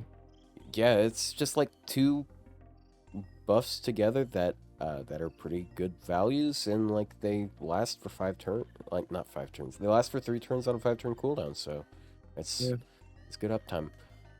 I will say though, I wish that it was like increase party attack for 3 turns and increase NP damage for all like demon Onis? allies or Oh, Oni so allies kind of going with the Koyan Dark like esque, you or know, demonic. Yeah, yeah, like the trait base. I mean, yeah, like that Just could make it be a a special buff. charisma, because then like you could use her with other Oni, Onis. and they would also get something out of it. Yeah, instead of the fucking forced Ibaraki synergy, they could actually just make good. Oh Onis. yeah. I Look, don't. I love. I will maintain that the Uberaki synergy is actually not that bad, because it's a total of 50% attack for 3 turns, it's a debuff cleanse, and 100% crit for 1 turn. No, It's I not- don't think it's bad. it's not bad, but I it- think it's bad that it only works with Shuten and not Yeah, even Ibuki. It is I a mean, little silly. I understand why it doesn't work with Ibuki, just because like Ibaraki doesn't. She She's doesn't not see her loyal like to that. Ibuki. Yeah, but well, at least it's not as bad as the fucking Kuro one. Way to waste a buff Yeah. slot. My God, it's horrible. Yep. Anyways, Then her third skill is very basic. It's a 4k guts, 5-turn cooldown, 5-turn cooldown, 5-turn duration, 7-turn cooldown as usual, and 30% charge. It's a very basic. This could have been Still. 80%, and it would, like, and it would 80% would have made her actually pretty decent for multicore, huh? yeah. It would 80 have been. charge. It probably would have looked pretty funny back before we had a pins. Yeah. Was this buff before pens? Oh, yeah, this is yeah. an old buff. Oh yeah, this Yeah. is. Oh, then that's even worse that it's not 50. This was. I think this came with Oniland, like the rerun of Oniland. Yeah. Oh, good heavens. What how did they buff terrible. about the guts? Actually, there's an Nothing. arrow on it. Wait, was it No, 5 there's an turns? arrow. Was there it was 3 turns there was before? no charge before. It was just a normal battle No, but the- continuation. Did the HP No. go up? No, but Yeah. yeah, the HP was increased. Yeah, the Yeah. guts was better. This is Yeah. quite a big one. 4,000 is honestly a pretty big Yeah. guts. Yeah, Yeah. but then you look at King Hassan's first skill, and it's like, okay, maybe this isn't that impressive. Well, yeah. I mean, I get it because I mean, literally the name is Oni's head, which is like, you know, So no head.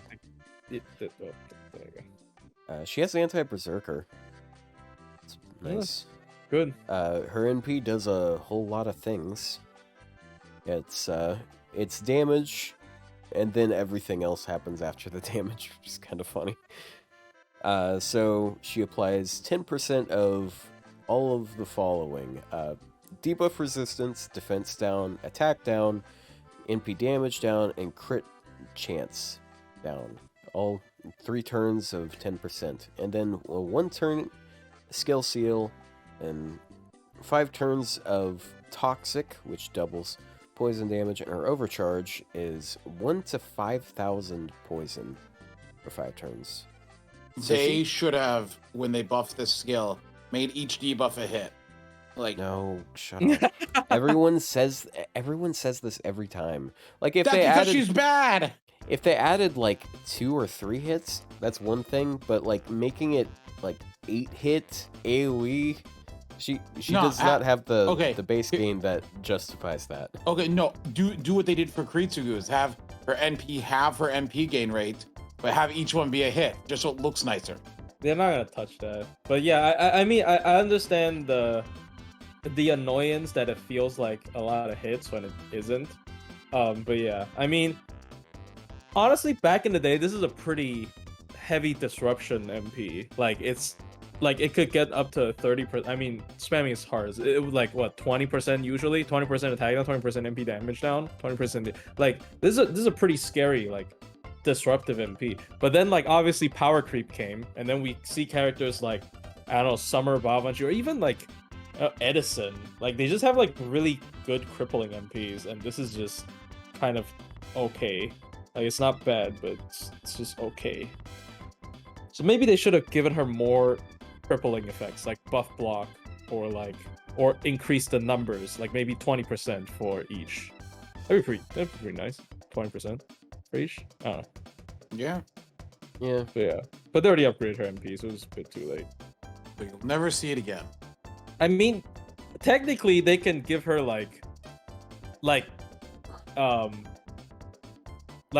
give her a skill that also references the wine, where it increases debuff effectiveness on targets, and so she could also be like a synergy piece with other debuff units. I don't know. I'm just throwing stuff together. I don't fucking know. I'll tell you what they're gonna do. They're gonna give her a hero buff. It's gonna be like P-mod against like poisoned enemies for the team, and then I don't know, something else. Yeah, that sounds alright. But hey, if they take the cooldown a little bit down on her first skill, I'll be happy. But yeah, honestly, like you put like team recharge or recharge for herself, like 20% for 3 turns, or a 50% battery. That's gonna help her out a lot. I know they don't generally like buff NP hit counts, so well, here's the not thing. hoping for that. It is possible. Like Saber Shiki is proof that they can make one-hit NPs. Saber Shiki and Nero are proof that they can make one-hit NPs work. Here's the problem with that though. They have better refund at base than Shuten does, and they also have like their own arts buffs. Or NP game Give buffs. her And give they her all 100% game boost. Yeah, give her 100% game boost. Let's go. I don't think that's enough. 150% game boost. No, 200% game boost. That's No, just a bit silly. Give her a Saber Altars buff, but it's 20% for him.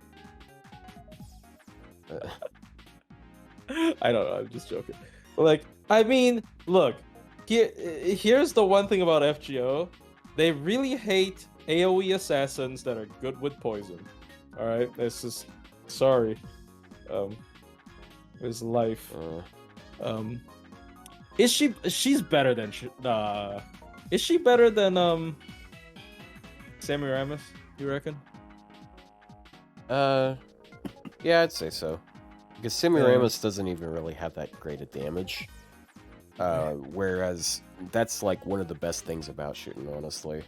Yeah. How is that possible? Just 50% buster down. What the fuck is wrong with I think Semiramis does do more damage. I don't know. No. I think Semiramis might be better. No. Semiramis has buff for more res and like it gives the party defense up. I mean, but then Shooting like reduces attack and MP damage, so it's similar. They both have MP upgrades, person in chat. Yeah, they both have MP upgrades, which is a sad part. But yeah, I mean, Semiramis' damage is not Hold as on. good. Here's the thing. Where is Shooting on this list? I'm trying to find Shooting just on. Oh, actually, Shooting's pretty high up there as far as assassins go. Yeah. See, here's the thing with Semiramis. I don't know why, like, her whole theme was she's a builder. She literally got like a builder hat during the whatever it's called, the Sea Monster Crisis. So it's very Are you in a? Did you just like climb into a box? No. Why did you sound like this? Hello? Do I sound weird? No, you're fine. Yeah, you sound a little odd. Oh, so Semiramis getting her MP upgrade too early is very unfortunate, because I think with her theme in future events, she could have had synergy with construction-based servants, or fortify-based servants, like Castora's MP, I guess, or Constantine's MP, or who else builds like a building in their MP? I don't know. Van Gogh Minor doesn't count. I don't know. Minor synergy. Yeah, I mean, doesn't Abby have that too? Like who has it, bruh? who has a like whose MP like crafts like builds a building or like a construction? Like I feel like that would be pretty cool if there's like a fortify thing that could, you know, make her help other people fortify their building type MPs. But I guess that's just, I mean, that sounds like a custom servant hodgepodge of buff ideas, but I think that could have been cool. But yeah, I don't know. And her poison's just not good, dude. Like It's so little. you have I don't know. Yeah, I'm probably. I mean, I usually use two of them together if I'm like. With trying to do Shuten? poison stuff. well, yeah, is it Yeah. wait, does Shuten have spread poison? Yeah. Yeah, She's so poison and she doubles poison. Yeah. yeah, so Shuten is the real like poison, like she. Okay, Yeah. As it stands, she's one of the best poison characters, but that's not because she's really good at spreading poison. It's because there's almost no one that does poison spam. Like Okay. there's Serenity. there's Korean Locusta. And the Locusta. Locusta. Yeah, I guess there is Locusta. Does Locusta give toxic? Yes, Honor Locusta MP, yeah. gives everything. Dude, Locusta has the anti-poison per stack, but it's 15% a stack, dude. She can go up to 300 SE or something stupid like that. I think she can go up to 300 SE. Right? No, it's 10 stacks, so 15 per stack. Oh, That's 150. So it's it's 150%. oh, never extra, mind. I'm or stupid. 250. It's 250% Oh, 250, extra. 250 SE. Yeah, not 300. So yeah, 250 SEs. It's like really high. So like okay, I just went through because I don't remember a kid. I have her, but I don't remember. So Semiramis, her only skill that has poison in it, or any mention of poison, even it's not even like she doesn't even have anti-poison. Her only skill with poison in it is Arrogant King's Alcohol, which is the first poison that she used. It is 1,000 damage for 3 turns. The 1,000 damage poison, dude. That's like food poisoning, dude. Like what the? What do you mean? She doesn't even Maybe have the- dual class properly. Maybe the king was really that arrogant. Yeah, like what? Like my God, she is the least poison character in the game. It's She like has- it's like using a cigarette as poison. Like, okay, eventually they'll die. Like, lung cancer might get them eventually. Like okay, Summer Bavanshi, who is like, you know, she's all about Cernuno, so she's all about curse. But her MP is 2,000 poison for 3 turns, and she can fucking extend it for like 20 years. I just don't understand. Like even non-poison, like Koyan Dark. I guess Koyan Dark did poison us, so Koyan Sky has a little bit. She's got poison, but like even people that has nothing to do with poison has better poison than Semiramis. I don't understand how that's a thing. Sorry, I know we're not talking about her, but like what the Also, fuck? on the note of damage comparisons between Semiramis and Shuten, like who does more damage, Ryou, remember, I have an account with a 120 Shuten, and I have an account with a 120 Semiramis. Oh, it's literally I'm fair. pretty aware. Oh no! Why I'm do you pretty like aware of this it. slob? like poison. What can I say? I mean, I think Semiramis is really hot. Like, I Uncle like Punk, evil Semiramis. woman, hot. No, I really like Semiramis, and I liked her you, even Otto. more. Yeah, well, I mean, he yeah. agrees, so... Yeah, I agree. I think like she's a very likable character, especially it's surrounded after by- APOC. Like I think she was a great character in APOC. Her relationship with Amakusa. But it's just like, dude, what the what part? Dude, her poison was like Mordred has like a little bit of innate like anti-poison, no, or something, because she has, I don't remember, some saber bullshit. But like, dude, that scene with the giant like Bashumu, the giant fucking snake dragon thing, whatever. Like that's so badass. And then she's dying from the poison, and then like the poison looks so like, you know, intimidating, and it's just like 1,000 damage. 1,000 damage. Well, I mean, Mummy anyway. Altar has 5,000 curse So- per MP. What the fuck are you so talking we about? can just skip ahead here and just put her there, and we'll move on. I think to Shuten. Oh my god, Shuten's probably. She's I don't- I'd say like one. Yeah, Yeah, I don't think her Low kid is one. like as good as like Da Vinci. I still like her upgrade MP though. I think her kid is also better than Yeah. Scheherazade. I don't know. See, the advantage she has here is she is better at doing damage than basically everyone on this tier. Yeah, And that's all she does. I mean, but sometimes that's decent. I don't know. Sometimes it's fine. Yeah, I feel like she's like, oh, she's like, I was gonna say high 1, but then her kit isn't like the greatest, so I guess just 1 in general is fine. Yeah. But yeah, but like Da Vinci clearly has a better, like she's also a 1-hit MP, not spammable, Yeah, not look, here's loopable. other one hits sitting but- here, like just. Yeah, they just have better kits, unfortunately. So Yeah, I mean, Da Vinci can loop anyways, because she just Yeah. has so much battery. But, like, I mean, we're talking about someone with 10% regen and then 50% battery versus someone with 30% battery. And, well, they Oh have my- very similar gain stats, actually. dude, speaking of just some random, okay, I mean, I guess she's a witch, so she Louhi, 2,000 poison for 5 turns. Just a random person Just sitting out of there. I guess she has witch's cauldron. Like yeah, like Cersei also has. Oh, Cersei has poison as bad as Semiramis. So, I mean, Locusta heals off of poison as well. That's crazy. But yeah, just poison is I don't know why her poison's so bad. Anyways, one more. Is Ryo's favorite. He said he would. He said he would 120 him if he wasn't an AOE Arts Lancer. I probably would have. Yeah. He's not that good, but I like Ryouma. Buster problem is, I don't think it's in the Semiramis name. zero. You have so much in common. Ryouma nuts.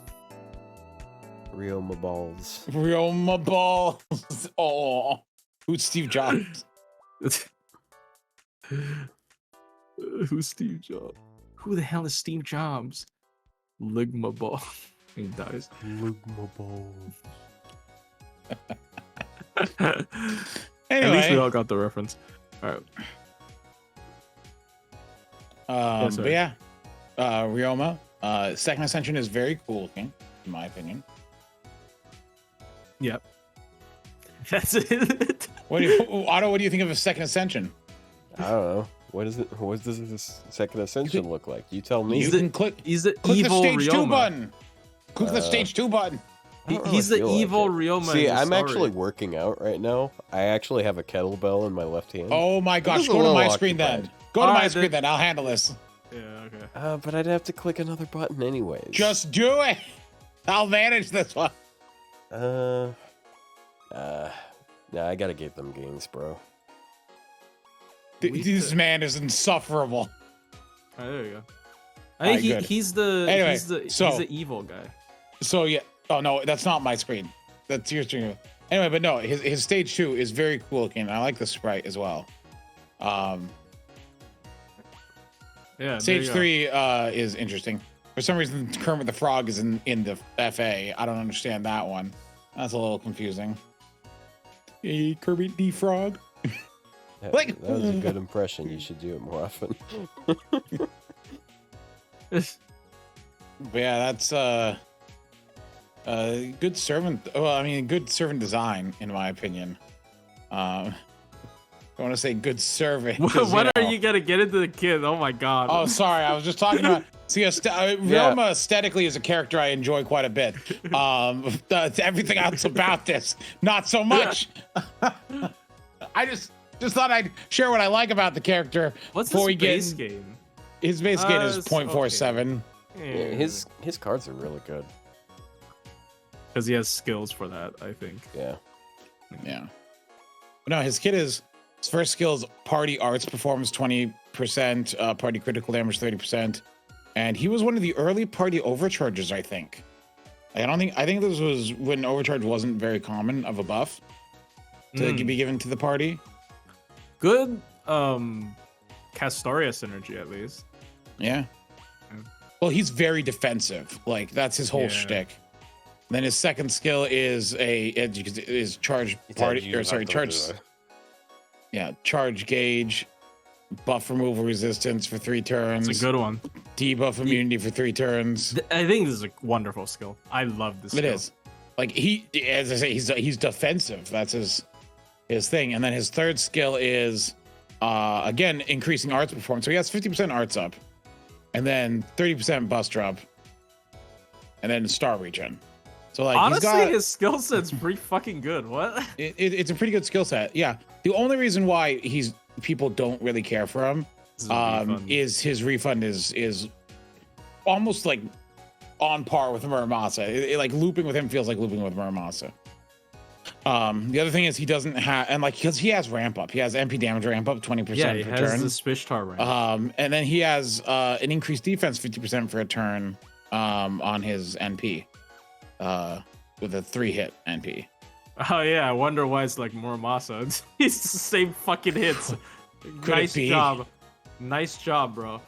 So whereas Muramasa has 0.59 MP gain, he has 0.47 MP gain. But So Muramasa, but he has arts, 50%. He has 50% arts up built into his kit.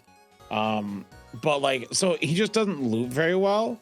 And the fact is he outside of his ramp up, like it's very defensive, and this kid is very defensive focused, which is fine for a defensive character. Like he's done some things, like he's like, because he can like reduce damage a ton, but like yeah, that skill 2 is also kind of irreplaceable. Like debuff immunity 3 turns, buff and will resist 3 turns. Like it's really hard to like be this complete about like it's like Huyanjuro and Britomart combined. Yeah. So he's very good in challenge quests, especially ones that do buff removal. So using the Moriarty logic, if he got an MP upgrade, he'd be like top tier. Yes, no? if he got a Lancer upgrade, if he got an MP upgrade, he would be a very good AOE Arts Lancer. He would be, I'd say, matching like Moriarty and like Kama and all those others for like AOEs. But the fact of the matter is that he doesn't have an upgraded MP. Yeah, they might even give him an anti-trade if they upgrade his MP. If they upgrade his MP and give him an anti-trait, that'd be actually outstanding for him. Yeah. Well, what would he be anti other than Dragon? old No. ancient Japanese practices? That's the thing. Yeah, it's something I've said before. Whatever AOE Arts Lancer gets an MP upgrade first becomes the winner. Because the thing is it's not so much that his damage itself is bad or his looping is unrecoverable. It's that compared to every other AOE Arts Lancer, and that means Melt and Percival. Product's good. And Vritra, they all sit at the same damage range. And so, you know, if one of them got an MP upgrade, it becomes better. I forgot about Fionn. I didn't mention Fionn on purpose. Vritra didn't get one, which is very sad. I think Vritra not getting an MP upgrade until this day is kind of sad.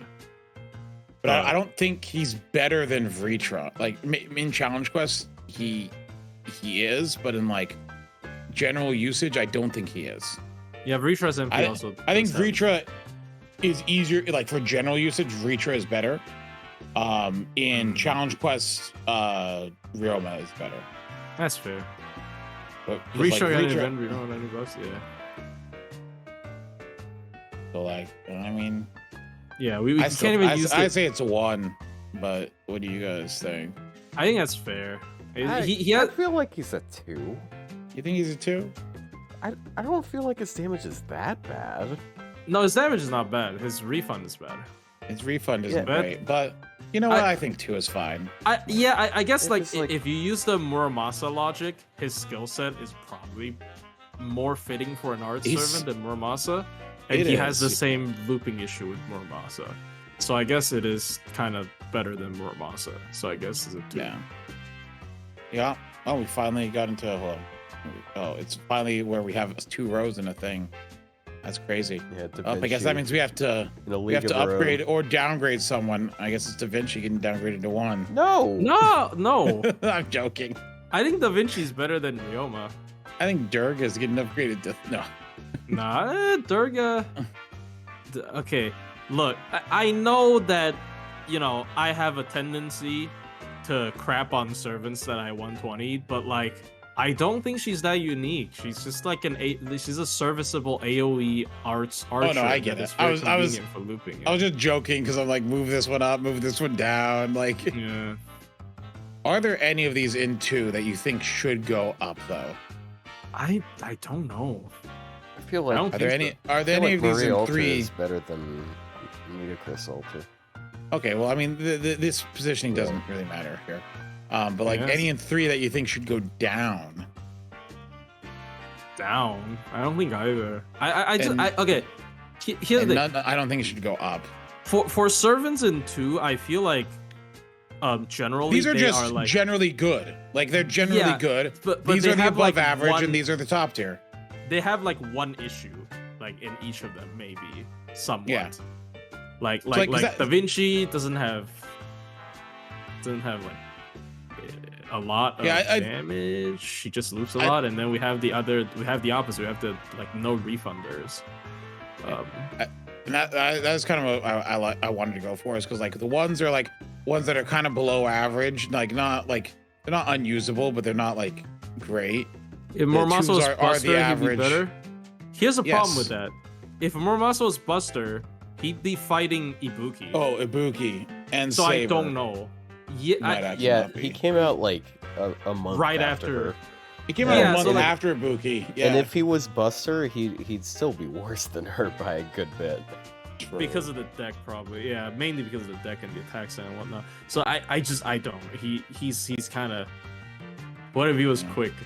Oh no! If he was quick, he died to Charlie. Never mind. Charlie would just. Never mind. Let's Charlie not would talk about that. obliterate him. Oh, let's not talk about that. I forgot about. Oh that. gosh. He should be single target. Wait, There's no. so If he's many single more target arts than arts, quick. this like he doesn't have a place. What if he was single target arts? If he was single target arts, he'd have to compete with what? Dioscuri and There we Trunk go. Sisters. Now they're in the same like. Well, so, okay, and then he would be better because then his crit would actually be like able to shine compared to the 2 of them. Yeah, I mean, Jeez. what if he was single target? I don't know, bride.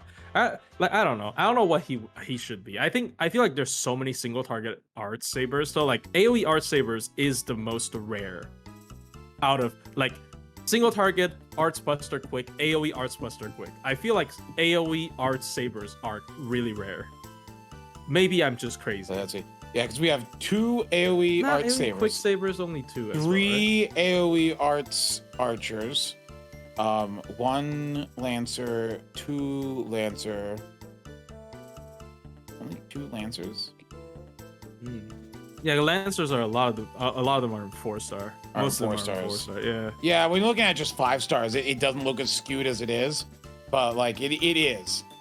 Sabers really do have the least. Lancers just excel in good 4-star AoEs. For some reason, I don't know why. They just decided that.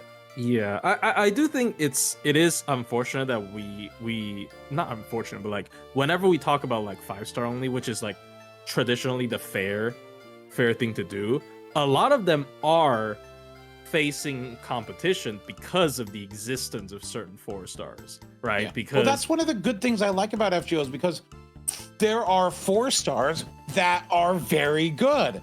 Yeah, you that's can true. have a character that you really like that's a 4-star, and they'll still be able to function. yeah, that's Like- fair. I don't know. There's like really good 4-stars. Yeah, like the 2 Bavanchis for some fucking reason. Thank you, I Lost Belt think- 6 bias. I think maybe outside of Oberon, Babanchi may be the best pretender, not because of damage, but because mechanically she's just the best one. Like all the Yeah, other probably. pretenders. I mean, Like you could argue Cagliostro, Faker, maybe. but like Cagliostro. Yeah. Cagliostro and Faker. Get shit But I don't on know. I think Oberon. I think I said outside of Oberon, because Oberon sits in his own special. Yeah, get corner. shit on Lady Avalon. Yeah, Lady Avalon. Lady Get shit Avalon on- is No, get shit pretty on replaceable. Santa Abigail. Let's go. Let's just bully the child. Damn. Bully the Yeah, other child bully as the well. child. Bully the baby Liz. That one's also bad. There you go. Oh, she's so bad. I mean, she's Damn. mid, but she's Mid, yeah. okay. Um, Here's the thing. When she came out, Party Y20 charge is kind of rare. Now, It's not fucking rare, bro. That's everywhere. Party wide 20 charges is like everywhere. They just give it to anyone. It's like a free thing. It's not even special. It's just like, oh, it's a bonus thing I can throw onto this random ass servant and they'll have it. So like, it's nothing. Like her one niche of being like a used to be okay multi-core DPS is just not a thing anymore.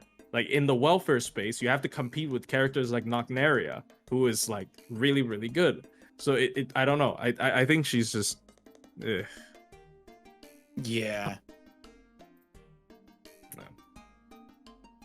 There's so many arts. How many arts there are compared to like, just quick? We haven't. I thought we went through Buster. No, we never went through Buster. Oh my god. Oh my! I thought we were like, oh, we the arts is the last one. No. Fuck me, dude. We really? We haven't went through Buster? Why do I feel like I talk about? Oh, it's because of Korean. I was like, why do I feel like I talk about AOE Buster every day? It's because of the one fucking character. It's because you do. Well, yeah, I do. Well, that's my fault then. All right, my bad.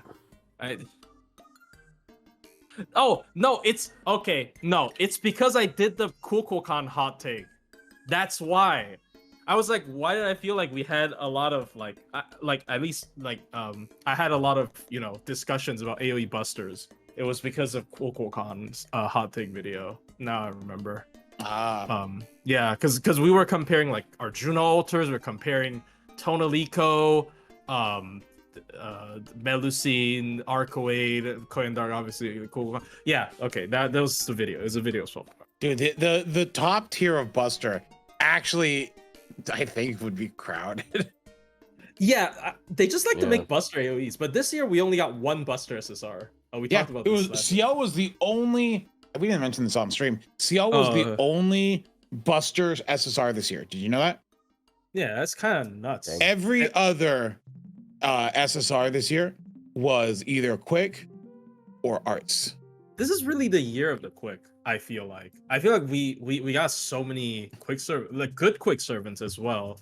Kazuo drop, Louhi, Alice, Hibiki Chikage, Monte Cristo. Monte Cristo, yeah, that was Ushigozen. I don't know why I forgot about it. Yeah, Ushigozen is another great one.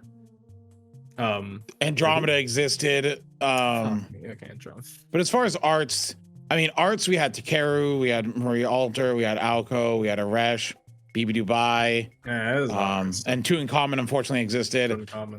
Each one's got to have a stinker, and unfortunately CL existed. Everyone's got to have a stinker. I don't think Tutankhamun's that big of a stinker. I used him in 90 plus before.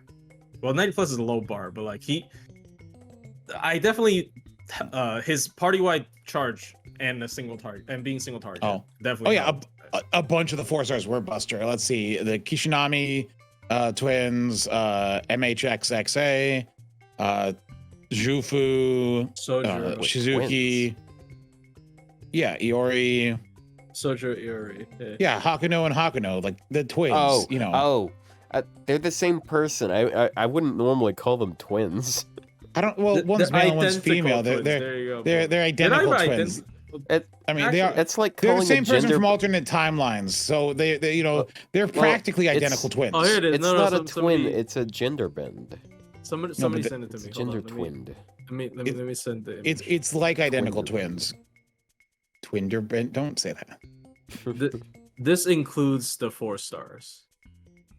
Let me send you the. Oh, I'm not used to using this computer. My God. All right, here it is. He struggles with technology. That's such a scuffed image. Because I put all the icons on the right. Oh, did you make this? No, I didn't make this. A friend made this. Yeah, this is, look at that. So, oh yeah, we got the fucking Hassan guy. Hassan Piker. Hassan of the Shining Womb Tattoo. Yeah, so many quicks. Year of the quick, really. Like, other than Andromeda, every quick SSR is like pretty high tier. I do think like I still stand by the fact that I think Hibiki Shikaki kind of looks bad in front of Louhi. Well, because they got power creeped by Louhi. Yeah, they kind of got power creeped by Louhi. I know they have anti-trait, but like other than that, I really think they kind of got power creeped by Louhi. Yeah. Good year. These Good are year. there's some very unique servants, that's for sure. It is weird. Normally we get quite a lot of Buster though. It is kind of crazy that they just like, if you consider Hakuno one servant, that means that there were only 6 Buster servants this year. Yeah. But I Interesting. think it's better than them ignoring Quick. Also, I feel like they've decided that whereas Arts is dependent on, various refund supports and Buster is just dependent on skill spam, Quick is dependent on internally just being good. Like they make the Quick servants really good internally on their own and just let them fight for scraps with buffers. My personal supports. theory, right, about quick servants is that there was an era where, for some reason, they're still very behind. They're still scared of Scotty, even after 3 years. And that era is symbolized by quick servants with 30 MP batteries. But quick servants that have more than the time they were most scared of quick looping was like shortly after they released the first Scotty. yeah. So That's why we had Say. So here it is. When you look at the quick servants this year, everyone that has a 30 battery is bad. Everyone that has more than 30 battery is good. Okay, so the one that has 30 battery is Andromeda, Talala. Talalak Summer, and wait, does Van Gogh have 30 battery? Tlaloc, oh yeah, Van Gogh does. I think Van Gogh's Gogh's in AoE. Van Gogh isn't bad. I don't think. Alright. I think Van Gogh. Well, I was just trying to shit on Andromeda. My bad. Like, there you that's go. fine. I too enjoy dumping on Andromeda. I really like her. Lack even reposted my run. I feel so bad. I love her. But like, here's the thing. Like, Andromeda is a quick servant from a bygone era. A quick SSR from before they changed whoever started designing quick servants. And Ushigozen was the first quick servant that ushered in a new era. So we were shitting on Ushigozen incorrectly. She was the one that started it all. And then we started to have, obviously Monte Cristo, Alice, Hibiki Shikage, and then they started cranking. They started ramping up with Cranking. Not cranking's for Buster. They started ramping up with Kazo Drop and Louhi. So maybe next year we'll get even more strong AoE quicks.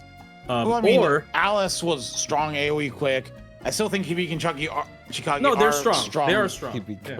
Chunky. They are definitely strong. But Hibi chunky, something like that. Anything but chunky. But we might get something even better next year, though. We might finally get a full attack stat quick 50 MP starting chart CE that has 15% MP damage up and 8% quick up. Wait, which one with Traces? I'm pretty sure we already got that. No, we don't have that. Traces is gain. Yeah, but that's fine. We have cranking and we have it's cranking, ocean flyer, cranking at home. And one of the whatever the fuck quick like Sakura quick. Icicle or something like that. Yeah, but that one's not full attack. Yeah, it's not full attack, but it does have this too. Yeah, we're gonna get quick cranking next year. I'll dive to blue. Oh. Imagine if this Lotto C was quick cranking. I mean, I don't think they're gonna. I do believe. Sounds funny. I do believe they're not gonna print 2 Cs that have the same effect, unfortunately. So I don't think. Realistically, I don't think quick cranking crank is. And mate. I don't think quick cranking would ever come out, unfortunately. But crinkle cut. I mean, honestly though, like, do you even want to use quick cranking? Like Ocean Flyer. Okay, who actually? I mean, okay, who still really use Ocean Flyer a lot? No one. People don't use it. I think there's enough. I just use Bond Boost Cs. Yeah, like you're forced to use cranking with Buster because you don't have a better choice. Yeah, it is the point where there are enough. If you want a quick loop, there are enough AoE quicks that can Black Grail loop nowadays, which is and so what are they? You got Okita and Charlemagne. You have Rikyu, Alice and Karen, Rikyu, Alice, Louhi, Karen, Louhi, Hibiki Shikage, Kazuha Drop. Kazuha Drop doesn't is weird way. Kazuha Drop not with Scotty and not really. Kazuha Drop is 2 Kazuha Drops. Edmund Dantes. Yeah. Yeah. Like there's a No, Oh, Takasugi doesn't. Tatsuki can't Ta- BG. No, he can't. Yes, he can. Can't BG. On Zerx. On Zerx? Oh. No. Yeah, we were talking about on Zerx. So I think There's enough Alice that if barely you- does it as well. Alice is There's like, got to be questionable. So, someone's got to have like their favorite. Or, follow-up you know, question. there's got to be a good one. Yeah. Follow-up Oh, question. Huyendro. Huyendro in the what is her face? Britomart. How many Buster servants can Black Grail loop without Chloe? Oh, that's a hard one. I mean that's Arc the and easiest one. Tonalico. That's stupid. That's the easiest one. Okay, so Arc, Tonalico, Tiamat. One of them people might not know is Oberon. Oberon can, but he's weird. I think it's Rhaenys. Nine Oberon. tattooed dragon Eliza can do it with double Oberon. I'm like, if you go to okay, double Oberon, don't.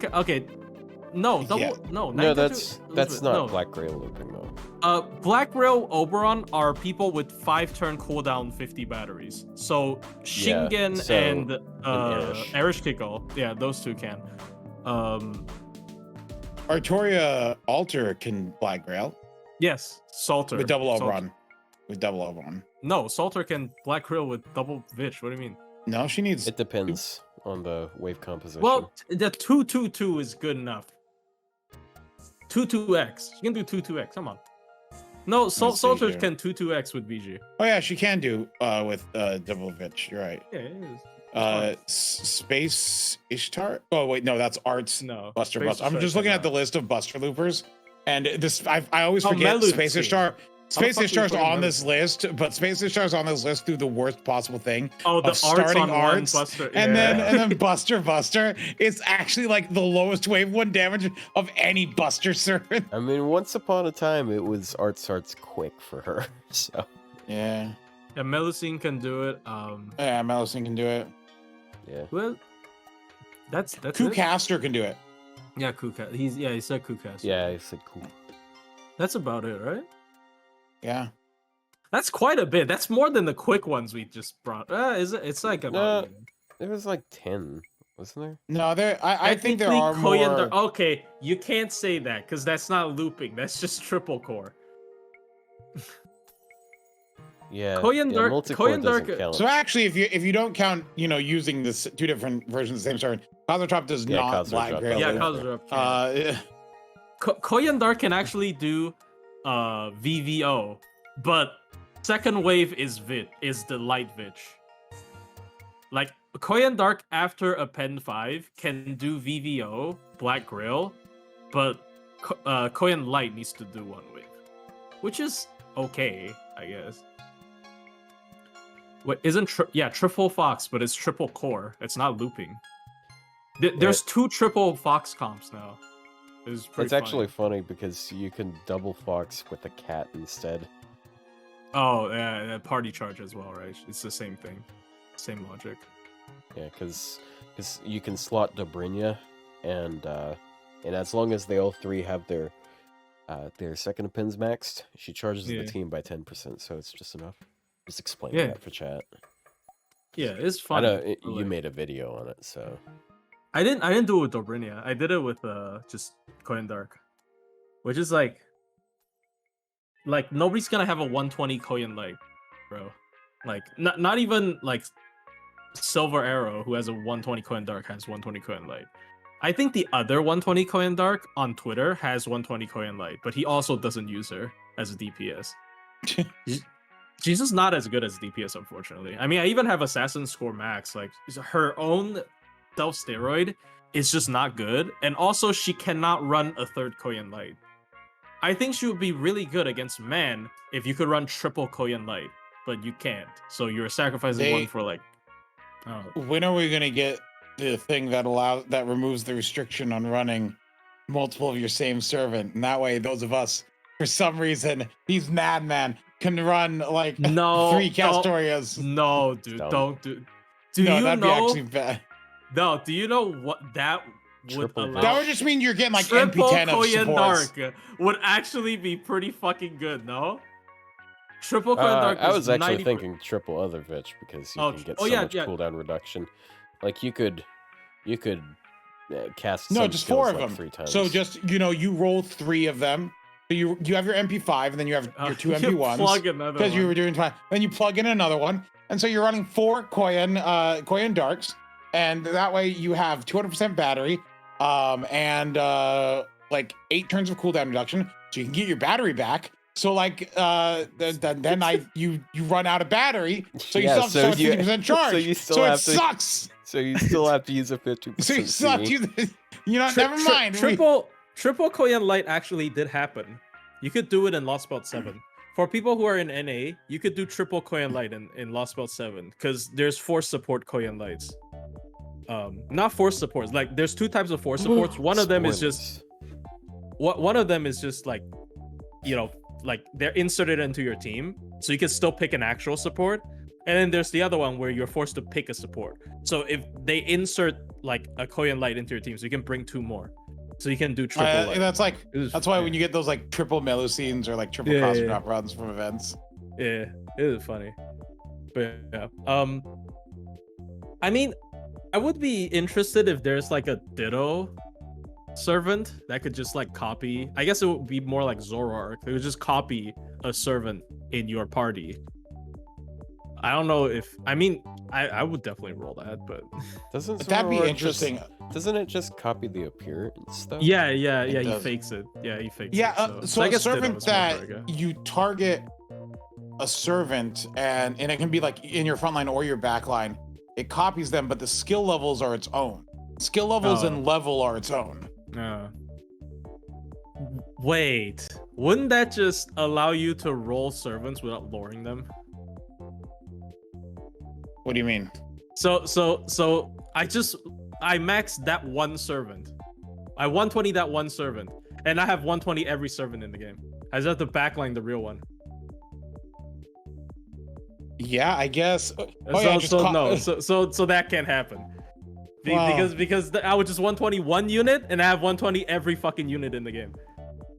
Unless you want to run triple bullshit. But I tell you what they should do, and I might have said in the past, they should make it so you don't have to lure a skill for minimum cooldown. They can make it like go down to 9, or they could just make the cooldown like stay at minimum as normal.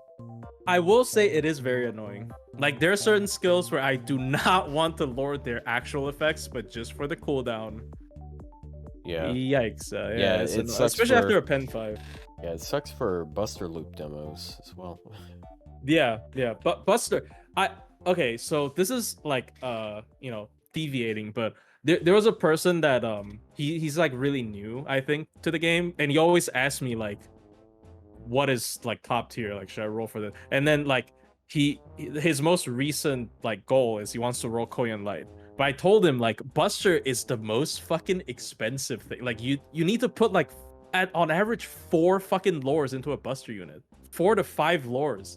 Because like if you want to cap out a Buster unit in terms of like their maximum looping potential, it's skill 1. I mean, not for everyone, but like technically all 3 skills, a Pen 2, a Pen 5. Yeah, 5 well, sometimes lores. a Pen 2, not always a Pen 2. Yeah, if they not have always. 50% battery, then you don't need a Pen 2. Unless they have an 80% battery for some reason, then you Yeah. do need a Pen 2. Yeah, Buster's so expensive. Like, what the fuck?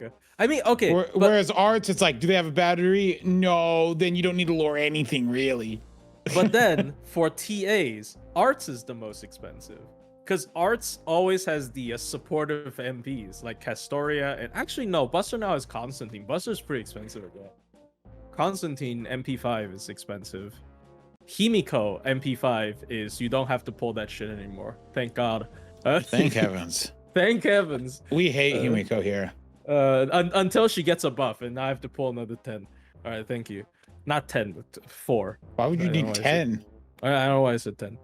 Like if Himiko gets like an MP upgrade, oh, that's gonna be fucking expensive. I mean, if they made her second skill targetable, I feel like that'd be pretty nice. Because it'd be That's targetable another- in Vuln and Buster. That's pretty scary now. That would be like a third 50 MP charger for. I guess that's not. That's No, fine. no, her second skill, not her third skill. Oh. Yeah, that's fine. That's fine. Yeah. True. Yeah. True. Yeah. I mean, best buff of the year, Constantine, is just, oh boy. I mean, obviously, like, from a more TA perspective, but Constantine's such a good buff. Like, so many things are just, oh, I don't have enough damage, but what if I triple Constantine MP? Yeah. Oh, then you have What if I triple is just do- unrealistic, like double. Constantine is the one that really did go from, and we've said it before, from like one of the Zero to worst hero. characters in the game to one of the best supports in the game. But Zero like to hero. that's really all it is like there are some servants that like they have like just they're almost there, but like one small change can just bring them up to like insanely viable. Well, to be fair, the small change is like making a self-buffing servant a party buffing servant. So it will be Yes. like if I don't know, if all Super Orion skills are party wide. That's just Van Gogh. That's just Fuck Van is- Gogh. My God, what is wrong with that character? And they buffed her. Jeez, They didn't buff Van Gogh. they did. What do you mean? They both of them. They buffed both of them. I mean, She consumes curse and now she gets 20 charge. I mean, it's not that big. yeah, of a but buff, I mean, but- like it's not that much of a buff. Like it's a come on, man. it's not like it's such a forgettable buff. It actually helped me no, it didn't. I lied. It didn't help me. I'm stupid. I was gonna say help me do Beast 3L, but no, it doesn't. She trains at the start of every turn. It doesn't help. But that's skills only. What skill? Well, it is. We're No- at like 5 hours and 10. 15 minutes here. 10 o'clock. Yeah, it's almost 10 o'clock. Yeah. We I usually took start you the around- time. We start around 4 p.m. Hey, so you're no, we don't. You lie, by the way. You say that it starts at 4, but you don't like actually start to like 4. Well- like the podcast doesn't start to well- like 4:20. We should start earlier See, so we start on time. Ryou, here's the thing. So if you get here at 4 o'clock p.m., you'll get here in time for the stream starting, which means you're going to be ready in time for... Sorry, my dad was saying something. Which means you're going to be there in time for the podcast. So, yeah. Dude, I just thought of some breadsticks I have in my fridge I got from work. I got like 3 orders of them because like we had a day which was just a not very good day. We were running really slow, and because of it, we had several orders get canceled. And I took home like 5 boxes of food. So I've got like 7 or 8 empty pizza boxes out there that are going to be going out into our burn pile. Whatever Otto that just here was. sitting thinking about bread. No, Yeah. okay. But did you guys see this Really super cool cutscene from today's event?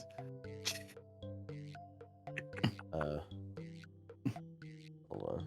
Did you guys see the super cool cutscene from today's event? Yeah. I'm super hyped for Ordeal Call. Rats. They're mice. Rats. They're mice. Oh no, is this gonna get claimed? No, No, it's a classical. It's fucking it's classical Nutcracker. music. Yeah, It's the this is public domain.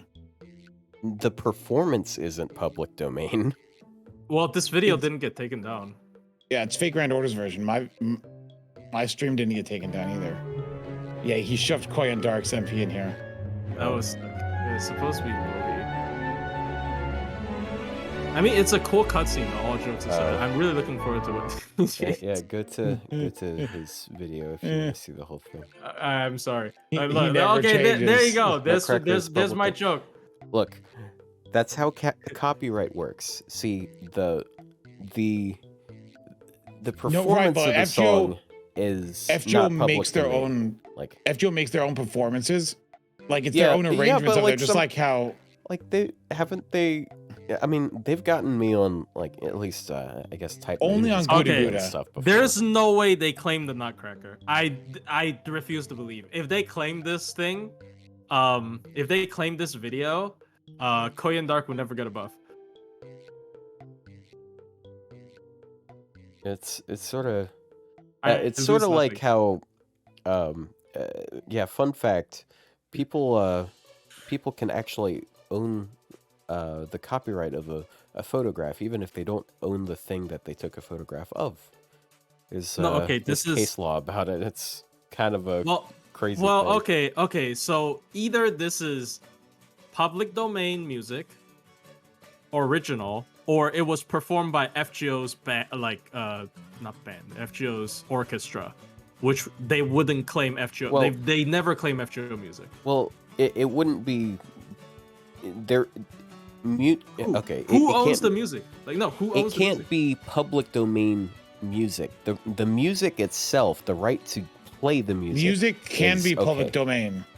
Yes, but the performance of the music is not public domain. Some performances can be public domain. Yeah, so no. So FGO performed it. Well, They wouldn't claim FGO music. Like they Type can Moon claim performed it. they can claim their performance of the music though. But they have don't the right claim the to. performance of their music. That means every FGO stream you I'm ever saying do they get have claimed the by them. right to. Okay, But they that's why I'm don't. hesitant. They Who has don't the right do to that claim? though. Who?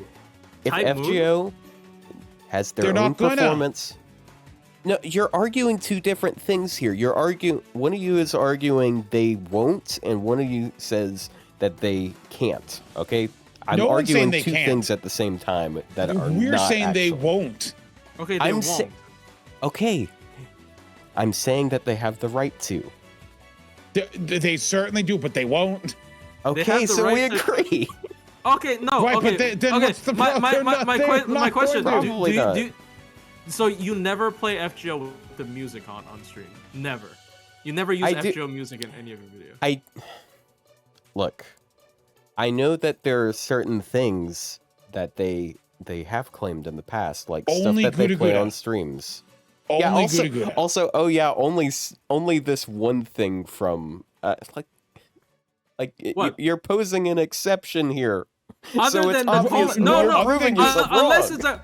it's a collab, they never claim it. Name one music FGO claims that isn't a collab. Well, apparently Guda Guda music. No, it is just outside of like collab music. Literally, good music is the only thing. The only time my OC3 VOD had an issue which by the way, it just got monetarily claimed until I muted the music. Is when like a character shows up and a Guda Guda track plays. But it's not no. Do you know why they claim the Guda Guda music? why.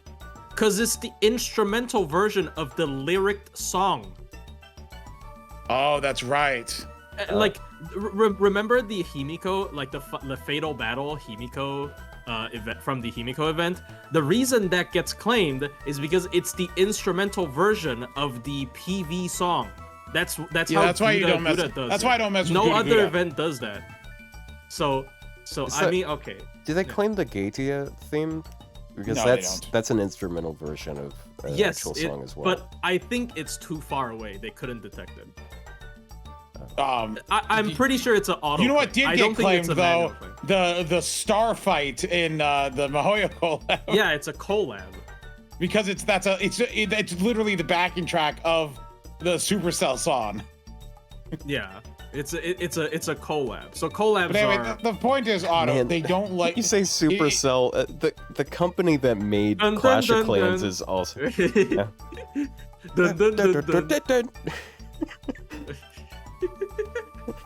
My point is that 99% of the music in FGO doesn't have an issue getting claimed, especially not FGO's rendition of a public domain song. Okay, I mean, okay, nothing wrong for playing safe, I guess, but I'm just gonna say they're not gonna claim this. If they claim this, I'm gonna eat my hat. I don't have a hat. They'll buy a hat and What eat a it live threat. on stream.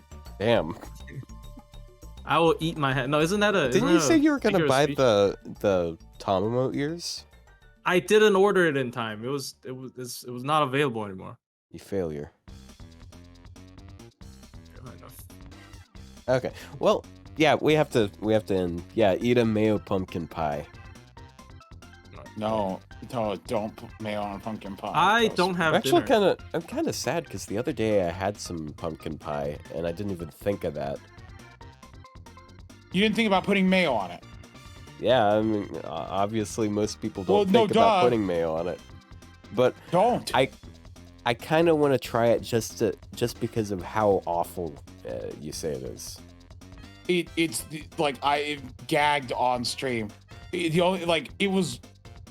I think the only thing equally foul is the time I put mayo on Oreos. Okay. People paid me $50 to do both of these things. I didn't do it out of my own curiosity. Just to some people here know, I was paid to do this. This is not my own choice. Oh, you know what? Actually, there's one thing I wish we discussed like at the start of stream. We need to do like a year in review thing for our stream.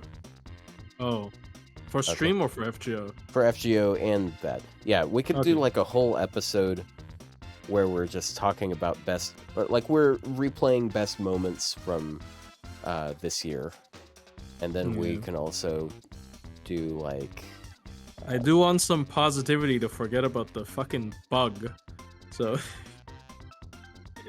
yeah. The Auto Bean Awards. The thing is, we have to collaborate on that because I don't know. I don't know what all I can do. Like, I'll need help. From us? Or from, like, Myst? Yes, you and chat. Oh. Like, ideas and stuff. Sure. Yep, that's gonna be it. People in the comments, let us know what you think about that idea. And we'll see you next time, whenever the next time we stream is. Next time we... It may be... I mean, it's going to be the Sunday the 22nd, right? We're not... Nothing's happening in the next week, right? Yeah, Probably. it's still streaming, yeah. Yeah. We might I'm get off- something. I'm Wait, off when is Saturday, the so I maintenance? missed it. The maintenance is on... 23rd. It's on the 24th. 24. It's at midnight on the 24th, which means it will be... Japan midnight or... Wait, it is Japan midnight, isn't it? Wait, hold on. When is the stream here? I mean, it'll still be... Oh, there's a stream? No, I'm sorry, not stream. Okay, yeah, bye-bye. Bye-bye. This Bye. is important. Bye-bye.